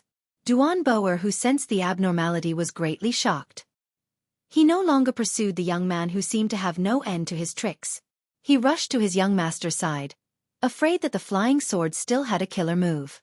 If Tuoba Chun's son, whom the military god had high hopes for, died in dragon waste state, not to mention Duan Boer, even the entire Beimeng demon sect would not be enough to accompany him in death. Tuoba Chun's son did not look at his palm. He slapped Duan Boer's face and said furiously like a madman, "Go and kill him." The golden wisps flew in a semicircle and disappeared into his sleeve. Su Fengnian, whose face was as pale as a sheet of paper, staggered after landing on the ground. He swallowed the blood that surged up to his throat and bent his back as he ran forward. A few cavalrymen who were blocking his path were cut down along with their horses. Duan Boer turned around and chased after him. Tuoba Chunsun's 5 fingers formed a hook. He raised his head and roared, "If I don't kill you, my surname is not Tuoba." Chapter 486. The colorful python swam around the corpse of Xianxia Lang, occasionally lowering its huge head to gently touch it. Tuoba Chunsun's right hand was pierced by the flying sword, so he pulled out a knife with his left hand and chopped off the python's head that was caught off guard. He then slashed the retainer in Xianxia Lang. It was more bloody and cruel than whipping a corpse. Chu Char did not dare to ride on the horse, and even after dismounting, he did not dare to get close to this young Tuoba for fear of being angered. Tuoba Chun's son chopped the loyal retainer that died because of him into pieces and glanced sideways at Chu Char. The latter trembled and knelt on the ground to beg for mercy. Tuoba Chun's son sneered, "Consider yourself lucky that you are an eagle master. Chu Char, send someone to bring all the eagles and riders of your tribe out. If you fail to kill the assassin who tried to assassinate me, your tribe can be removed from the prairie." Chu Char led the horse and trotted to Tuoba Chunsun's side. He handed over the reins and asked in a low voice, "What about these herdsmen?" Tuoba Chun's son said calmly, "The prairie is a promise. Naturally, we will give you gold, cattle, and sheep." Chu Char nodded like a chick pecking at rice and said flatteringly, "Young Prince is indeed the king eagle of the prairie." Tuoba Chun's son mounted the horse and sneered, "Whether they live or die after this is none of my business." Chu Char was stunned for a moment before he came to a realization. He crossed his arms in front of his chest and lowered his head. "Young Prince is wise." Tuoba Chun's son saw that there was nothing on the saddle and said expressionlessly, "Go get a strong bow and 3 quivers of arrows." Chu Char's lackey shouted. Immediately, there were horsemen who were extremely respectful and rushed over to hand over the bows and arrows. Tuoba Chun's son picked up an arrow with 2 fingers and shot a horseman at the periphery. The arrow went straight through his head and he fell off the horse. Only then did Tuoba Chun's son squint his eyes and nod. He raised his head to look at the yellow eagle that was trained by Chu Char. Once again, violence rose in his heart. If Xianxia Lang did not die, with his ability to train eagles, how could Chu Char, who was once an eagle master, be a match? The great sparrow trained by that old servant could even catch and kill eagles. This kid was really lucky. Tuoba Chun's son suppressed his killing intent and squeezed the horse's belly. He ordered, "Tell that beast of yours to keep a close watch. Every time you lose track of him, I'll cut out one of your eyeballs." Jin Cha hurriedly mounted the horse and followed behind the young prince. He came and went in a hurry. The herdsmen of Hu Yenbao's tribe all felt as if a heavy burden had been lifted off their shoulders. For this small and weak exiled tribe, it was like the dark clouds above their heads had not dispersed, but at least it was not immediately followed by a heavy downpour. Huyen Yenbao was already disheartened. He only asked his daughter-in-law to bandage Huyen Guanin's wounds. Inside the tent, the young girl's body was trembling from the pain, but she still had a determined look on her face. On the other hand, the child, Abaoji, was sobbing from the heartache. He squatted on the ground and buried his head in his knees, not daring to look at his sister's wound. Hu Yanbao said guiltily, "It's all our fault for harming this young bodhisattva from the southern dynasty." Hu Yan Guanyin wanted to say something but stopped. The old man said worriedly, "The one who chased after our benefactor should be young Prince Tuoba." On the grassland, a soul-stirring hunt unfolded. After Su Fengnian broke out of the encirclement, Duanbo Air turned back and chased after him. The distance between them was gradually shortened until they were less than 300 meters apart. They could see each other clearly. The speed of their figures was not inferior to that of a warhorse. Behind Duanbo Air were Tuoba Chun's son, Shirti, Jin Chao'er, and 100 riders. After casting the net, it was naturally time to reel it in. Once Su Fengnian fell into the net again, there would be no chance for him to escape. It was already shocking that he was able to kill a Vajra realm expert during the encirclement this time. Su Fengnian bent down like a leopard and did not dare to reduce his forward speed. He turned his head and took a glance at the falcon that was circling in the sky. He knew that if he slowed down his running speed, the recovery of the Great Yellow Court would naturally speed up. However, if he was entangled by Duanbo Air, he would fall into the net again. Although Tuoba Chun's son was injured by the golden strands, he still had 80 to 90% of his combat strength. On the other hand, Duanbo Air was already exhausted. It was not wrong to say that he had exhausted all his abilities. Although he did not know why his entire body was not paralyzed like what the devil in brocade robe imagined, it definitely affected his body's movements. The 8 flying swords formed green strands, the spring thunder unsheathed, the green dragon sleeve, and finally, even the golden strands of forming embryo. Duanbo Air's attacks were all solidly smashed on his body. Su Fengnian had not reached the heavenly phenomenon realm where he could borrow the heaven and earth's weather, nor was he at the earth immortal realm. If Tuoba Chun's son and Duanbo Air had given him 10 to 15 months to recuperate, he could have fought again. However, they were chasing after him urgently and wanted to eliminate him completely. Su Fengnian could only desperately breathe and heal his injuries while running forward. There was no way out. Fortunately, he had the Kai Shu-style Qi-Ji that could travel 300 miles in an instant. He was used to the stinging pain from this kind of Qi-Ji and was able to grit his teeth and endure it. Duanbo Air, who had been running madly, frowned. On one hand, he was surprised by the Qi-Ji of the Southern Dynasty's Qi-Ji. On the other hand, he was even more puzzled by the wound on his leg. When the sword pierced through, he could completely ignore it with his Vajra physique. Even if he could not recover quickly, his Qi-Ji would not be blocked like now. It could be seen that the swordsman's sword controlling technique had not reached the peak, but the flying sword itself could be considered an immortal item. This made Duanbo Air even more determined to kill this young man. As for the death of the colorful python, he did not feel any sympathy. The Tuoba family was like a large temple. A large temple would have many clay bodhisattvas. With one less bodhisattva, the rest of the bodhisattvas would have more incense offerings. Moreover, Duanbo Air had always been dissatisfied with this old servant's ranking as one of the 10 great devils. On the contrary, he admired Xia Ling and the others more. In his eyes, the old man in the brocade robe was not a devil. He was more like a laughable entertainer raised by the rich and powerful. He only knew how to use his lewd skills to seduce others. The two of them had never seen eye to eye. Duanbo Air's heroic spirit overflowed. He shouted, "Boy, do you dare to fight with me for 300 rounds?" The voice came from afar.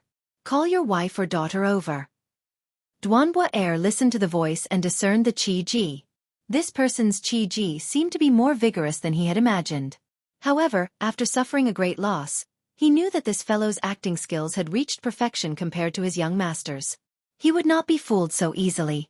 Su Fengnian looked at the yellow eagle above his head again. After the time it took to burn an incense stick, Duanbo Air was shocked to find that the distance between them had narrowed to 800 feet. However, the cavalry behind him, who had been galloping in a straight line according to the falcon's instructions, had caught up. Could it be that this fellow had no sense of direction and had taken a slightly unnecessary but fatal arc? However, it was a good thing to be able to close the distance and meet up with his young master. Duanbo Air did not think too much about it. Tuoba Chun's son took the lead and rode side by side with Duanbo Air about 10 feet away. The distance between them and the dying swordsman of the Southern Dynasty was shrinking. Duanbo Air said in a low voice. Young master, be careful of that person's flying sword. Tuoba Chun's son did not say anything. He picked up a well-made black crow feather arrow from the quiver on his back. 200 steps. Tuoba Chun's son began to draw his bow. At 120 steps, just as Tuoba Chun's son was about to shoot, the distance suddenly increased to 150 steps. Then, he kept pacing back and forth between 130 and 40 steps. Tuoba Chun's son was not in a hurry. Normally, with the guy's speed, unless it was the best warhorse, it would be impossible to catch up with him. He might as well abandon his horse and chase after him. However, since he was seriously injured, it was a different matter. He was more than happy to play with this Southern Dynasty scholar slowly to death. When the time came, he would take his head and hang it in front of his family's gate. Finally, the distance between them shortened to 120 steps. Tuoba Chun's son drew his bow and shot. An arrow pierced through the air. Tuoba Chun's son took out his quiver and picked up arrows at an astonishing speed. Although there was a sequence of arrows, they all hit the man's back at the same time. It was obvious that each arrow was faster than the previous one. This was a kind of continuous arrow technique. Su Fengnian did not want to waste any of the qi in his body. He rolled forward and dodged 2 arrows. He waved his sleeve and was about to grab the last one. Tuoba Chun's son stood on the back of his horse and drew his bow to the fullest. He shot the arrow that he had been preparing for a long time. It went straight for Su Fengnian's glabella. Su Fengnian bent his finger and flicked away the previous arrow. He leaned his head back and kept his body close to the ground. He held the arrow with both hands and did a nimble roll. He used the huge force of the arrow to continue running forward. He broke the arrow in the process and suddenly raised his qi. A small part of the arrowhead was thrown into the sky. It pierced through the body of the falcon that was flying at a low altitude. Duanbo, who was still running, was dumbfounded. Tuoba Chun's son stood on the back of his horse and clenched his fist. One of his hands was dripping with blood. Su Fengnian laughed loudly. His body suddenly accelerated and the distance between them instantly increased to 100 feet.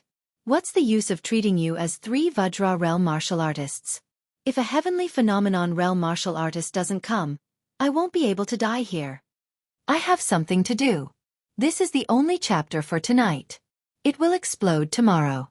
By the way, I will ask for a red note. Chapter 487. Tuoba Chun's son was different from his sickly elder brother who had been dealing with medicine all year round. Tuoba Chun's son was born with divine strength. The Tuoba clan revered martial arts and valued strength. Almost all the youths in the clan had joined the army. They had high hopes for this young master who was about to step into the Vajra realm before the age of 18. This trip was also because the Baimang military god wanted Tuoba Chun's son to break through the window paper by himself. With Tuoba Chun's son's stamina, his equestrian archery skills were quite outstanding. He could shoot arrows continuously for 200 steps without any deviation in his aim. However, he had weighed the remaining strength of the Southern Dynasty's rich son. Within 100 steps, it could be fatal, but within 120 steps, it could be fatal. He did not want this guy to die so easily, so he had always wanted to shoot his back at around 120 steps. It would be best if he shot his hands and feet. Every autumn hunt of the palace, Tuoba Chun's son would go hunting with the army. When he encountered large prey, he would leisurely stay at the edge of the shooting range and shoot. This was the wisdom that had been honed when his father threw him into the ice field to fight with a white bear. At that time, his only weapons were a bow, a dagger, and a quiver of arrows. This time, Duanbo Air was not shocked by this boy's archery skills, but he was shocked by this young man's shrewdness. Even when he was in a life-or-death situation, he still did not forget to carefully weigh the pros and cons. The group of people followed closely behind. If they disappeared from sight, they would have to rely on the yellow eagles to keep an eye on them from the sky, providing them with information. They would constantly shrink the distance between the two parties as a smokescreen. Finally, when the yellow eagles swooped down to lower their altitude, they would dodge the arrows and use the arrows to kill them. Everything was done in one go. It was as if after borrowing the qi to control the sword to injure the enemy, they had also sprinkled salt on the young master's wound. When experts exchanged blows, the outcome of the battle was often a hair's breadth away. With the yellow eagle hovering in the air, their victory was assured. Even if they were lucky enough to escape from their field of vision, as long as the general direction was correct, they were not afraid that this person would slip through the net. If they chased him all the way, They would not give him time to catch his breath and heal his injuries. Duanbo revealed a sinister smile. Since you can still kill an eagle to demonstrate your strength, I'll give you the straw that breaks the camel's back. His coarse face was dyed a sickly crimson red. His eyes were pitch black, and his irises gradually faded until his pupils could no longer be seen. Even the cavalry, including City Chichar, sensed the strangeness of the squire, and their horses became restless. Duanbo suddenly stopped his steps and made a gesture of throwing a spear. The 100 cavalrymen who were desperately riding their horses were baffled. The young prince's retainer did not have any weapons in his hands. Was he trying to take the machete man as a bird that would be frightened by the twang of a bow? As a city from the grassland, Chu Char was experienced and knowledgeable. She stole a glance at Tuoba Chun's son who was standing on the back of the horse. Tuoba Chun's son was indeed the son of the god of war. His servants were so powerful that any one of them could flatten a small tribe by themselves. Lightning Spear. This time, Duanbo had used his chi and blood to forcefully raise his realm, stepping into the spirit void false realm. He bent his arm as if he was raising a spear and stepped on a series of pleasing intersecting steps. When he threw the spear, his left leg made a subtle but decisive step, driving his forearm forward in a whipping motion. There was an ear-piercing whoosh as a spear invisible to the naked eye pierced through the air. Wherever the spear passed, there would be ripples caused by the vacuum. It was like a comet sweeping past, arcing towards Su Fengnian's back. Duanbo was born in the Chong tribe and had been good at using featherless javelins since ancient times. The javelins were slender and sharp, and those with great strength could pierce through several armors. He had participated in hunting since childhood and was known for his spear-throwing skills. When he was young, he met the great Grandmaster Spear Immortal Wang Xiao, who was at the peak of martial arts. He was taught the profound meaning of the spear and eventually created the lightning spear divine ability. 8 years ago, he fought with a famous demon from the Devil Path and killed him with 2 spears. Duanbo did not dare to use this kind of spear technique that consumed a lot of chi and blood. Moreover, it had the advantage of catching Su Fengnian off guard and attacking from a distance.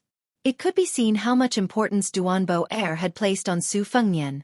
After Su Fengnian clearly knew the identities of Tuoba Chun's son and the others, especially when he started to flee, he had been waiting for Duanbo to use his famous technique. The lightning spear that was known as the 3 Spears Splitting Mountains had finally arrived. Along the way, the scattered Great Yellow Courtyard, other than the broken arrows used to kill the yellow eagle, were all prepared to block this spear. There was no need to think about dodging. The lightning spear that was thrown out was guided by Duanbo chi from afar. It was not like an arrow that had a fixed target. This was similar to the superior sword controlling technique. The mark between Su Fengnian's brows had already turned purplish black. He did not care if he was in the state of terminal lucidity. He stopped and turned around. Both of his hands twisted the spring lightning and his body flew backward. The spring lightning once again formed a huge mirror of chi wall in the valley. The conflict between the two was decided in this one move. Duanbo was undoubtedly still a powerful crossbow. Su Fengnian's strength had become weaker. The round mirror was shattered by the lightning spear and the spring lightning was sent flying backward. The lightning spear changed its trajectory slightly and pierced into Su Fengnian's ribs. After penetrating through, it still blasted a hole as tall as a person on the ground, causing dust to fly everywhere. Duanbo could be considered to have avenged Tuoba Chun's son for stabbing his palm with the flying sword. Jin Char and Bai Chi finally felt relieved. This guy was really too troublesome. This time, he should have accepted his fate and died, right? Su Fengnian's body fell heavily on the ground. He struggled to sit up, but he could not stand up anymore. He took the spring lightning beside him and sat down cross-legged, placing it across his knees. The blood that gushed out of his mouth had already turned black. If he did not wipe it off, it was destined that he would not be able to wipe it clean. Su Fengnian only stretched out his hand and rubbed his hair. His body, hair, and skin were all given to him by his parents. Chapter 488. Ever since he was a child, Li Yishan had joked that he looked like a rich man from the north and the south. No wonder he was reincarnated into the Su family. His eldest sister, Su Jihu, always joked that of the 4 people in the family, he looked the most like their mother. Their facial features were the same, their eyes were the same, and even their hair was the same. She always said that she was very jealous. Su Fengnian's vision blurred. His mind flashed, and he thought of many trivial things. He thought of Su Zhao's hunched back, the four siblings laughing and playing, the spirit-suppressing song of Prince Liang's mansion on Mount Qingliang, the white robe that had been a heavy shadow in his heart since he was a child. The old man's sword came and went, and the bloated hill on the military parade platform by the Guangling River. Too many people and too many things flashed by. He didn't know why, but when his life came to an end, he felt sorry for his father, Su Xiao, for not being able to take over the burden of 300,000 cavalrymen from him, and for not being able to ease his shoulders. In the end, he thought of a woman's dimples. Although they grew up together, they couldn't be called childhood sweethearts. He had lived for no more than 20 years, but he had already seen all kinds of women. Perhaps it was just as the head maidservant Sweet Potato had said. He appeared to be affectionate, but was actually heartless and cold. He had cared about many women, but it seemed that he could let go of any of them. Only she, no matter whether it was the 3 years of wandering about with old Huang as a stray dog, or his travels afterwards, or this trip to northern Mang, would always think of her and feel his heart ache. If the world knew that Su Fengnian, who already had the hereditary title in his hands, was going to Beimang alone, they would definitely laugh. His Royal Highness had nothing better to do. He didn't want to be the heir, so why did he have to risk his life for something? Your father had already proven that no matter how wonderful Jianghu was, in front of the cavalrymen, he could only crawl and surrender. You can just wait for the king of Beiliang to die of old age, and wear that luxurious robe of the king of Beiliang. Why not? Even if the whole world knew that Chen Jibao was a thorn in their throat and that they would most likely lose to him, even if the Su Fengnian turn a blind eye, it would only result in the loss of military power. The king of Beiliang was still the king of Beiliang, and the white-clothed war immortal was still the white-clothed war immortal. One sat in Beiliang, and the other sat on the border. The two sides were clearly separated, and the well water did not interfere with the river water. This was already enough to make people drool. Don't be discontented, and don't overestimate your capabilities. Regardless of whether you are Royal Highness or an idiot, even if you go to the Beiliang army, no matter how many military merits you accumulate, will you be able to challenge Chen Bai, who rose from the Great War of the Spring and Autumn period? You can force soldier Saint Yi Bai Kuei to death? How many years do you have to build a direct line of soldiers under Chen Jibao's nose? Taking a step back, Chen Jibao killed Great Grandmaster Wang Xiao, who was once as famous as Li Chungang in Fengdu green robe and Fu Jiang in red armor. What qualifications does Su Fengnian have to compete with him on the same stage? In the entire Liang dynasty, no one thought that he could be like the king of Beiliang and control the 300,000-strong cavalry. It was funny, but this seemed to be the reason why the middle-aged man in the capital Great Peace City allowed the eldest son of the king of Beiliang to do whatever he wanted. In such a big dynasty that ruled the spring and autumn period, there was not a single young person who was so important to the emperor. Su Fengnian's fingers trembled as he tied his loose knot. That night, Su Xiao said, "Fengnian, if you die in Beimang, Beiliang will be handed over to Chen Jibao." The Beiliang army has changed its tune. This is nothing to me, Su Xiao. But if you die, as your father, I can only do what your mother did when she entered the palace alone. I can't take revenge. Su Fengnian joked at that time. As a father, you are really useless. If my disappointing son dies in Beimang, you can lead the Beiliang cavalry all the way to Beimang's palace. How domineering would that be? Su Xiao was silent for a long time. In the end he chuckled and said, "Father also wants to and will do that. But I'm afraid that you will really die, so I said some discouraging words to deceive you. My Su family has 300,000 cavalry. No matter what, we will destroy half of Beimang's national strength. How can father do such a domineering thing better than you?" Su Fengnian laughed and said, "Of course I won't die if I don't have to." Just thinking about it made him sullen. Su Xiao, who never hit this son of his, slapped Su Fengnian's head. The general, who never believed in ghosts, actually spat a few times and jokingly scolded him, "Don't say such discouraging words." Then he muttered to himself a few times, "Children's words carry no harm." Su Fengnian replied helplessly, "You're already 20 years old. What children's words carry no harm?" Su Xiao shook his head and didn't say anything else.